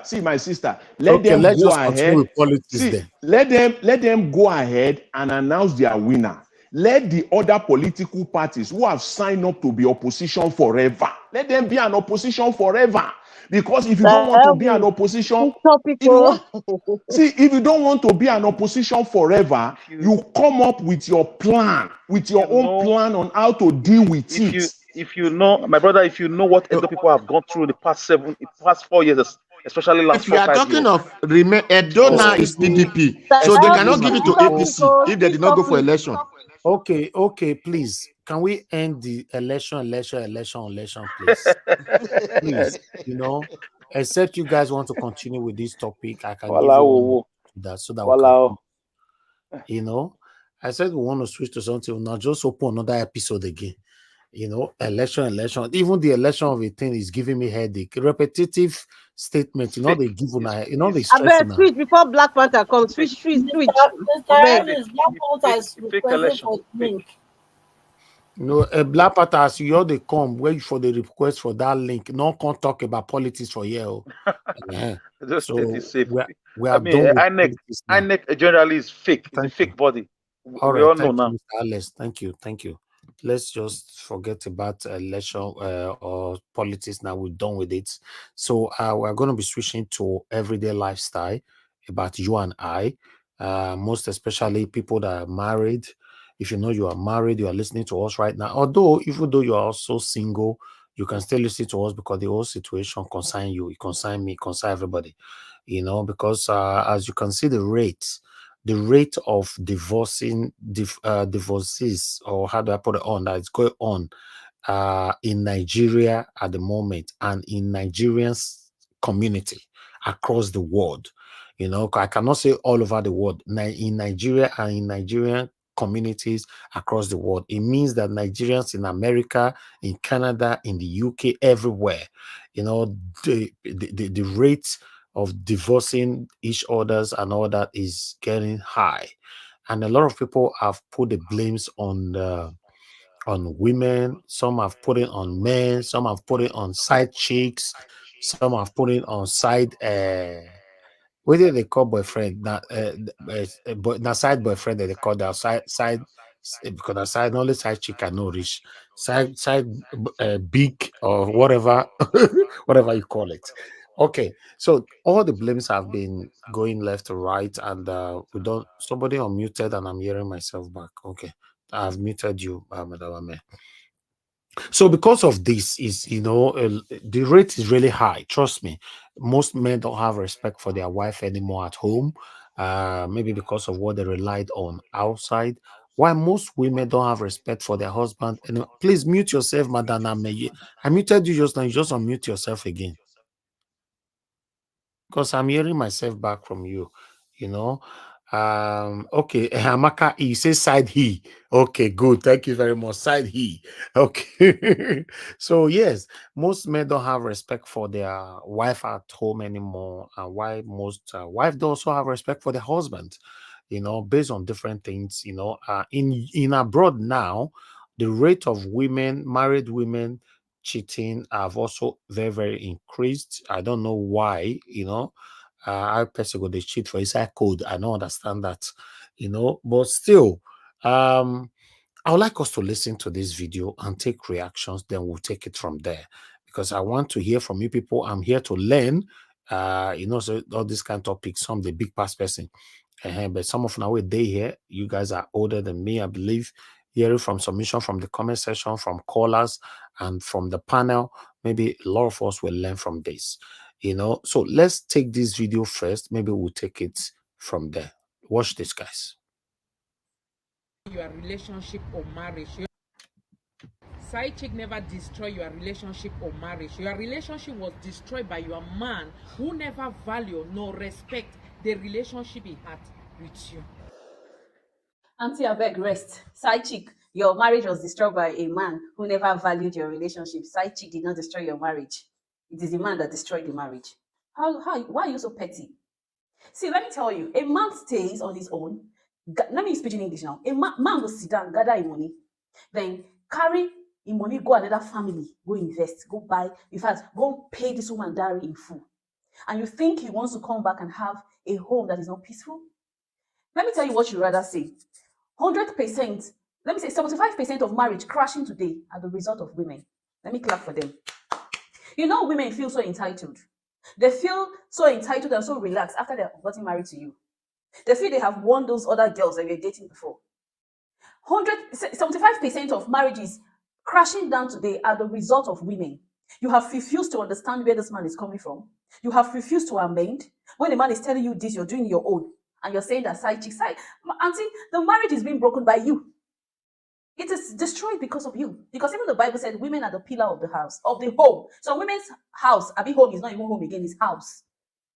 A man gives you building material to build his house. He goes out and bring you in for you to build his house. And you're there building different, using water to mix on concrete and thinking it's going to stand. You need cement, my dear sister. You need something that is solid. Women have destroyed their marriage because you see, feminism now is the mother of the day. What a man can do, a woman can do better. Women are now making money, so therefore they'll come out and be blabbing. Side chick did not destroy your home as a woman, as a married woman. You destroy your home by yourself. Because a man don't just stand up and just walk away from a woman. No, men don't do that. There's some certain things he has been telling you, this thing, I don't like this thing. He'll keep telling you as a woman, and you feel like, I beg, make a year. You feel say you don't enter house.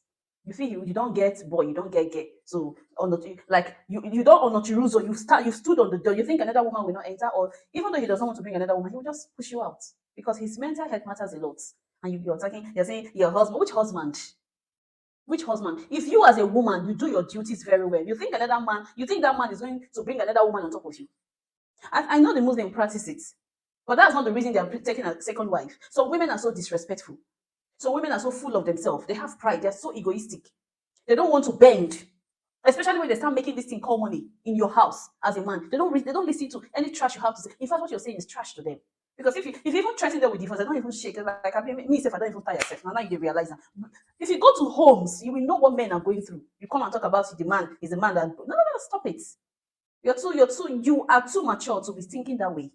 Women, you see, women, they know how to play this pity party. They'll see, they are the one eating you. They are the one that will run out and come and cry for everybody to have pity for them. A man don't just stand up and have a second wife. A man don't just stand up and have a side chick. There's something that was eating that marriage that you as a woman, you have failed to discover and resolve it. Some of you as a woman, you have even discovered it, but you have refused to amend it, to adjust it, to repair it, because you feel that he's for you. Now my husband, I am your wife. So therefore, Onochiruzo. No, men are getting, in fact, men are wise now. If you don't take time, they'll marry another woman. If you want to stay, stay. If you don't want to stay, you go to your father's house and go and insult your father and misbehave in your father's house. What's that nonsense you're even spilling from your mouth? Women, if you don't stay in people's house and see what women do. I'm a woman, I am beating my hand to my chest. If you see the wedding women they carry, especially men when they even get enough money to run the home. A man will go out and work. He will bring this money home. He will not complain. He will just bring it. He will give it to the woman. She will enjoy it. In fact, he will just give it to the woman. They will just enjoy themselves, spend the money. But once the man is financially done, he will start seeing misbehavior. By that time, the man will be drinking good night sleep just to look for sleep to sleep. He'll be taking stress drugs. He'll be taking sleep because the woman will buff him with insults. If he even manage to come back late, okay, where you go? I know them. They're my gender, I know them. When you don't size you, and she will size you in front of her friends. That's how women they are. Women, you see this mouth.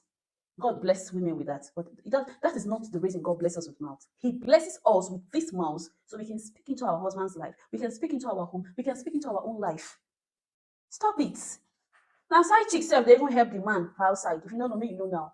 And some of them now just a cohabit. Now the answer, Mrs. Amadi, nothing. All the love, the attention, the love about that this man have is giving to that girl outside. And some of you will be like, you don't marry him, make we see now. Auntie, like I said in my previous video, no be everybody, no be every woman wait there outside or they their husband house, they treat their husband the way you they watch me, they treat your husband. We still have some nice women, I will not dispute that. But you see the percentage of nice women, they're just 10 over 100. The rest, I don't know. Even this generation that is coming, I don't even know what they will marry. Whether they will marry ram, maybe they'll marry goat or fowl. I don't even know what they want to marry, because girls these days don't have morals. They're always aiming for the big things. That's why they keep using them for rituals. Have you ever seen any man, any boy they use for rituals? Women, they're not content. See, it's only when you're content, now your husband money will do you. Now that man money will be like billions on your body. If only you're content. Only you're happy, you're content. You don't put your eyes on bigger things. Have you seen any boy they use for rituals online? It is girls. They finish school. Instead that salary they are paying them, instead they will work around the salary and be content with it. No, they want to use iPhone 100. They want to use something that even their boss in that office is not even using it. Big things, big eye, Apollo eye. That's some girls get. Even the ones in their husband's house, because your husband cannot give you new iPhone 14. Is it 15 that came out? It's 100 that came out. You're there jumping. You're chatting one particular woman all the time because of phone, because of money. Be content as a woman in your husband's house. Be content, and you will see that man's 40,000 naira will beautify you. Try to love your husband and give him less stress and stop yelling about her hair. You're too mature to do that. Because I'm out. Men, your mental health matters a lot. Let's keep talking the talk. I still remain your realistic number 100% realistic talker. I talk here and nobody come here and say bullshit about women, this, men. Don't you talk about women. They are the pain most men have. Nightmare most men have at home. If you love this video, because I know you will do well to share and follow me. I love you. Take on the way next time. Let's keep talking the talk. Bye-bye. All right. Thank you very much, my people. I understand some people might think, why do we start from here? Yes, or some men now might be jumping up now, say, thank God, say, woman, they now we don't talk for us and all that. But have it in mind, if we are going to continue this, by next week, we're also bringing the others opposite of what we are seeing today here. Why we also want to hear from the women. But although today, let's see contribution first. Before contribution, submission to this, people reacted, to this particular video. Some people said, this woman, they need to protect her, or if they not protect her, many other women go take him, finish him and all that, blah, blah, blah. So, but I can already see already right there on the comment section, say some people don't already, but let's take this. Women like you working tirelessly to bring back morals in marriage are a godsend. This one are born in Sue. Now I talk that one. While we have another person here, this is a woman, Glory. Glory K said, there is this young man who got married 3 years ago for about 2 years now. Dude has been in pain. The wife is over demanding and she's a student at that. Okay, that's a woman there complaining. We have Vico. Vico said, they will criticize this woman now instead of learning. I love you. Okay. Then I have another person here from Renshi. Please, Lord, give me a good wife like this lady. How do you know she's a good wife? Anyway, Irish said, another woman right there said, I have actually met a married man so many times. Most of them, their wife is down to earth. You will even wonder why the man is still cheating. Exactly. Okay. Then we have another person here from Johnson saying that God bless you, man. We have since started investing in our retirement. This our generation of men must break the yoke of Name, they die first. Hi, that one be as get to. Then I have another person here, MC Wisdom Comedy. He said, Auntie, I pray for today. God bless you and give you what you ever wanted as a woman for telling the young lady the truth. Okay, now that's reactions from other people right there. While I have Rush, why is this post not viral yet? Brotherhood, we need to protect this woman. Okay, that is all. But now, let's see how people will react to this on the panel. That is another area, like I said, if you guys like this, we might be adding it once in a week. Only once in a week. Let's talk about what many of us are facing in marriages, because many of us are putting on masks. Everything fine. Normally, things might not be that okay. Some of us might just be pretending everything fine. So maybe when we are talking about it, I'm not saying people should come here and talk about your personal life, but yes, you can come out and speak to people that might be passing through one or two pains, and they don't know who to speak to because you're not sure who is actually listening to you. So yeah, you don't need to talk about you. We will do our own research and bring people's lifestyle here for you. So yeah, Let's start talking. Let's hear from the people on the panel. This one, I would like to start with a woman first. Because I know this might start with because Mr. Ike, or you want me to start with you? No. You're the king here. So if you want us to start with the woman, let's start with them. Okay, sir. Okay. We'll start with woman. We'll start with Mother Patricia. Mother Patricia, I beg, talk to us. How you see this matter? So, who to blame when marriages they scatter everywhere? Where side chick, or make we blame the husband, or blame the wife, or blame side chick, or rather blame side how they say we take all the side he. Maybe side he. How would they do it? So just let us know, and then we'll take it from there if Madam Patricia is available, though. If not, I'll move on to Madam Rita. Thank you again, Mr. Iris. Thank you, man. Thank you. Yes, every how would I say? 5 minutes so for this one. Yes, every problem, problem has a cause, and in this case, in a relationship between man and woman, there is always a reason to it. Yes, there are some women that are out there that doesn't know their left from their right. They believe that the easy way is the best. The easy way is okay, yeah, easy come. And like they say, easy come is easy go too. So they don't want to work to develop a relationship, getting to know each other, even when they are married. You see, the one-sided, selfish aspect of life comes to play, especially when the woman is the breadwinner of the home.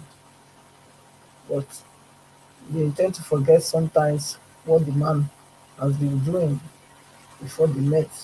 Maybe, of course, definitely, I don't think a woman that is doing well will meet a man that she will be feeding. You know. So, and if that's the case, the man will have himself to blame. You know. But again, it's always a coin have two sides. So it's not a straight and forward answer. You understand? Because people are different, relationships are different. Yes, there are people that fall into the category of what she was talking about, but there are others that, due to some circumstances, they change along the line. So that's where we need to really get involved with people to be able to, yes, to give an adequate analysis of what really transpired in that relationship. So she just give it a general advice, and a general advice will not lead us anywhere. So that's my take. Thank you. Thank you very much. Thank you, Mother Patricia. Thank you very much. All right. You see, according to what Mother Patricia is saying, if I have to add to it, most women are there, they are not supporting their husbands and all that, and it's a coin have two sides, which I also support. Make una not worry, men we go this smile today now. Next week na go be on our own. I'll still carry video come we still talk to the other side. But meanwhile, let's hear from more people here. Let's see, because for me, like I said, we are on this platform, we are learning from each others. A lot of people are here that learn. That want to hear stuff like this. You can see now somebody commented earlier on just now. I put on the screen that we should be doing this once a week. Because this election politics, INEC Yakubu figure tear person head one day. So putting one or two of a different topic, I think that will be better. Okay, let's come to Madam Rita, what is your take on this? Who to blame? Husband, wife, or side chick, or even side he, where they destroy marriages? Yeah, thank you, Mr. Elvis. Your question and what the video you played is kind of similar but kind of different. Now, to answer your question, who to blame in divorce? I'm not going to add the side chick because we're talking about a marriage. A marriage is between two entities coming from two different backgrounds, coming together to compromise and to live together, right? By their choice, not being forced together. So, in this equation, if there's some sort of breakdown between a husband and wife, the blame is the husband and wife. The side chick is just like I would just say it's just like a flavor added to the mix. But in essence, I'm going to focus on discussing the two individuals who willingly wanted to live together for the rest of their lives. Yeah, but In a before very you focus on the two individual, also remember that there might be some attitude that a woman might be possessing the house or a man might be possessing the house that can lead to the third party to come into your marriage. For example, a woman that doesn't cook, clean, or the other side in bed, and you now later find someone outside, it can as well destroy your marriage. So, and what about a man? Okay, we're not talking about that. Anyway, go ahead. Okay, the side chick is secondary to the primary problem. In my own perspective, I think for a man, I'm not a man, so I would not understand your psychology or your psyche and then how you are wired. But from based on what I've seen, it seems as if the quickest way to quickest way for a man to run away from his emotions, his problems, or his worries is to run to another woman. And they think that's the solution. Forgetting that the same gender you're running away from, you're running to the same gender that you are running to. So what makes you think that it's not going to be a repeated cycle? So the issue is the solution to men's Sometimes, problem. it's not, but sometimes it is, but sometimes it's not. Remember, if you want me to quickly reference to that, Mercy Johnson, husband run come on from that gender, he come meet Mercy Johnson, but today the man confirmed that he's the happiest man on earth. I remember that time a lot of people criticize Mercy Johnson's husband. I believe his wife was living in Canada, and she just gave birth, and 2 weeks later that's when he moved to Mercy Johnson. That's why the whole situation actually escalated at that time. Mr. Everybody were Elvis, criticizing the man. yes, Yes, Mr. yes, sir. Elvis, Yes, ma'am. did it ever occur to you that if Mercy Johnson wasn't a successful actress, do you think that this guy would easily be comfortable or whatever he's telling the world that she's the best No, thing that it's ever not happened about after sliced successful bread? now. It's about No, being a it's wife. relative. No, let's talk about it.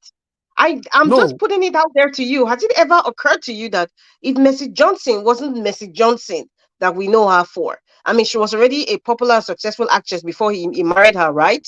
Or no, rather, it she was wasn't just that starting to be pop. successful. But The, she the, was the known husband is across a the nation. billionaire. The husband is a From billionaire. where? Yes. Mr. The husband is a Elvis, senator now. You are Mr. aware? Elvis, let's not even go there. Please, No, but please, Mr. you know Elvis, the please. I husband don't is a want to even go senator. to. Is We it are is it talking not? general. I don't want to personalize it right now. So Okay, let's yeah, not but even go there. what I'm trying to say, I will allow you to continue, but what I'm trying to say is this. When you said moving out of one gender, going to the same gender, you might face the same difficulties and all that. But what I'm trying to say is not always like that. Sometimes it could also result to what you are trying to say. But when we have to make references of those that have moved in that trace and how they have celebrated it, that's why I mentioned Mercy Johnson's husband, with 4 children and all that. They are very, very happy. So go ahead, madam. Thank you. How do you know they're very happy? Anyway, Mr. Elvis. Okay, on a more serious note, we all as human beings, we all strive for one common thing. I believe so, is peace. Peace of mind, peace of your environment. And I think every man desires that as well as a woman. Everybody desires love and attention. Everybody deserves peace. Now, if the person that you are with isn't giving you your idea of peace or your idea of what you think marriage should be, you talk about it. Sometimes talking about it, the one on the receiving end or the one who is speaking, either way, sometimes they are unwilling to change. Sometimes they have chosen, they know the right thing, but they have chosen because of one reason or the other. You see, this woman coming on, and I've answered your question, Mr. Elvis, when you say who to blame. Is the blame is both parties, man and woman. The side chick or the side he is just one added additive to the issues. Now going to the videos, the video of what this woman was saying. You know, for me, over the years, I am very tired. I'm not mincing my words. I'm very, very tired of every pastor or every influencer or so-called advisor like this woman coming on social media but because of one reason or the other, and to just keep having a jive at women. I am not a feminist. I proudly say so, and it is my choice. And I understand what feminism means. And in this world that we live in, I believe, and I'm saying it out of experience, a lot of people don't really understand what feminism means. You have 2 minutes And left. Oh, we are not. We not. You don't get minutes to explain feminism. Oh. no, I'm not going to feminism. I'm just putting out there. I'm not a feminist, but I am tired of, a lot of, you see pastors, women do this, women look good, women that are making more money, respect your husband, women do this, it's too much. The ratio of these kinds of discussions that this woman put out there to the ones for the men is 5 to 1. 5 for the woman and just 1 for the men. People educating men. And in most cases, the ones who talk about men, in most cases of what I have seen, are men actually talking to men. Because, like I said, I am not wired as a man. I don't know All what right. it feels. So Let's it's hear very, from someone else then. Mr. Elvis, you interrupted me a lot and you kind of No, threw but me off you are balance. just beating. The man don't know what you are talking about. You are beating around. There's a lot of issue. No, see, there's a lot of issues here, and Yeah, there are but things we that have need to be time. We have addressed. time limit so that we Okay, can okay. come back to you, come back to everybody. I yield for now. But I haven't spoken at all. But I yield for now. It's all right. You will come back. You will come back again. Let me also hear from someone else. Now, I don't pick 2 women. Make I pick man now. Let me come to Mr. Ike. Mr. Ike, you have 5 minutes. Please, who is the problem with the cause marriages? They scatter everywhere. So now husband will go blame. I be wife. I be side chick or side he.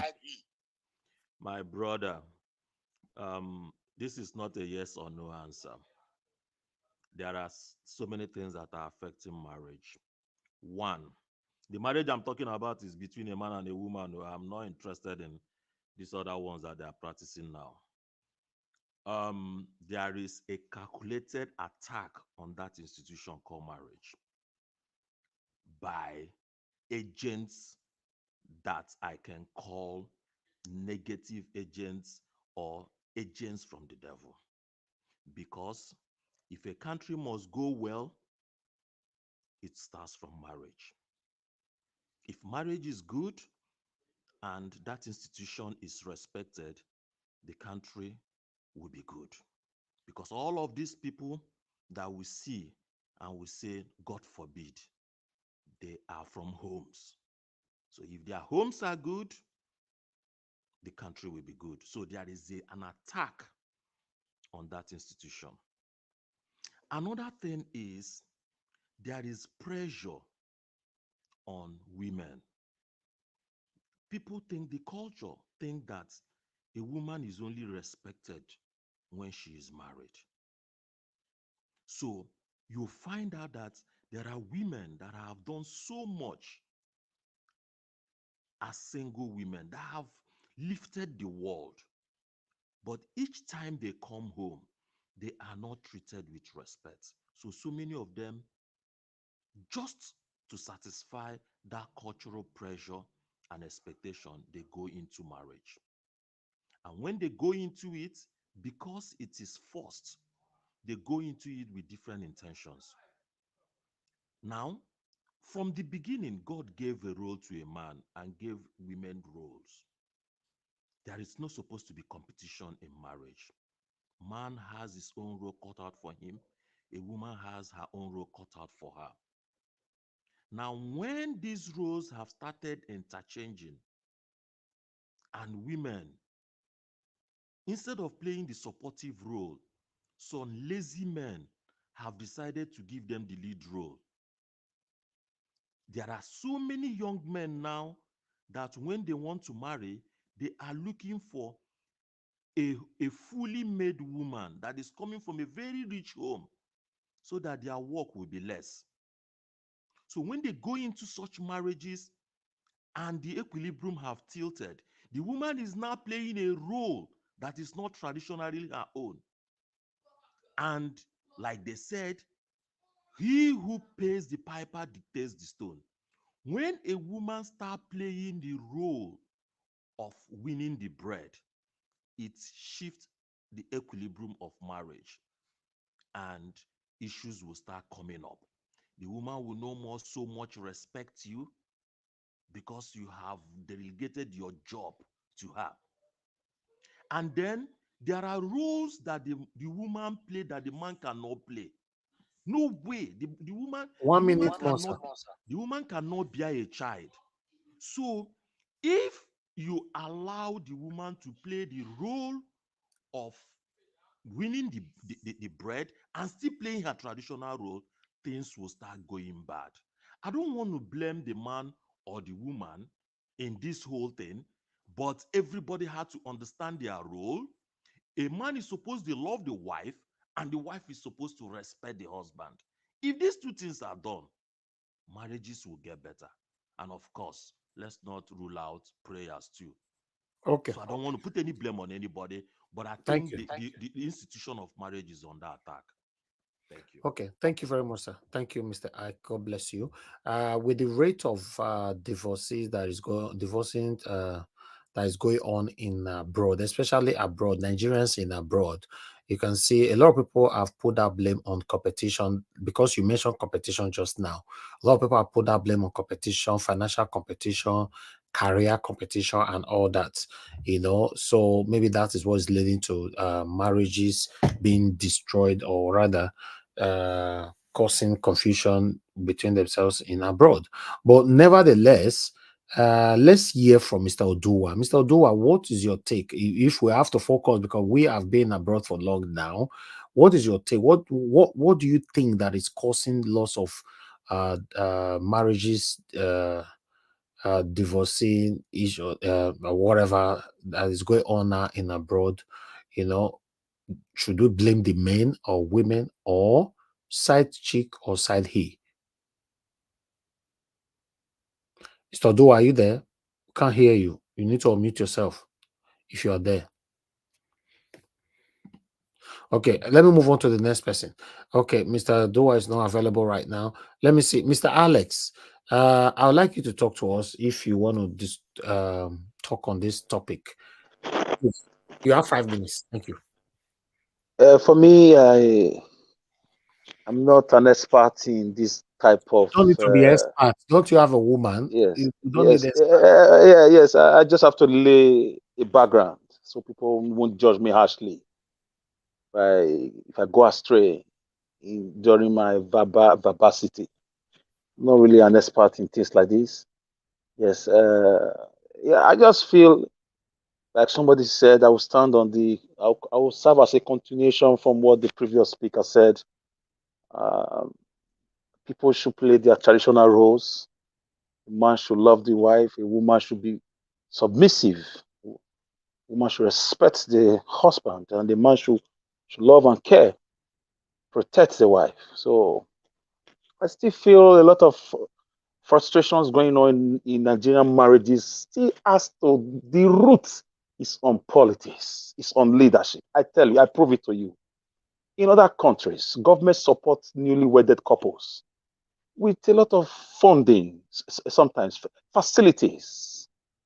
Some countries have incentives, grants, loans accessible by newly wedded couples. Some countries even give cars, gifts from the states.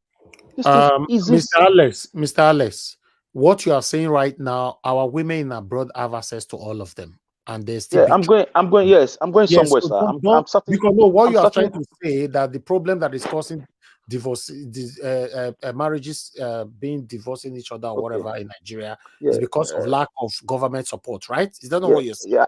But I'm going somewhere. Our women have it in abroad, and the problem is even higher in Alex abroad. is trying to divert into I'm coming. No. politics. I'm going somewhere. If you allow me, I'm going. Don't add First of all, government into a it. lot of people who traveled abroad as husband and wife, when they were getting married, they never thought of traveling abroad. Number one, it was never in the plan. It is the economic hardship, the political instability, the lack of future for their children that drove these guys abroad.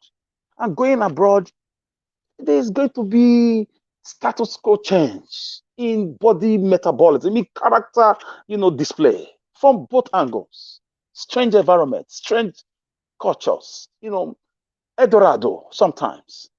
So it's like a backlash. It tells not everybody can handle sudden, sudden glamour. So for me, I think if most people, when they got married, they stayed back home, they didn't go abroad out of government frustration, out of the wickedness of political class. Enriching themselves and drilling. Let me use my 5 minutes. I don't want to be interrupted. You have 1 minute left. Thank you. Okay. Let me round up. I will just say this, guys. I apologize from the very first set when you go from the beginning that I'm not an expert in this, but men, No, but you love your cannot wife. bring And politics into it. People travel. You see, Mr. Alex, you must not be an expert to talk on this. Hold on, my people. 90% of Nigerians that traveled abroad that is married today traveled single.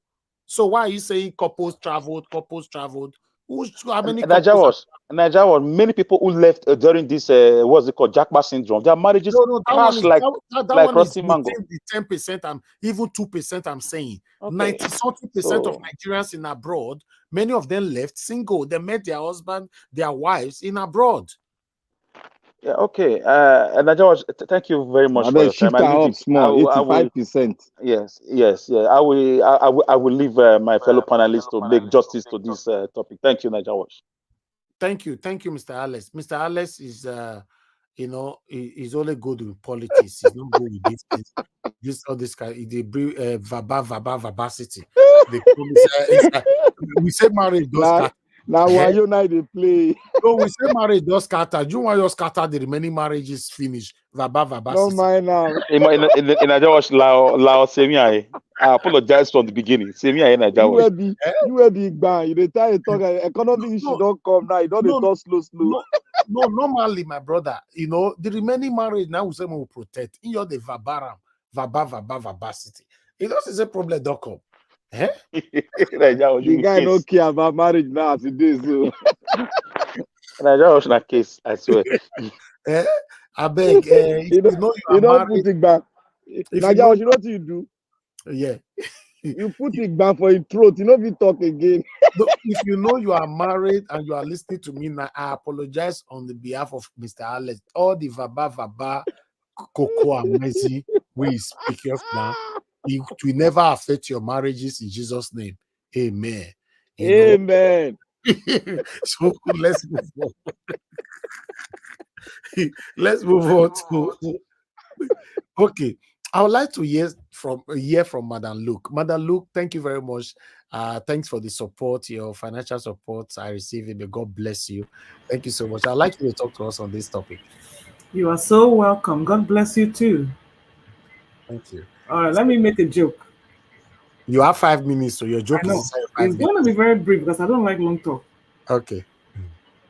This topic is one of my most favorites because I've been on either side. I have been a side hand and I have been a wife. So I know. I'm not religious. I'm not a hypocrite and I don't judge.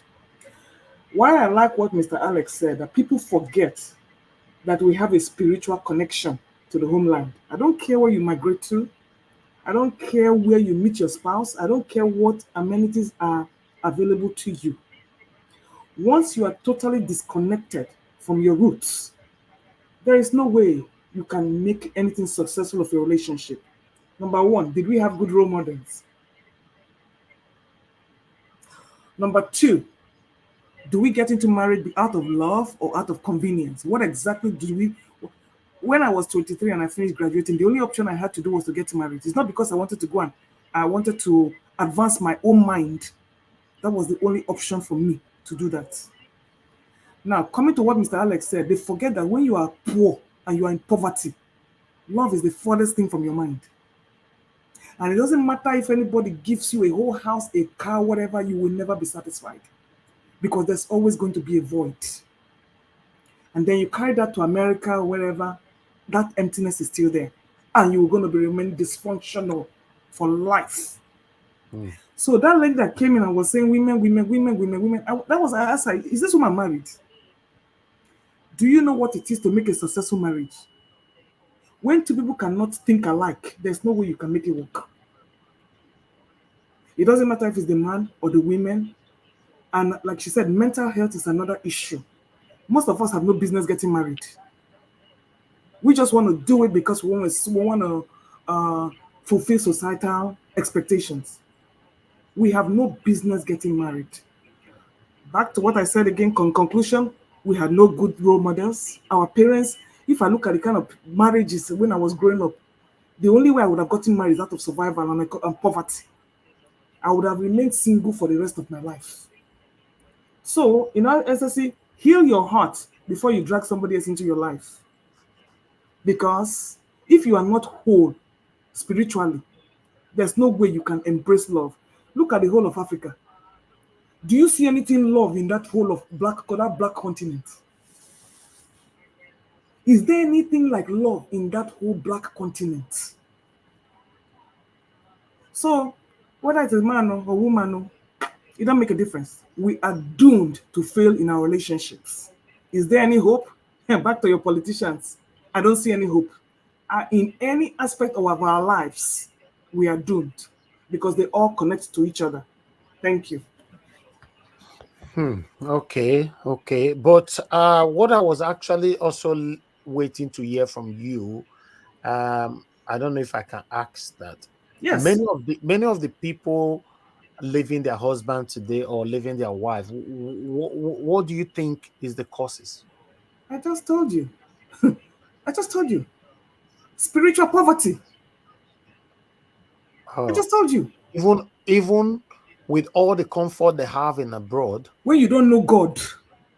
Listen. There's a difference between material poverty and spiritual poverty. Oh, okay. Yeah, that's true. When you are spiritually wealthy, you are content. Okay? If you like, take a pig to the United States, a pig is still a pig. Once you don't have spirituality in your life, you can never have a successful marriage. And Nigerians do not have, whether it's a man or woman, as soon as, right when they're going to that altar, they are even committing sin. They go in there with an unwhole heart. All the vows they are saying there are all lies. And you expect to marry to work. It doesn't matter whether the man leaves or the woman leaves. Once you go there with a tarnished contract, it's bound to fail. So back to what I'm telling you, it is spiritual poverty. All right. Okay. Thank you so much, Madam Luke. I think I'm learning now. I'm learning from everybody. You wanted to interject. Yeah. I wanted to interject. See, there's one particular thing she said, and I believe she would have gone far in that rather than going the other way. She said one thing.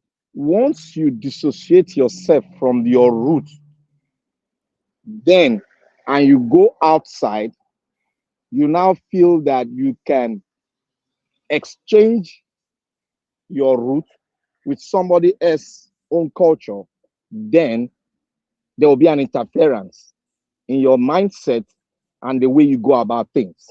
Okay. And Okay, thank you. I'll come back to you for you to expatiate on your own submission. Okay, this one is getting interesting. You know, when they mention my name for comment section, what I do? What me can do now? So Najawash, Now you bring corn. Now you bring corn where hang for Alex neck now. Najawash, you see that I made good contribution. Someone just referenced to me. The I lady that know spoke your now. I'm very happy. Yes, I know. I'm very happy. you don't verbalize her now, so that make This us. is the first time I'm contributing to such a topic, anyways. At least like this. Rita, don't talk. We don't. Sister Rita don't talk. Yes, but she will Master talk. Rita, you define. Leave her alone, please. Mr. Odua, you want to talk now? We don't call you tired. Okay. Let me say something. Mr. Odua, leave Madam Rita alone. Let me say something Talk about marriage.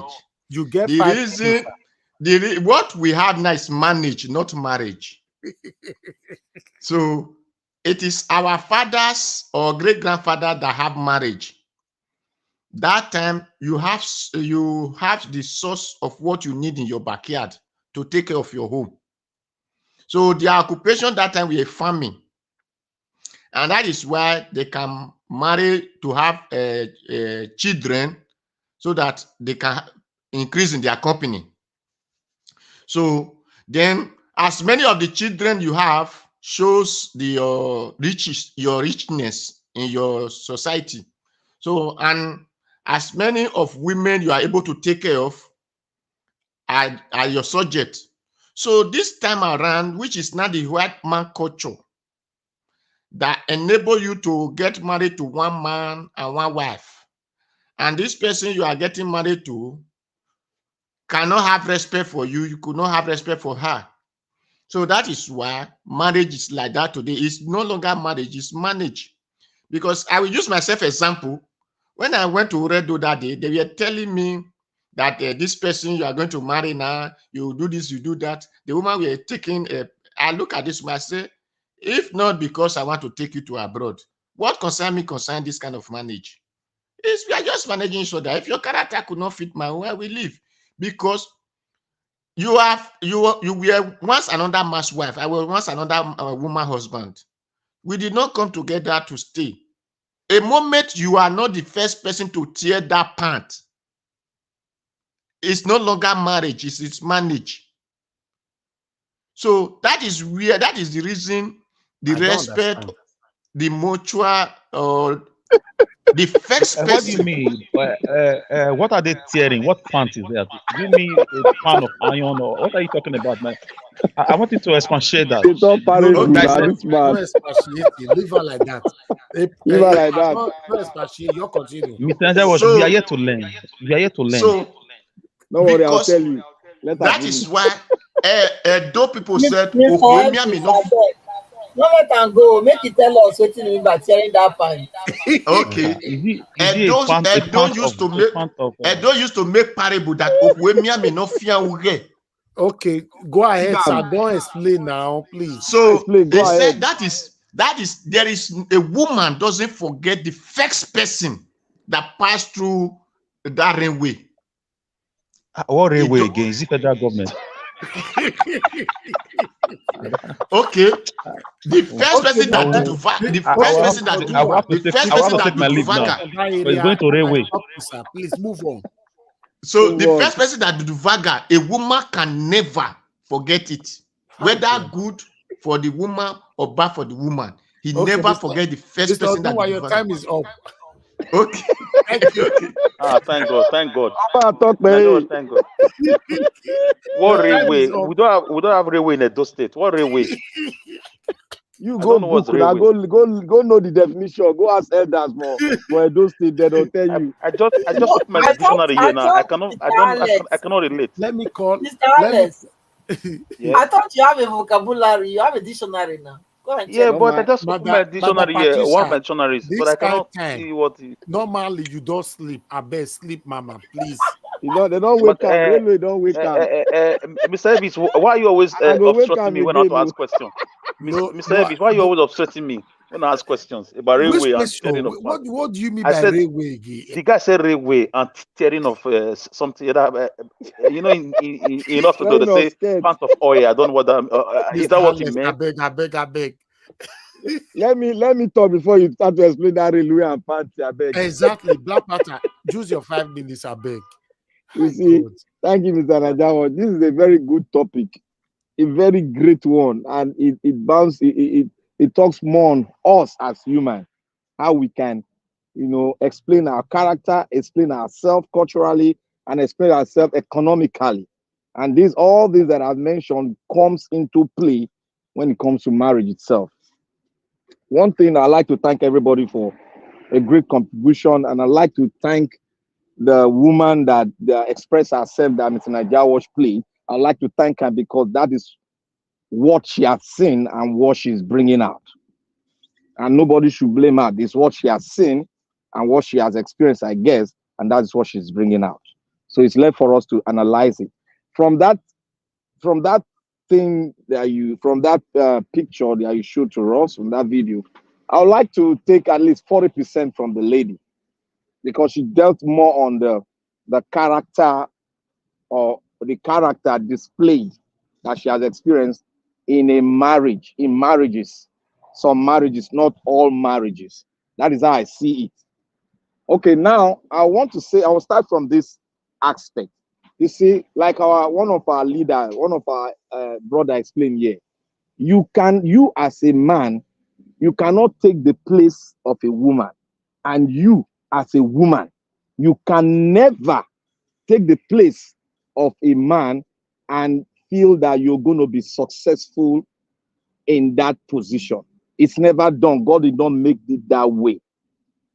You see, I want to go this other part again, that if you try to cheat nature in one way or the other, you find yourself displaying the character that is abnormal.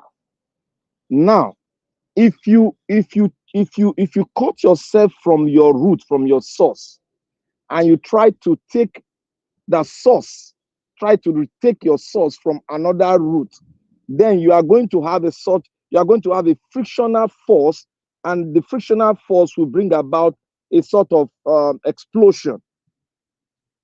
What I'm trying to say is like this. You see, anything feminist, we should throw it away. We should throw it away. When our brother mentioned there, waiting they destroy marriages, now we ask. Yes, I will tell you. When our brother said one thing that is spiritual, the spirituality in this is in us. It's us that is the spirituality. It is we human that is spirituality.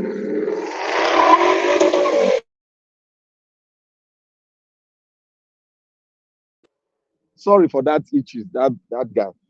It is us that is the spirituality. You see, sometimes we try to change things that God has made. Like I would like to say, God said, man, love your wife, and woman, be submissive to your husband. Take the role of a manager in your home and be submissive. Your submissiveness will make your husband to love you more than you expected. But what is happening now? We have detached ourselves from our culture. We have detached ourselves from our belief. That's the problem we're having in a home. When you detach yourself from your culture, when you detach yourself from what your belief, then you now take yourself into what is being played. Because there's another culture being played now, that anything a man can do, a woman can do better. You see, there are some words that we say that will break us. That word is not, if you look, that word that I see is to break marriage, it's affecting marriages. That word, the way I pick that word, is affecting marriages. Because now you see that men are leaving their role. Some men are feeling reluctant. They want to behave like an outlaw. They are leaving their role as a man in a home and giving it to the woman. And what reaction do you get?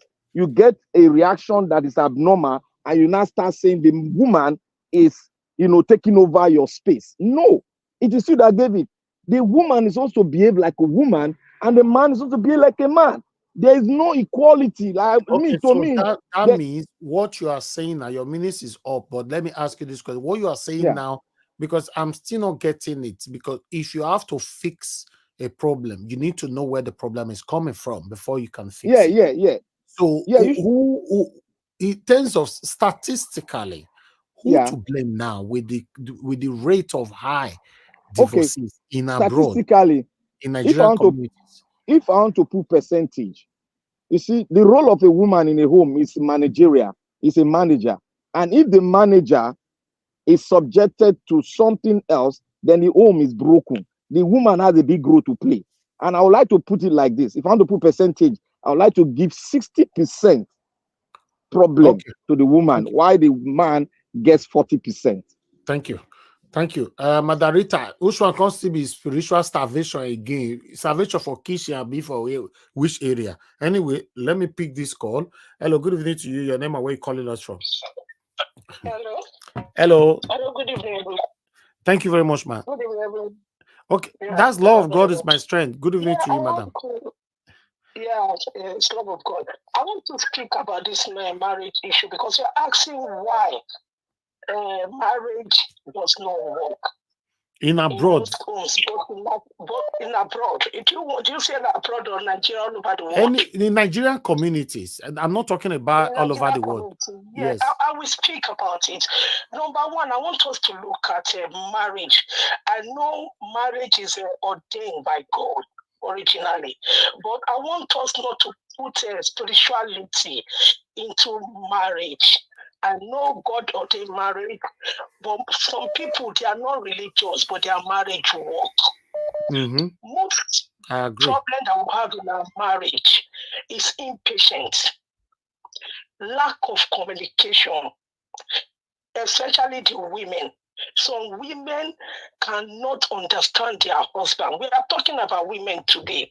We are not talking about men. Exactly. When it's time for men, we will talk about Next men. Saturday, Some next Sunday, women, now men. yeah, some women, they are not patient to understand their husband.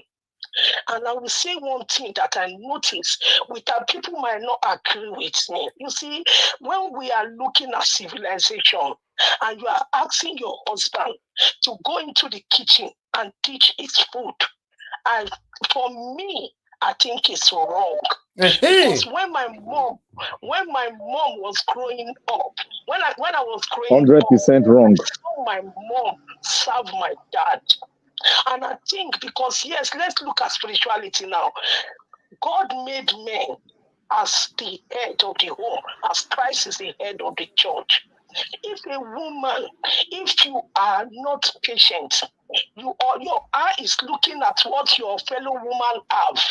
If your friend is driving cheap and you want to drive cheap, and your husband does not have that money, and you are nagging your husband will run away. Because every man needs a peaceful home to come to. Every man wants to come home into a warm home where the wife is at peace with him. If you are nagging your husband, he will run away. He will go and look for a woman that will make him happy. So I will say a lot of women, yes, I'm a woman, a lot of women, they cause problem in their marriages. They don't respect their husband because of what their friends have told them. Or maybe their friends told them that, oh, my husband bought this thing. But you are not even sure. And you come home, you are not checking your husband pocket, what he can afford. Okay. And you are pushing your husband outside with your nagging. Your husband went to work, and maybe you went to work. Yes, in abroad that we are. People help themselves. But in most cases, we as women, we should take our place. Don't do like a Muslim man to your husband. That if your husband is not there, you can do everything.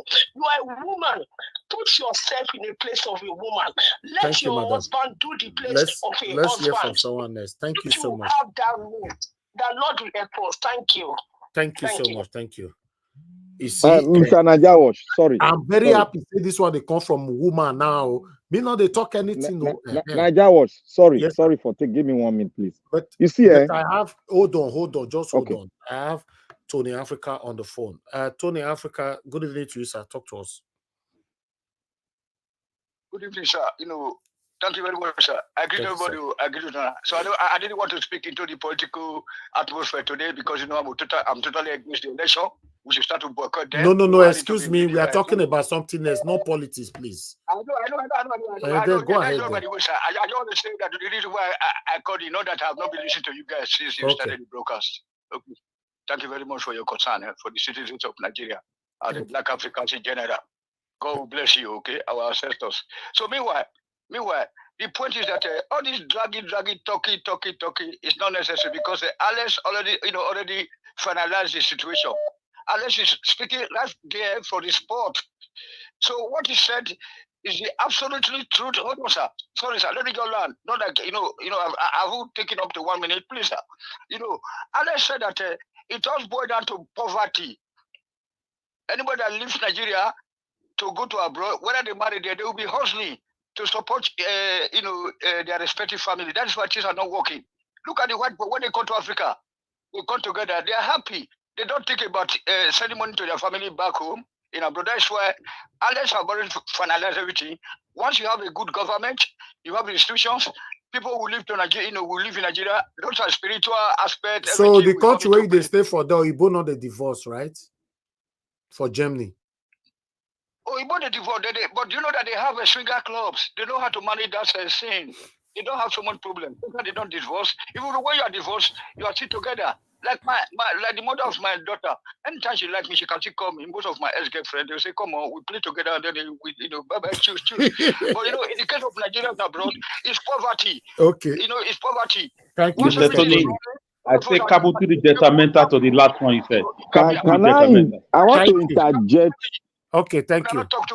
Thank you, Mr. Tony. Thank you. You see, can I interject somebody? No, you cannot just be interjecting. We have people here. What? Okay, 30 seconds. No, you said you can interject now. Okay, if you have anybody, say maybe I'll keep my interjection. Maybe I'll bring it after the person. Exactly, better. Yes, please just hold it. Hello, Madam Rita, you are calling again. You don't first give your submission since this one. You want to ring the election now. Talk to us. Black Panther came and booted me out, so the studio is full. Oh, I just wanted to make. I think our madam that called, she said something about women should take the role and women should. Love of God is my strength. Yes, the Lord is my strength. I always forget. I'm very sorry, ma'am. Yes, the love of God is my strength. She said women should take their role, right? And men should also take their role. But you know what? Sometimes there are different situations in life. Sometimes situations make women take the role that they are not supposed to be taking. If, for example, you have children, and then the man is supposed to be the head of the home, he's supposed to be taking charge of a lot of things. Will the woman just sit down and say, okay, let me just take my role, let me not hustle, to pay these children's school fees, their feeding, even the house rent. We should just sit down in the name of taking our role. These are the things, we should be addressing issues as with the times, not the times of our fathers. What is happening today? In an age where both men and women are working? In the case of our grandparents, women were not working the way they are working today. They are not as educated. When your husband and wife they're working and they come back home tired, come on now, is that understanding that the man both of them will say, you know what, either the woman fixes something or the man takes care of the children or the woman is fixing the dinner or something. It's a collaboration. But sometimes many men of these days, they have given those roles to women. And that is why they're losing their respect. I'm not saying that's a yardstick for the woman to disrespect, because I don't like disrespect. So, but let us address the issue the way it is. Why are women behaving the way they are behaving? Mr. Elvis, if you listen to so many stories about why women divorced. You speak to us, so. Let us start looking at what they are complaining about. What led the things the women have been complaining about? Is it abuse? Is it mental abuse? Is it physical abuse? Is it lack of money? Is it lack of spiritual growth? There's a lot of issues. Let us start listening to what these women are complaining about. Then we will find the solution. How women should act and what their roles are, including the men. Thank you. Thank you. Thank you, Madam Rita. Thank you so much. Okay, let me move on to another woman here first. I'd like to go with Madam Irene's Finest.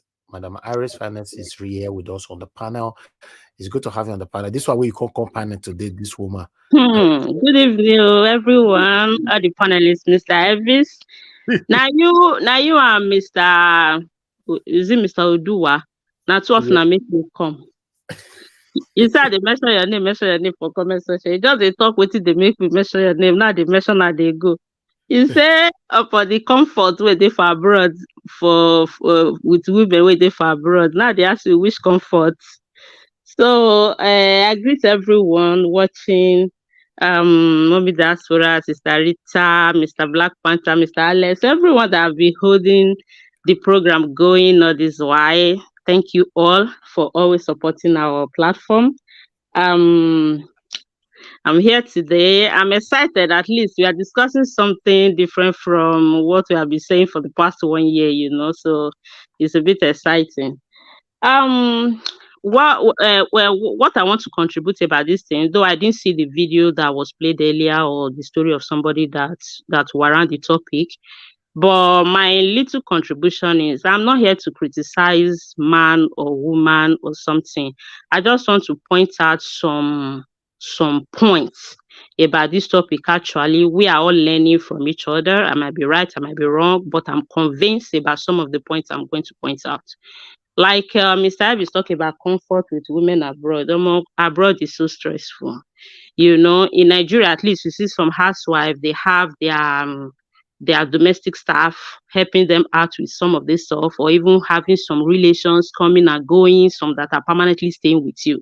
But abroad, it's not like that. You do virtually everything for yourself, except maybe countries like UK, US, that is common for people bringing their mom in or stuff like that. But ordinarily, it's not funny. Some leave their children for childminders, pay extra school club and stuff like that. It's not really easy. There is no comfort here. As a matter of fact, the stress that people face abroad contributed to what lead to certain mental health issues that wreck marriages. This mental health issue doesn't know sex. It goes both ways. When stress is too much, it will definitely come in. It's inevitable. And many people might not really understand what it is. When somebody have mental health, it doesn't mean that it's crazy. Most Nigerian people misunderstood this thing to that. When they hear mental health, they say the person does the colon. No, not necessarily. So, like what Mr. Oduwa was saying about now our father, now they enjoy marriage, now they do marriage. My brother, most of those marriages then were marriages for endurance.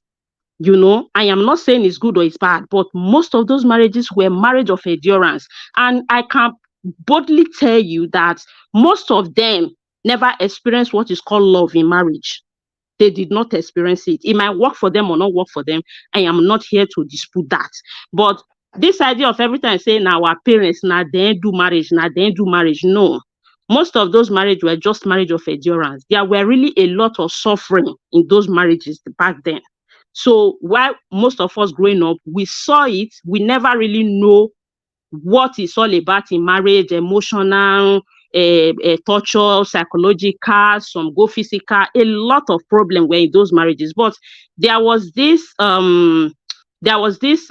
system then that is not like the way world is now. The world have evolved and advanced a lot. So then they were just living in their reality. They just have to cope with it, move along with it. It doesn't mean that they were really happy or they were really making the most perfect marriage. So like what Mr. Ivy said, marriage is breaking abroad. Well, I think it's more in most countries because I've lived in upper Europe country before coming to the UK. I realized that in UK and America, the thing is really, really high. And I noticed here, for example, what I noticed in UK, coming to UK, that I did not notice in other European countries I've lived in. Marriages in UK, they are fond of this 50-50 something. And I think it's a problem. Because somebody was talking about when we leave our roots or when we disconnect from our roots, you can't be in a place. That's why you see most women in the UK, for example, where I live, they sound like men, they behave like men. Even sometimes when they behave, me as a woman, sometimes I'm shocked. When I came into UK newly, have a counter with some of them, like, really? they sound and behave like men because they are living a certain life like equivalent to man. It's like two men in marriage. You understand? So there are some marriages when some men are like, okay, trying to take the lead of this. I cannot continue like this. I can no longer take this. Before you will say you can no longer take this, you wouldn't have allowed what started to start. Because you can't be doing 50-50 with a woman, and at the end of the day, you want everything to be all right. Just like what Sister Rita said, day break, you are going to work, the woman is rushing down to work, then by the time both of you come back, now you want to come and exercise the right of a man in the house. You expect her, after doing 8 hours, you do 8 hours or even 12 hours, you come back, now you are sitting down, you want only her to go and cook, clean the house the next day, bath children, do this. I mean, body not be firewood, though, as our pidgin people talk. It will get to a time, those things will, in fact, emotional breakdown will come in, physical exhausting will come in. So, and at a time when you want to over-exercise that control, you now see, what did they do for the marriage? What know they do? Those questions begin to come in. I beg, give me, let me breathe. I beg, give me space. Waiting safe. Those kinds of things will be coming. But there is, I'm not saying that women cannot work to assist. But when you make it, you people now put bills on the table. Okay, house rent na this, water na this. Okay, we share on 50-50. They receive so. They receive so. I mean, is a big problem in European marriages. Many people might not accept it, but I have also seen countries where they don't do 50-50, where marriages are working better than here. So I think it's also part of the issue. If some people want to look at that, they can look at it. And another thing that I see in most of these countries that divorce is high, like UK, for example, where I live, I think the government is encouraging this thing a lot in the sense that the kind of what they call it benefits that people that are not married are having, like the single mothers. They have this certain benefit that when they want to leave, they don't think about it. They are like, okay, they are very sure. Okay, that please round up. Yes, they are very sure that house is waiting for them. Of course, government will help them to assist their children and to continue living and stuff like that. So those things also give them the power. You also encourage them. You know, they don't have that fear. As in, like, when such thing is not there, you want to leave. You will be like, okay, how will I do this thing? I wouldn't want my children to grow up without their father. I cannot be able to like sustain the whole of these things. I need somebody to work with and all that. But many of them don't think that because government is there for them. So I think most of all these things, we have to put them into consideration and think about it. Thank you. All right. Thank you very much, Madam Harris Finest. I think I agree with you because the stress in abroad can actually lead to what is happening with so many marriages. But can I interject now? No, before you respond, you cannot respond. Not you. I'm talking to Alex. He's talking now. Allow him talk, please. But another thing is, you know, despite that I agree with you, another thing is we still have deliberate nasty attitude from either a man or woman, you know, so that one is not the stress in abroad. So women are just deliberately rude and mannerless. Why some men, we're not talking about men today. Let me leave it like that. Next Saturday, I'll come to men. You know, but let me I agree with you on that, Mr. Elvis, 100%. I agree with you. Mr. Alex, they're not interject now. No. Hold on. I'll come to you. Your interjection will come to you. Hello, Mr. Chris. Thanks for calling in, sir. Please talk to us. Good evening, Mr. Nanjawas. Good evening, sir. Yes, sir. Go ahead. Good evening, everybody in the panel. Good evening again, Mr. Nanjawas. My name is Chris, and I'm calling from Dublin. Thank you, sir. Because today's topic is about women, so I'm just going to focus on the topic. So it doesn't necessarily mean that I'm against women. Well, I think that the lady that just finished speaking, I want to align with her, Madam Irene Finest, that stress could be a factor in all these that we are talking about. But eventually, if we are talking about issues like this, better to look at the greater statistics. Even though stress can be a factor, but that is not the main reason. The main reason is that a lot of women, they've forgotten what a woman's role should be in a marriage. And the wave of feminism is not helping anyhow. Because if you even take a look at what is going on in Nigeria, it's not even different from what is going on in the abroad. In Nigeria, that you have people to help you at home, there's still a lot of failed marriages everywhere, left, right, and center. So the truth is that not until we go back to the original plan, what is the role of the man? What is the role of the woman in a marriage? At the time we start switching the duties of these people, then there's going to be problem. For example, even the animals, they understand what the roles of women are. You see the female animal, for example, takes care of the kids, and the male animal is responsible for other things. Why can't humans also take a cue from animals? This wave of feminism, we have to cut it down. The earlier we do that, the better for everybody, the better for the society. Somebody was talking about without marriage, the country would not be okay. Yes, that's true, because a society is the marriage is the unit of every society. And again, we must really need to understand, as a man, you understand that it's not every woman that is cut out for marriage. It's not every woman, because there are some women, they have issues in the past. Some women have been abused in the past, or they were not really trained in a place where they were not trained in a proper marriage setting. They don't know what it is to actually be a wife. As a wife, you are not a partner per se to your husband. The name husband means leader. You have to understand that you are there to support this man. Even it is there in the Bible, from every angle you look at it, from every culture. From every culture, you cannot have two captains in a ship. And you cannot have two heads. Any animal that has two heads becomes a monster. There have to be a leadership in the home. And most women, where you have this marital problem, the main problem is that they don't want to yield leadership to the man in the house. And for me, I would not even blame the woman. I would blame the man, because these men, they were not, how will I put it? Maybe they were not reasonable enough to marry that woman that should fit what their purpose in life is. You just see a woman, because you see her physical features, then you go for that woman without interrogating every other thing that has to do with that woman. Is that woman is she cut out for your purpose in life? Is this the kind of woman that is going to be fighting you if you get married? Because the truth is that the signs are always there before you get married. Women don't just change like that. The signs are already there. The red flags are there. But men will just overlook all this. So in totality, even if we want to say stress, these are all contributing factors.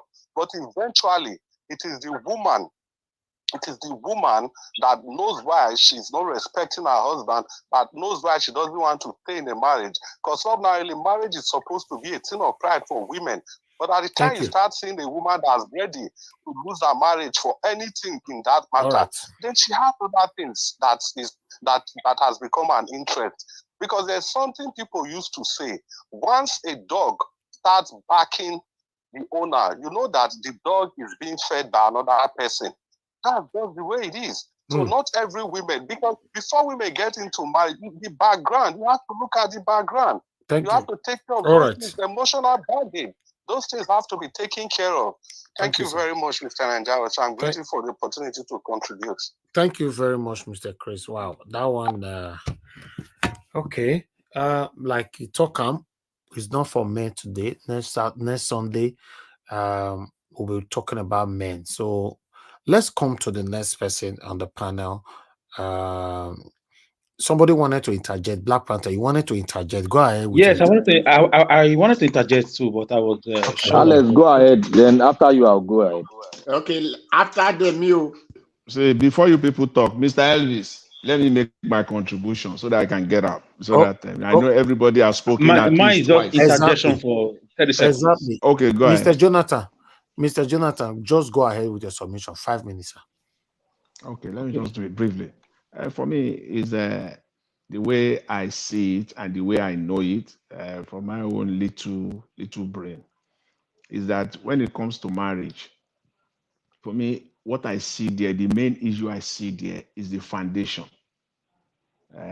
As we know, the Bible says, when the foundation are destroyed, what can the righteous do? Absolutely nothing. marriages today is always, I think the sister that spoke, Sister Madam Finest, I believe I got her name right. She talked about those marriages of old, our, of our fathers and our, parents. It was marriage of tolerance.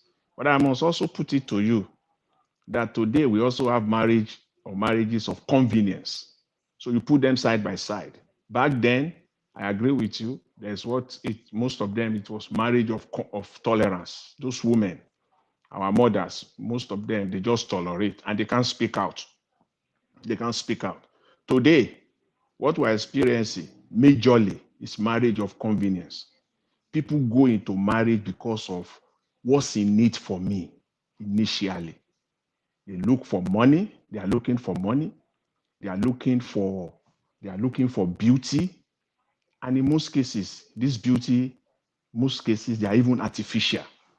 And when this beauty starts to dissipate and start to disappear, you will see that, oh, this is not what I bargained for.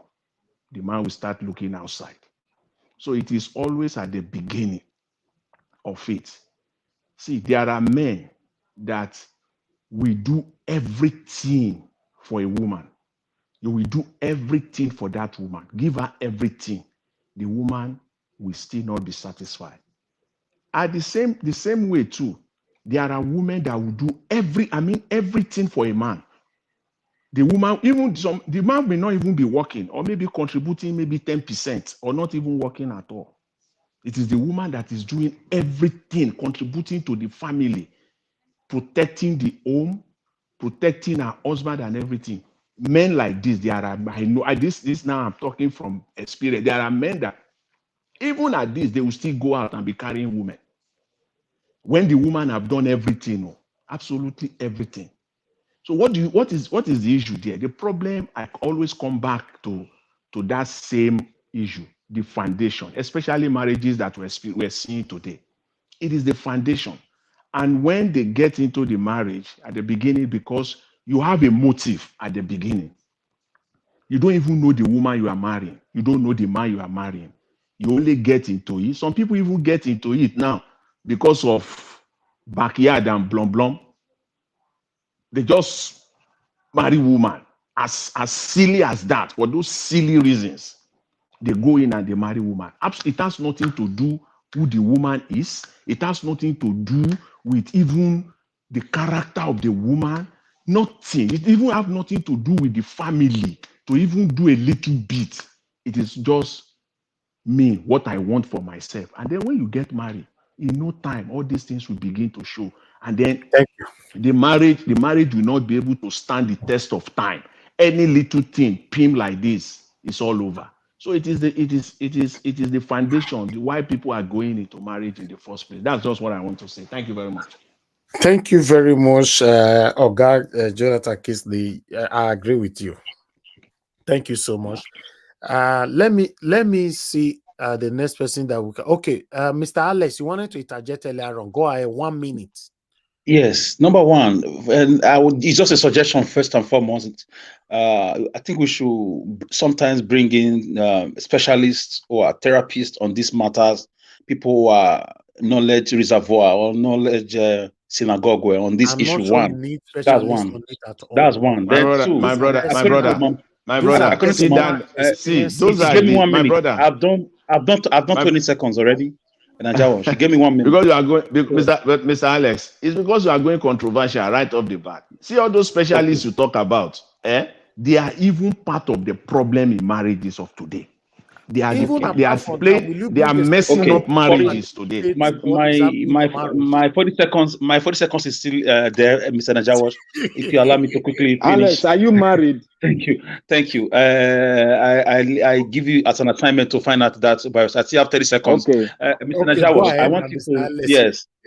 Let me round up with this. Madam Irish Finance, thank you. You touched a point that really I loved it, because that the Western world society with their care system caring for single mothers is a big problem for most women who cannot handle power. You even hear fellow women say they can't work under a fellow woman as a boss. Once a woman, most times from what I've seen, has a taste of power. It's a very brutal experience with those under that woman. Not all of them, some of them. Some women will tell you, I would rather have a man as my boss. I'm a fellow woman. Our too much. Those are the languages they use. So, and finally, Mr. Najawash, I thank you for bringing this sensitive topic.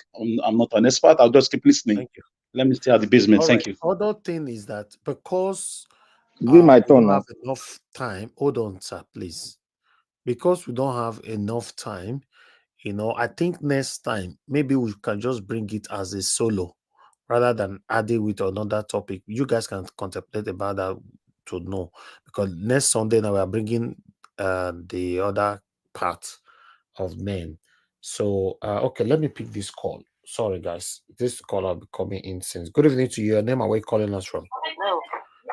Hello, noise on your background. Noise on your background, please. Okay, thank you, madam. Please, where are you calling us from? My name is Tammy. I'm calling from Chicago. Okay, talk to us, ma. You have 2 minutes.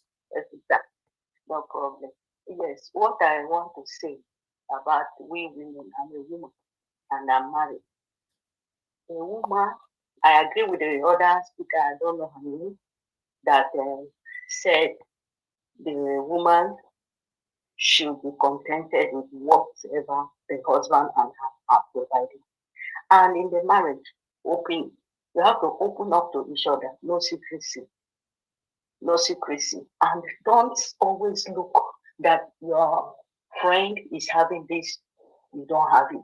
You don't know the pocket of how they manage to get it. Whatever both of you can provide, be contented with it. And if the woman wants to be a good wife, forget about abroad or home where we come from. We have a culture. So we should not come here and buy the white man's way. They don't have culture. Like America, they don't have culture. So we have culture. So the woman, before you marry, make sure that your husband should be your first son or your first daughter, because you will love your own child. So you love that man, and make sure you engage him in communication. Make sure, because men are like babies. So you have to make sure you always cover him to yourself and open up. And the woman should go and read Proverbs chapter 31, from verse 10 to 31. It's called the righteous woman. Before Bible pick a woman and say she's a righteous woman, she has gotten all the characters that Bible wants a woman to be. Every woman should read that. Proverbs 31, verse 10 to 31. That is what I want to say. Wow. Open up, lavish yourself. That is it. I'm a woman, I'm married for 19 years, and I still love my husband. We're open up to each other. Whatever I want to give to my family, my husband must know me. He must approve. Whatever he wants to give, I will know. We could agree, approve. That's how we give to them. I don't give to my family without my husband knowing. I don't do it. He don't do it too. So the woman has a lot of job to do. Forget about work. We are all working in America. We are working in UK, but that should not come into our culture. Our culture is to respect our husband and love our husband. When you love the man will love you more. They will say, now woman have love you. Now lie. They should go and read Proverbs 31, chapter 31, verse 10 to 31. Then their marriage will be good. Thank you very much. Thank you so much, madam. Thank you. Sunday, I will contribute for the men too. We are looking forward to hearing from you. We are looking forward to that. God bless you, ma. Thank you. Wow. Thank God I picked that call, because that was a very wonderful message for a lot of men, especially people like Alex and Black Panther. May they for learn from Who shall be Black Panther? Alex never married now. Alex, I need expert for marriage, expatriate. Okay, Mr. Let me do my interjection now. And you think Alex is not married, really? And because why should you be asking for expatriate? I can sue you for character assassination. I can sue you for falsehood. I go court. I didn't say anything contradicting you. You didn't. Because of you, I would drop this extempore litigation. I would drop it. Witness, they say Alex never married, so that will not be problem at all.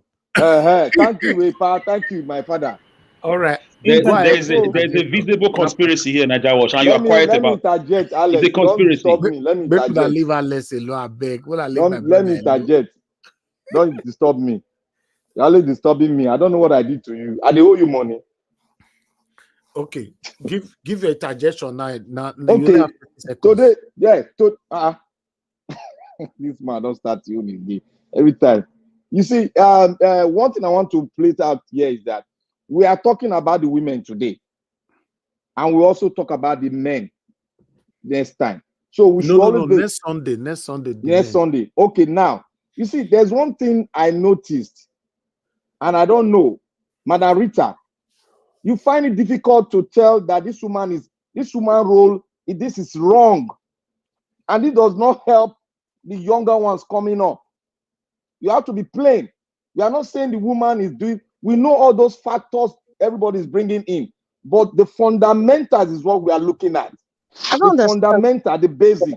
You refuse saying that the woman does this, that. You refuse going against the women that does it.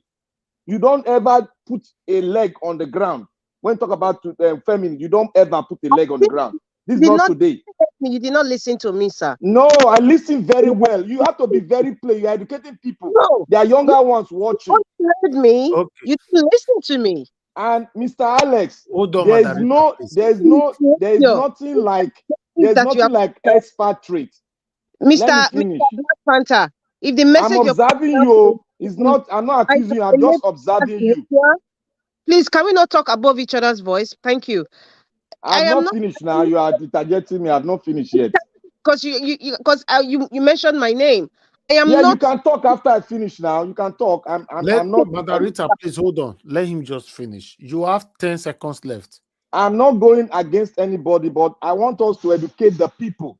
And there are so many people that are coming to marriage. We are talking about the women. We should say what is wrong about the ladies. And when it comes to the men, we should also say what's wrong about the ladies. We should stop being feminist or maleist or whatever they call it. And Alex, advice, there is no expatriate in marriages. Marriages work according to how you function in it and according to how you have been have been trained at home concerning living with different people. Thank you. Black Panther. Thank you. Be sure I will respond to you later. No. Hold on. And now let me talk for my time. No, hold on. I will call everybody back again, but let me pass it on. We have Madam Amen Bright here. I don't know if you want to contribute to this topic. Good evening, Mr. Elvis. Thank you. Anyway, I will have to say I've been having problem with my system all from your side. Most of the men I would have loved just to go ahead to with the topic, madam. Yeah, I would have loved to listen to the men because I couldn't get them. I will say the woman who spoke there, the lady, is he's really referring to women. First of all, there's nothing you can talk with women without men. Anyway, let us hold up to it. That woman, I am not doubting him attacking women in some parts, but she's not 100% right, saying that it is women that destroy their home. Of course, I agree there are some wicked women, but many are not. That is what I will add to it. There are men parts, there are women parts. We are not talking about men today. I know. I've said the women, but it's not women alone. I know that's okay, what I'm saying yes. now. I will say those days, our olden days, we respect our men. We have to respect our men, but men have to hold their side as head of the house and not to use that respect negatively. That is what I will know. I would say this third world, the matter of civilization, European way of system have come to destroy us in many ways. Coming to Europe, as I will say, many things have destroyed marriages. When I was home, though they were divorces, but not as frequent as this, because I came to experience in Europe how easy divorce is. You come to Europe with as you've said, Mr. Elvis, you say you have not seen somebody who come here with her wife. I will agree with you, but not all. I came in here the same day with my own husband. I see how a relation came in here to that London 5 weeks ago. He came 2 months time, the wife met him. There are families that come like that. So it is Europe that come to destroy home. The system, all this support from government. Let's say children money, support when you get married, they pay the husband, they pay the wife. All these things, we still carry that our mentality from home. We now call it we are not civilized. Call it home to come and override women. You know, men and women, you should hold yourself in Europe. They say behind every successful man, there is a woman. And the woman should really stand behind the husband to make him successful, depending the kind of man. There are some men, their head will be just be looking for suffering. There are some men, they are straightforward. So if a woman is behind a man, then a man should respect and hold the woman. Nobody is perfect. Nobody is perfect. That is my Europe has spoiled a lot of things. There are more things to talk about. It's deep when it comes to women, also deep when it comes to men. Thank you. Wow, thank you very much. I think we're learning from all this. Everybody on the panel have given their submission today, you know. So I have a question. Well, Mr. Elvis, people have spoken multiple times. I just came in. No. We are going to do that now. People were interjecting. Nobody has spoken multiple times. It's only you. You talk for a year. You can't talk for phone. You want to talk again here now. That's third time. No, you will respond when it gets to your minutes that I want to give now. But let me start with. I just have a question. Hold on, Madam Rita, please. Hold on first. Madam Luke, yes, go ahead. I just have one simple question, and maybe you can bring it in another topic. Is this marriage really important? This one a huge question. No. Okay, and that's the only question. Because I don't understand what this whole hollow balloon is all about. My question to you, maybe you will bring it in another topic. Is this marriage really important? Thank you. Important. Okay. It's not important. We're supposed to be living like goats and the rest animal. marriage is very important. It is very, very, very, very important. Marriage is important. From the political angle, with population explosion in political angle, you need population to grow the economy. May somebody help me mute or go do it properly. May not feel mute himself. All right. You go require the spirit to mute them. No, me don't mute him. Mona still help me back for that side. Mr. Elvis, the reason I was asking that question because it looks like the marriage is more important to men than women. Because I see a lot of women that are very single. I'm not sure. I believe it's more important to women. No, this is the reason. When they get to old age, women are very comfortable living by themselves. Now, men, they look for housemaid and cook. Thank you. No. You got that wrong. In Nigeria now, men don't look for women. That one are olden days men. Yes, now olden days men. There are so many people that will do this thing for you at your old age. You have a cook. Like for example, in Nigeria, you don't even need to get old. In Nigeria, you can have a cook, have a driver, have a gardener, have everything is in your compound. You don't need, there is all the days that you need woman to be doing this, doing that for you. Normally, if you love your wife, you shouldn't stress out to be doing everything. If you can provide these things, why not? Provide everything and let them assist her all the time. So for me, I believe women need marriage than men. Are you learning? Most countries even pay people to get married and have children. You know, so anyway, bro, tell me where it be. We can go there.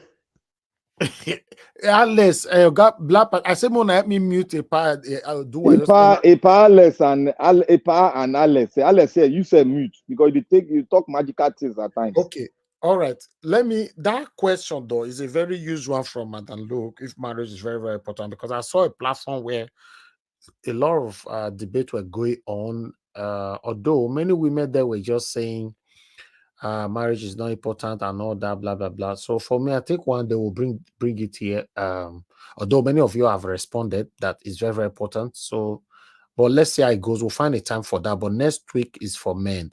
Men, Mokuna prepare to receive boza next week because unamad they do fele now. You know, and someone like Madarita Mona, you know, pray maybe she not they available that day, maybe they work or something. Most men are going to be watching from the screen. They will not come to the panel that day. Why they going to watch from screen? What's the day for there? You go talk now, not be man. Man will know our weak point now. Mr. Jonathan. Mr. Elvis, see this marriage thing, whether it's important. I just want to say one thing. See, if marriage no dey, if people know they get married, now vagabond go full the whole street. The population will be full of vagabonds. That's what we are Next going week. to end up getting. No, if there's no marriage, No, no, it's then okay. It's there's okay. no It's okay. a It's okay. woman will not be created. All right. When it gets to your now, we're gonna have final submission so that we can close. It's 5 minutes round again. So anybody who want to target again, and use your 5 minutes to target. Just the bullet point anything you want to talk down. Now, if you reach your time, use all of the reply, Mother Rita, Mother Irene, Mother reply them. So if you know utilize your 5 minutes properly, then exactly not going to see time for screen right now. I'm starting right now according to the way it is for table. Let me start with Madam Luke. Okay, Madam Luke, please hold on. I'll come back to you. Love of God is my strength is calling back again. Madam Love of God, you are calling back again. Thank you, Nigeria. You I have just 1 want minute. to quickly say something. 1 minute. You know what? We are discussing women today. Let us stay on women because it's as if when we do our submission, we are contradicting to say when a man will do this, a woman will talk on women. Men, they have a bucket load that we are going to bring out next week. Come, just put your thing on women, please. Exactly. Please, thank you. Thank you, man. Thank you so much. That is true, because someone like Black Panther now go receive, they go beat time anyhow next week. Me, I know. So let's move on. Madam Luke, please give us your final submission for today's broadcast. 5 minutes. Thank you, madam. Final submission. The point says your topic today was why is the divorce rate high amongst Nigerians? I don't know if it's whether Nigerians community, both home and abroad. Okay, and I've said it is spiritual poverty. You cannot give what you did not learn. If your parents were operating like robots, there's no way. You see, there's nothing like emotional content. We are not emotional people. So we do not know how to communicate emotionally.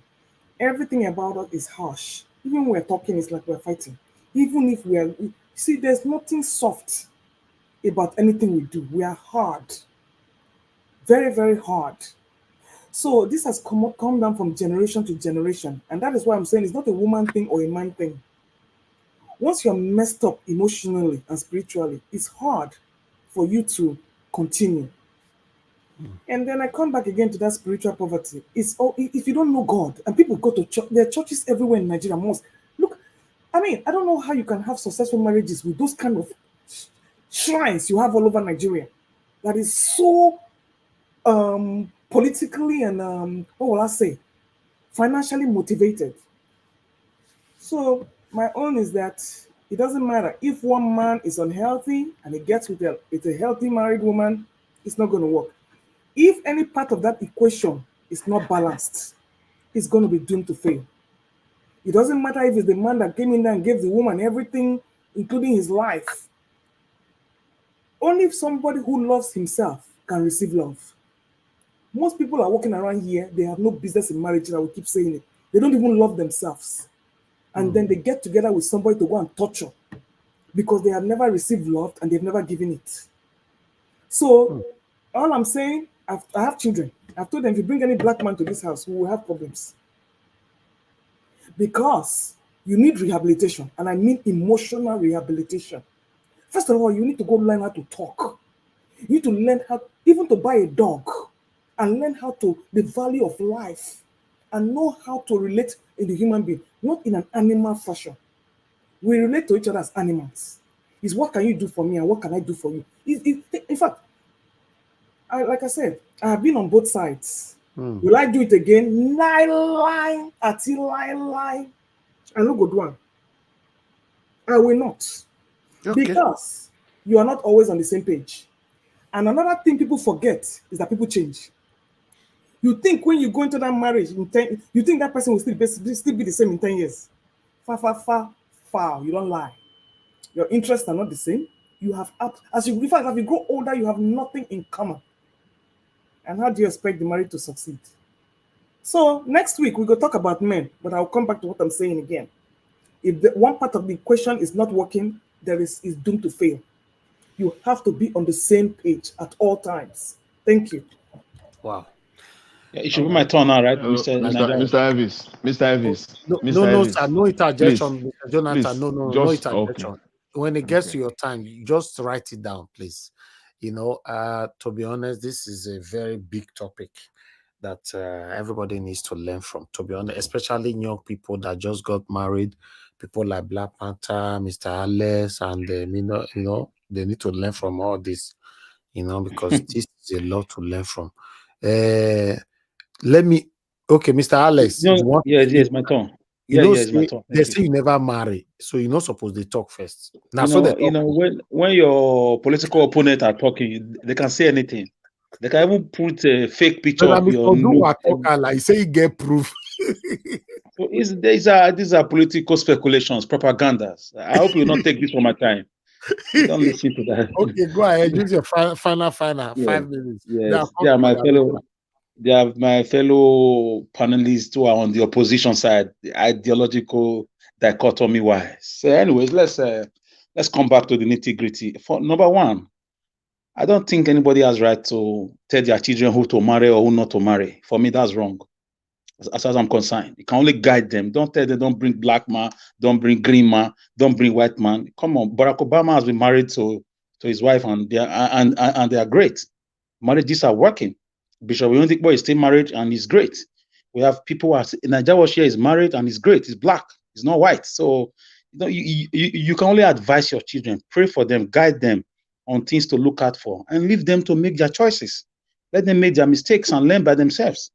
Sometimes. So that's my own on that. Trying to use your experience as a weapon on your children, for me, it's a kabuto detrimental to me.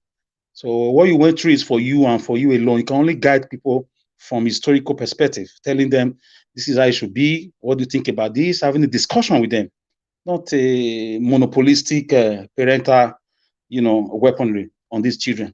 And I still pin my own on the failure of governments. Governments in different countries have a way of assisting citizens. It brings a woman's mind down. It brings a man's mind down. At least government got our back to a certain extent. It doesn't mean you'll be lazy. You have certain things you expect. Everybody's happy. The tension is low. So for me, it boils down to failure, wickedness of men and women who are in power. They drive these people to diaspora, and these people cannot, these men and women, young men, married people who were happily married back home, they can't manage the Western life and the Western culture and the white man's culture. The fact, the first step to divorce, to marriage abroad is divorce. They see it like that. They don't encourage marriage. They just wanted to know that government got your back, especially to the women, since we are addressing women today.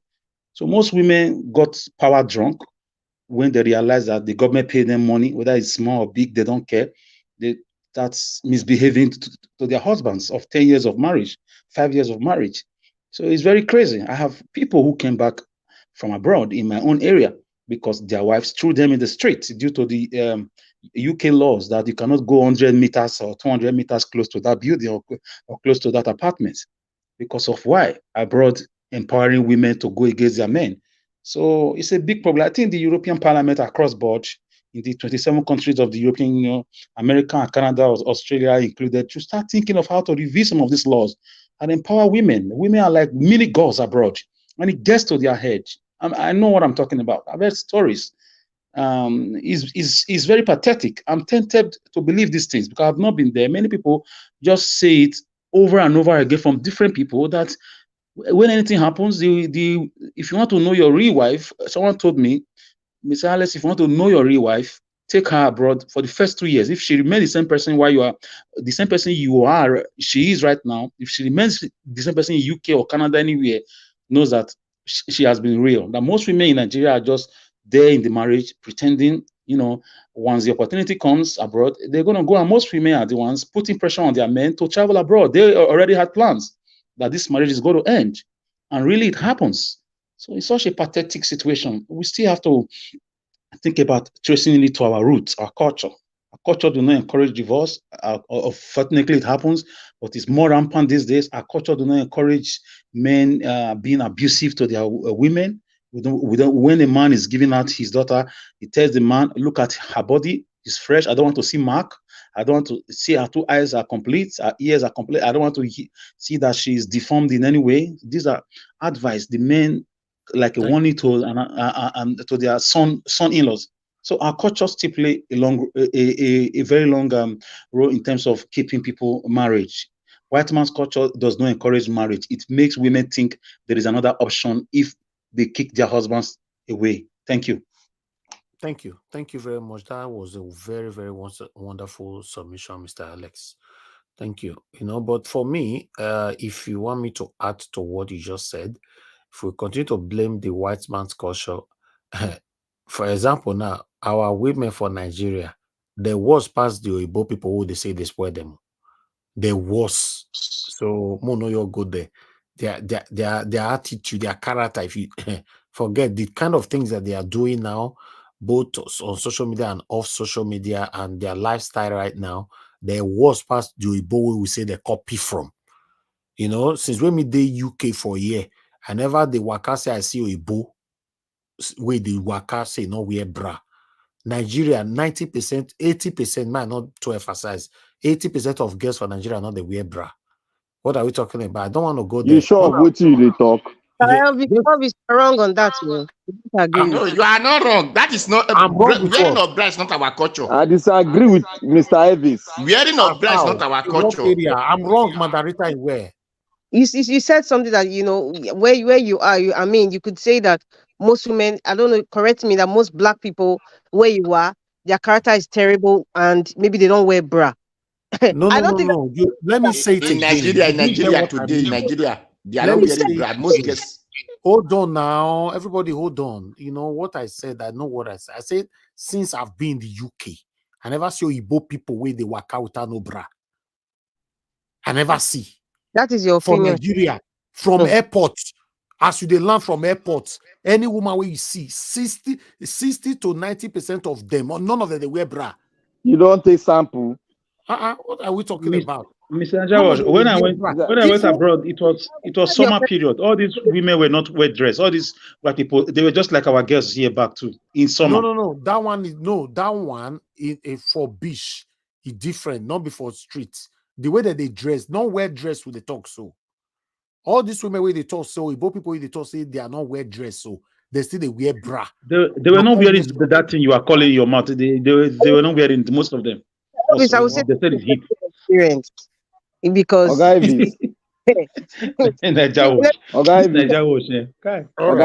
move on. If you want to know what I'm saying, I go to Instagram and no, you are right. I'm not the one talking. You are right. Now I know where you are talking from. Instagram.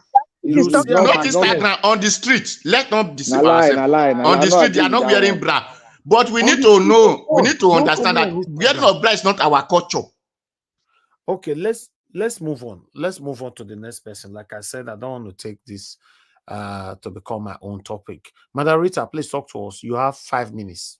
Yes, thank you very much again, Mr. Elvis. I want to I want to say something like what Black Panther was saying. Like I don't want to give the impression that he wanted me to like admonish the behavior of women, and like he wasn't hearing it from me. So I don't want to give the impression that I'm aiding and abetting misbehavior from women or this kind of Jezebel-like behavior of women towards men. I don't approve it. I don't like it, and I would never support it. If a woman is behaving like a Jezebel, there's something fundamentally wrong from the basis of how she grew up. Many people are traumatized. I understand where Madam Luke was saying. A lot of us are traumatized. A lot of women, let me go down to women because women we're talking about today. A lot of women are traumatized from how they were raised. A lot of women bear a lot of things when they're in Nigeria, but they don't bring out that trauma that they've experienced, that freedom to express themselves. So when they come abroad and they see that there's a system that protects them, that allows them to be expressive, then you will see many people say, oh my God, this woman has changed. But if you sit that woman down with a therapist and they ask her, how did you grow up? What did you see? How were you looking at men? How did your father treat your mother?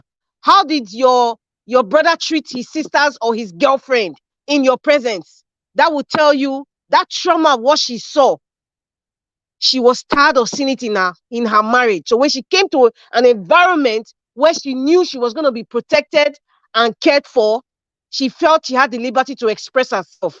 It is the woman that needs help. A lot of our men too. There's no way I can start admonishing women without mentioning the men. It's hard for me. We are I not just talking about men today, madam. Just focus on women, no, please. and there's something I just want to clear that, Mr. Black Panther.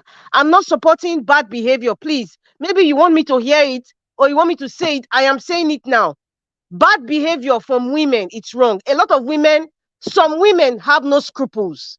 That is a fact. Some women have no scruples. They have no manners. They don't know when to talk. They don't know how to behave. When they see a little money, they become something else. But I'm saying that I'm making an assumption now that some of those behavior is as a result of where they are coming from. And in Nigeria, there's nothing that I know. There's no system that protects women. But abroad, there are systems designed by the white man for their women. And many of our women, the black Nigerian women, coming to these systems of the Oyibo man, they are making use of this system. But in Nigeria, where we are coming from, I don't know, maybe there exists, but I don't know from how I've grown up of any system in Nigeria that protects. The only thing your family member will say, okay, let us mend fences. Some other women will say, make you bear them. Now so our mama do them. Those are the only defense. Coming to government, there's nothing coming from government. But going abroad, Oyibo man has devised a way to protect their women from various vices, abuse or instability, or maybe just lack of love. There's no connection anymore. You know, there are systems that protect it. So it will seem as if the system here abroad, they are enabling it. That is how the Oyibo man has devised a system to protect their women. That's how I see it. But in our system, there's nothing to protect us. Nothing. So in a nutshell, I just want to say that marriage is not 100%. And every day, the percentage evolves. Some days, you might be 30%, the man might be 70%. The next day, the woman can be 60%, the man can be 40%. But see, marriage is not for children. Marriage is for matured people. And one thing that a message I want to leave out there, no matter what the circumstances is, be kind. Be kind to whoever you are married to. Whether it works or there's some separation of some sort, be kind. Because there are cases where people divorce 5 years, 10 years apart. They come back again and they remarry. Why? Because many of them needed to grow in their own maturity, and they now realize the mistakes that they have made, or the actions that they should have taken, or the actions they shouldn't have taken. They come back again together and they remarry. Those kinds of situations happen. I'm sure a lot of us have it. So I just want to say in terms of the women, we need to stop looking at ourselves. A lot of women are traumatized. We need healing. We need healing. That is why when it comes to expression, how we react to situations, or how we react to how a man is not doing what he's supposed to do, we go above and beyond, and it looks very bad. Really, it looks very bad. So a lot of women have been traumatized from how they were raised. And that is why we are seeing this brokenness in women. Thank you. Thank you. Thank you, Mother Rita. Thank you very much. I will agree with you that, yes, marriage is not for children. I agree 100% on that.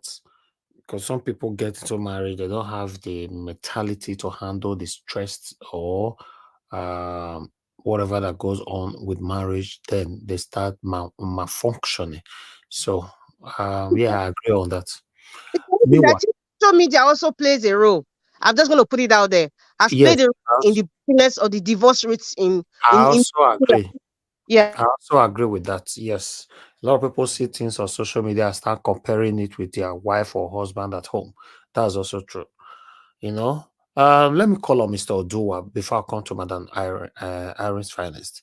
Mr. Oduwa, sir, please, your 5 minutes. Thank you.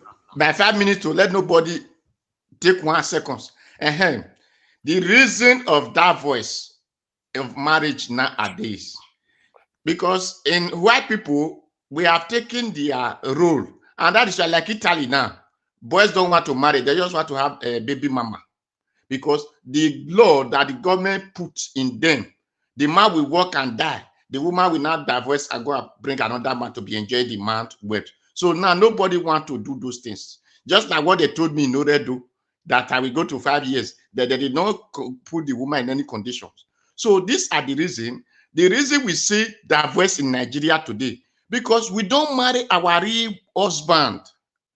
Now, a woman just come to from east to south, from north to west.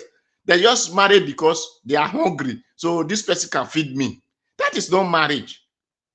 They don't have the same dream. They did not grow up together to know their visions. So that is why it takes God's reality to find a real love now. Because the real love is when you and your wife or your husband grow together. You know each other. You know what you can do. You know what you like. You people come to table and put this in others and say, this is what annoyed me. Don't do offend this. Don't do this. And everybody keep to eat. But today's people pretend now to just have food to eat. So when they go to free land, and I said, no, that is why you see person marry in Nigeria is married to me, but another person is the one giving birth to giving the children. Then when you ask, he said, because that person doesn't have money, this one is the one that can take care of the children. So he just married to me to take care of another person's children. That is what we are. Now, by the time they find out, they divorce. When the man talk to him, you know that it's not the real husband of heart. The real husband is another. So that is the truth. Everybody pretend to be married. So that is why I call it is managed. So they just pretend to be managed. And that is when, like Europe or any other Western world, like America or others, because those people have the government that feed their children. So it's better we just leave this manage away and go to the rightful person that can feed us. So that is the reason they divorce in Europe. They go to the government to feed them. So that is what I see in marriage that we are having. Because when you and your wife grow up together, have the same bread together, have the same dream together, it will be difficult.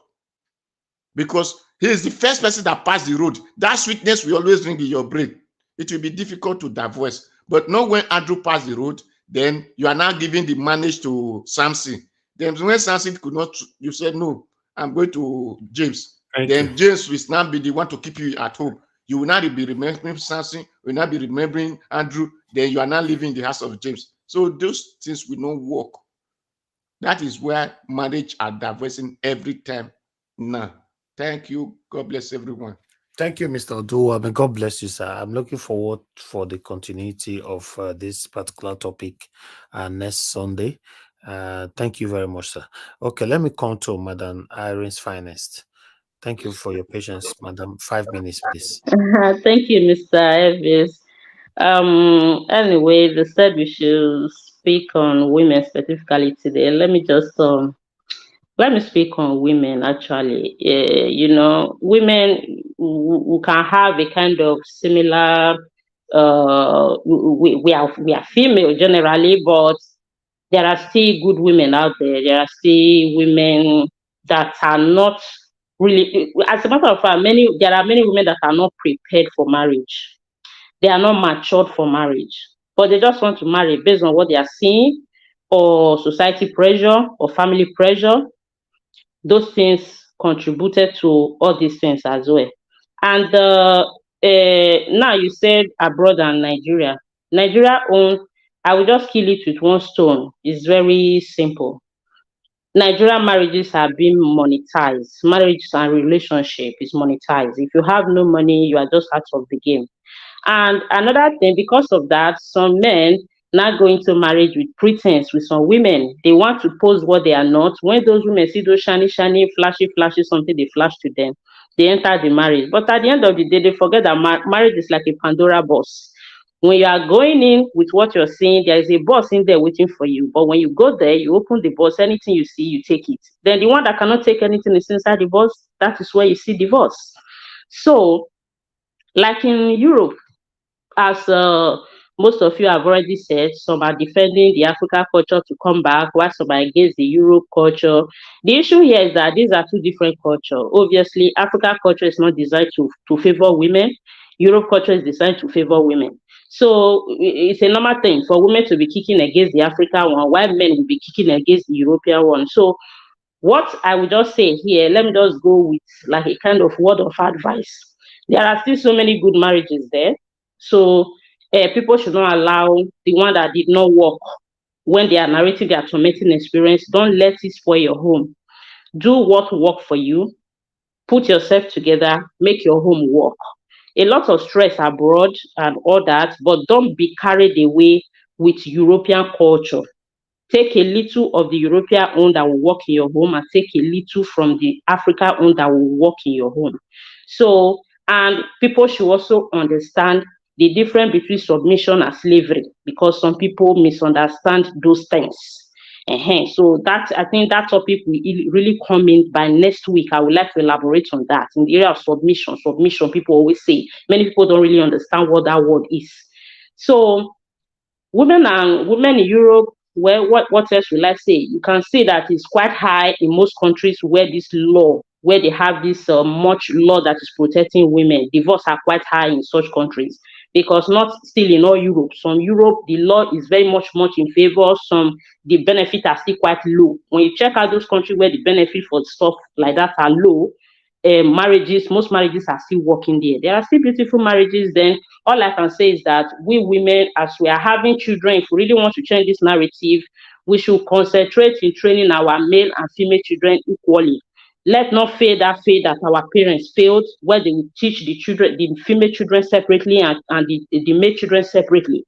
So let's just do all we can and make ourselves and make life easy for ourselves and make our marriages work. I wish everybody the best of luck. That is all I can say. Thank you.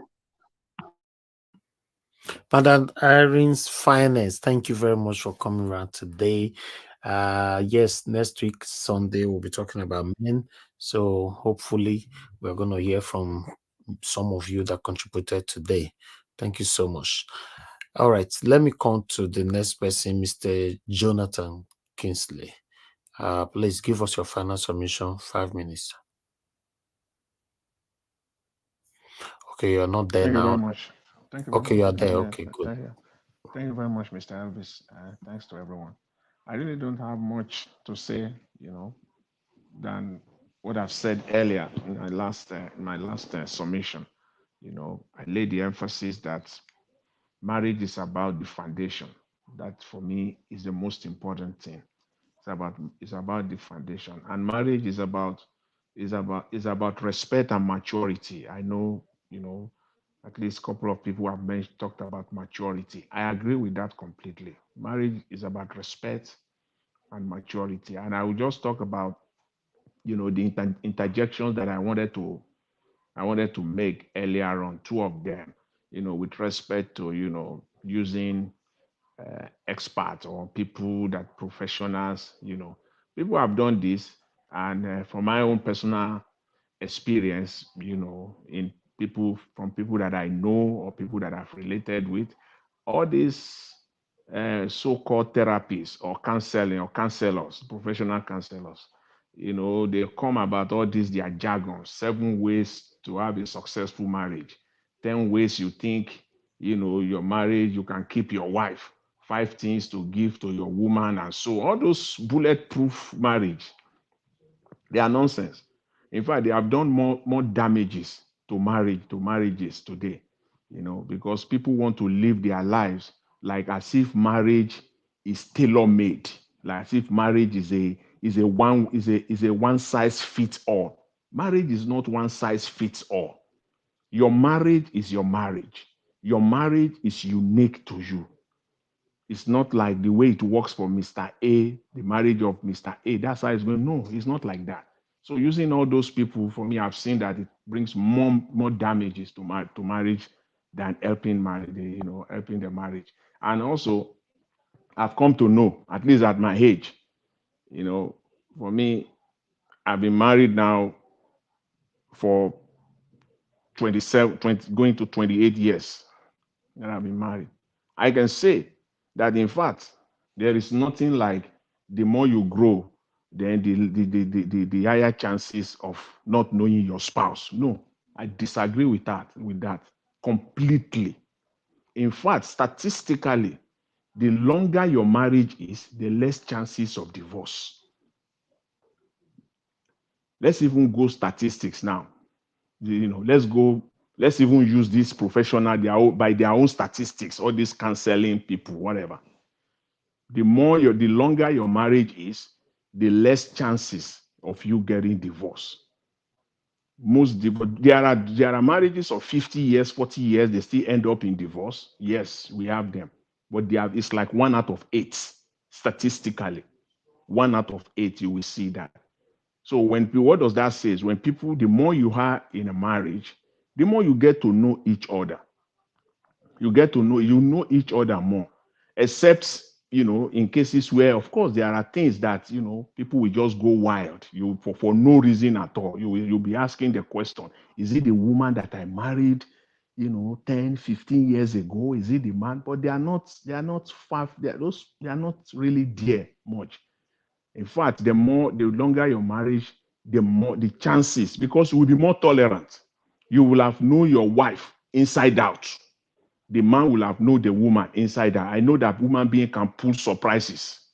That you will say, what? Wow, my wife could have done this. I couldn't believe this. Yeah, there are, but those are very minute cases because you will know your wife. You will know what the woman can do inside out. And then finally, on whether marriage is necessary. Of course, for me, marriage is necessary because without marriage, we'll end up, imagine, the importance of a father. As a father, the importance of a father on the son, on the children generally. So for me, it's very, very important. So I will leave it at that for now, Mr. Elvis. I want to thank you very much. I want to thank all the panelists and all the submission, everyone here today. Thank you very much. Have a pleasant evening. Thank you, Mr. Jonathan. God bless you, sir. Thank you. Black Panther, please give us your final submission, 5 minutes. I want to thank Mr. Niger Watch, the Superman.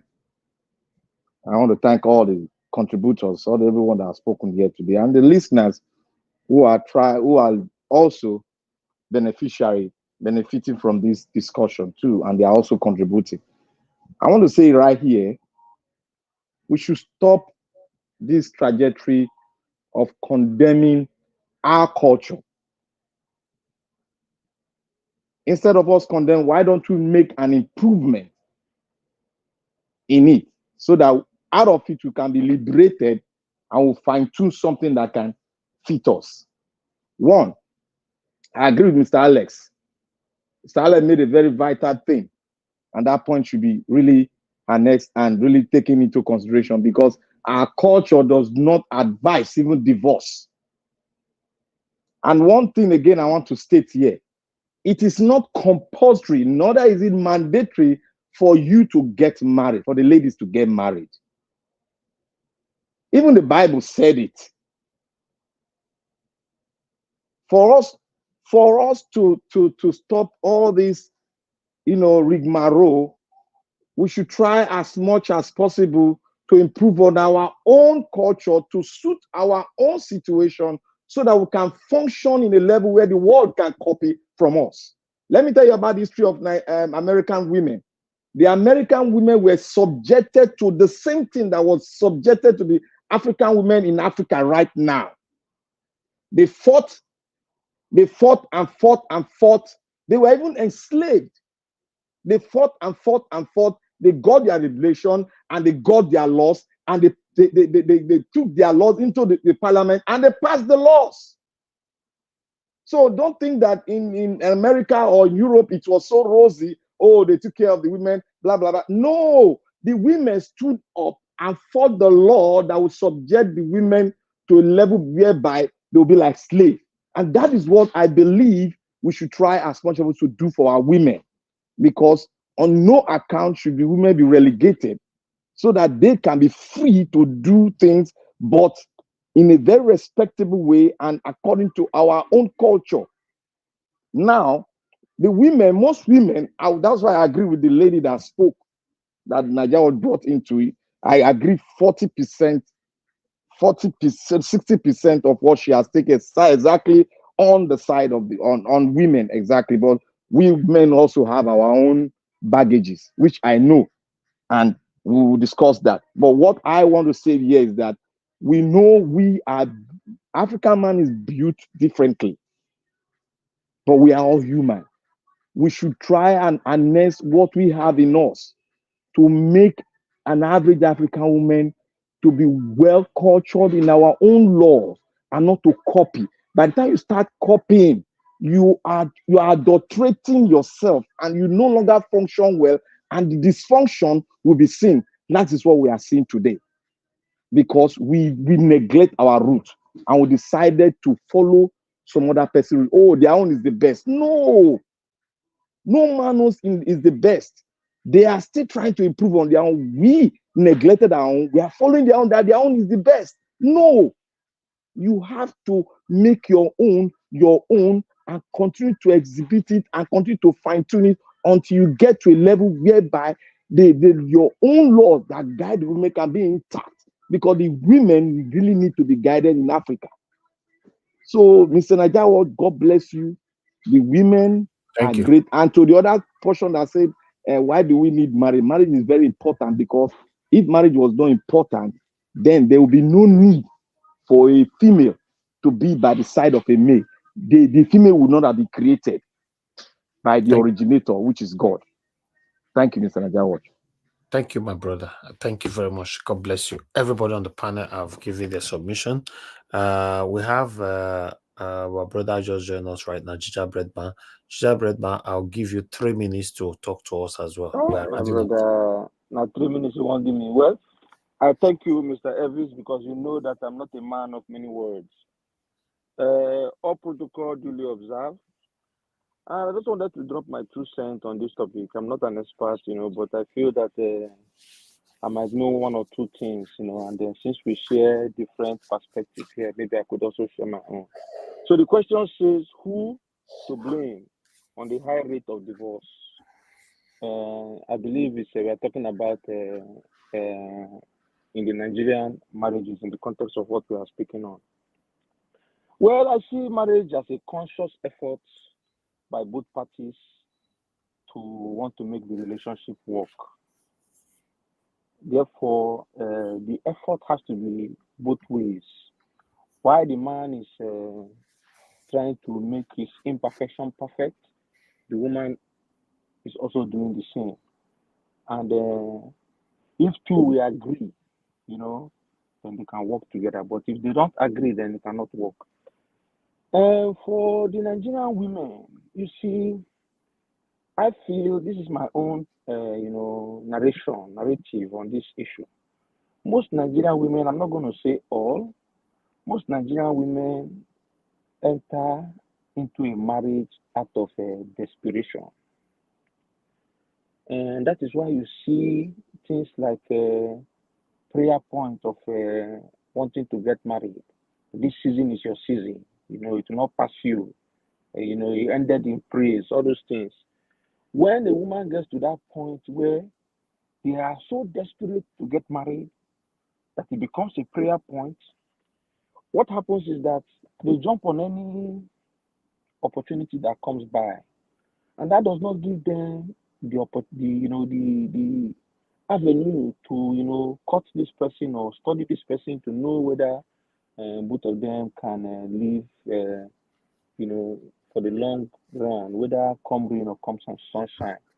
So few years into that marriage, when the woman begins to gain more grants or more advantage or some form of economic liberation, you begin to see that they were not originally committed to the relationship, and disagreement setting, quarrel setting, and if they are in the Western world with all these vices, they decide to terminate the marriage. What is divorce a bad thing? Well, I don't think it's a bad thing. If the relationship is not working, it's better for the two people to go their separate ways instead of what we usually see, that somebody carries gun and kill his wife, kill himself, kill the children. No, it's a relationship. Two people are coming from 2 different backgrounds. If you feel that it has gotten to the point where you cannot stand each other anymore, then you can go your separate ways. I like what Madam Rita said. You know, when you go your separate ways, and after years, when you begin to understand yourself better, understand your mistakes and what you would have done better, you know, if you know there is an opportunity to come back and you reunite, but when you end up with you know, committing either murder or homicide, then that opportunity is not there. So divorce is not really a bad thing. In fact, I'm of the opinion that, you know, if to say God make it possible, make men they get like 10 wives from good way, because it would reduce a lot of tension, you know. But let me leave it like that for now. This is the little I can say because I don't have enough time to continue. The Canada watch has tried and is ready to go to bed. Thank you, Mr. Elvis. Thank you very much, my lovely brother, Gingerbread Man. Thank you. I appreciate you. Thanks for your. In case you want to give better submission next time, please come more time. You know, when you do the reach, I want to close. No. I just mean Don't mind him. He like he want marry 10 wives. See him, see him out. You now. You know, our principal there be they give us some, they give talk to us. Yes, I don't know I whether know. you are aware. So, No, but I'm aware for yeah, Zoom. Yes. yeah. We'll talk about it tomorrow. Waiting Okay. talk today. We'll bring them come tomorrow evening. We'll come properly analyze them. You know. I appreciate every one of you. We've come to the end of this broadcast. May God bless you all. Thank you for your time. Mr. Elvis, you don't forget me, or you don't want to hear my own. Oh, Mama. They say my mama don't talk already. Oh, yeah, give us your final submission, Mama. See as your voice even But clear. like say my own BTC not the does sweet you people. because I talk small. Talk to us. Final submission. Thank you. Anyway, you know I don't talk much, but sometimes you put me at the last list. You don't want to hear my own. Okay, don't be No. Mahmoud or Yakubu Mahmoud here. No. We're Okay, not the ring let me for just you. give my little one again. I will say there is no woman who will know that the marriage will not function longer that will say no, then he will go to that marriage. Every woman want to have a settled home. Every woman want to stay with a man for life, if possible. So there's no woman who knows that home will not last long. Then you go in, or you are not ready to settle, you go in.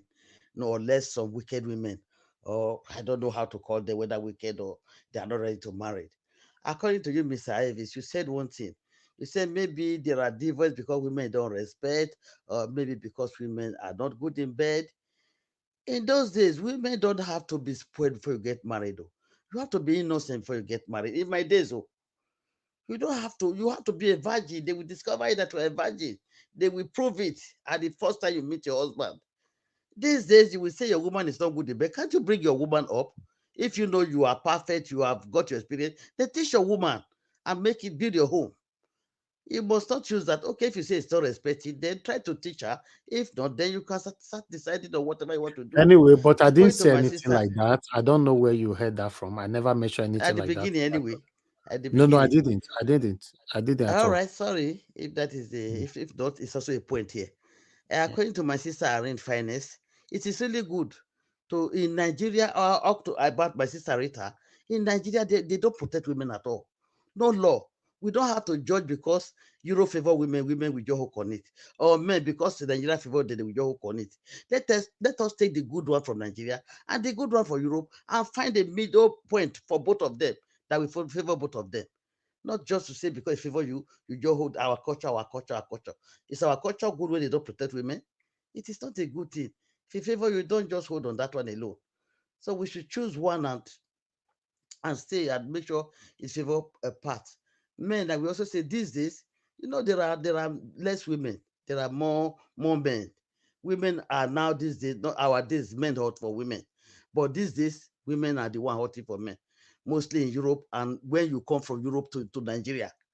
So our men, keep your two this thing under your two leg, keep it, and know the woman you want to choose. And if you choose, know you choose finally for yourself. So that is just my little one I have to say. There are more things to discuss, but we are Thank you. women today. So thank you. Yes, of course. Next Sunday, we'll talk about men. Thank you very much, man. Thank you. I appreciate you all, my people. Like I said before, we've come to the end of this broadcast. I want to appreciate every one of you that came to this broadcast today, to the panel today. Start with Madam Luke. Madam Luke, thank you so much. I appreciate you for your time with us. You came in and you stick with us for the whole broadcast. Thank you very much. I appreciate you. We are looking forward to seeing you again, most especially next Sunday. Thank you. Thank you, madam. Thank you so much. And I appreciate Madam Patricia Tamujumi. Thank you very much, Madam Rita. Thank you, Black Panther, Mr. Alex, Mr. Oduwa, Madam Ahmed Bright, Mr. Jonathan, and many others that join us today. Black Panther, okay, I've mentioned you, and many others.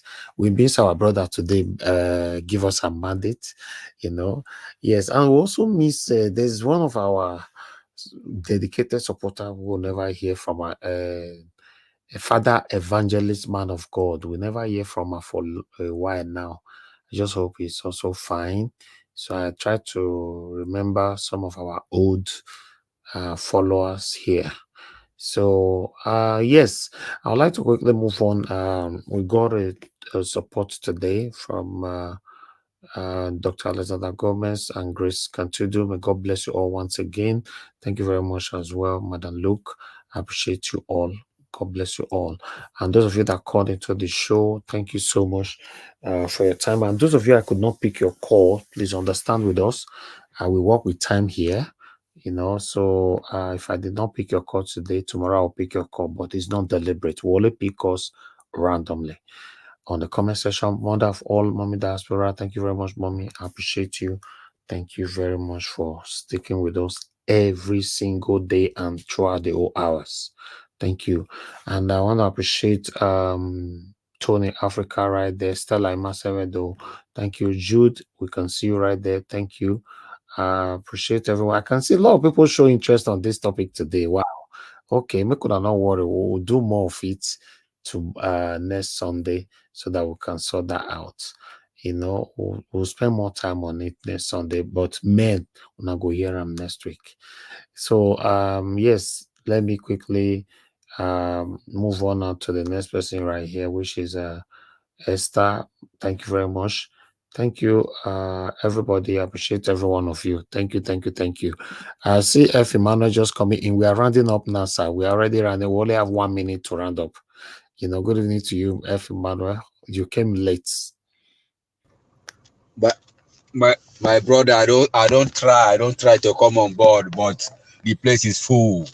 Oh, okay, yeah. That was yeah. Happy Sunday. Anyway, how are you today? Yeah, we are fine, sir. Yeah, we are fine, sir. Thank Wow. you so much. Thank you so much. Anyway, since you're closing now, let me not keep you further because Try come on time next next week, Sunday.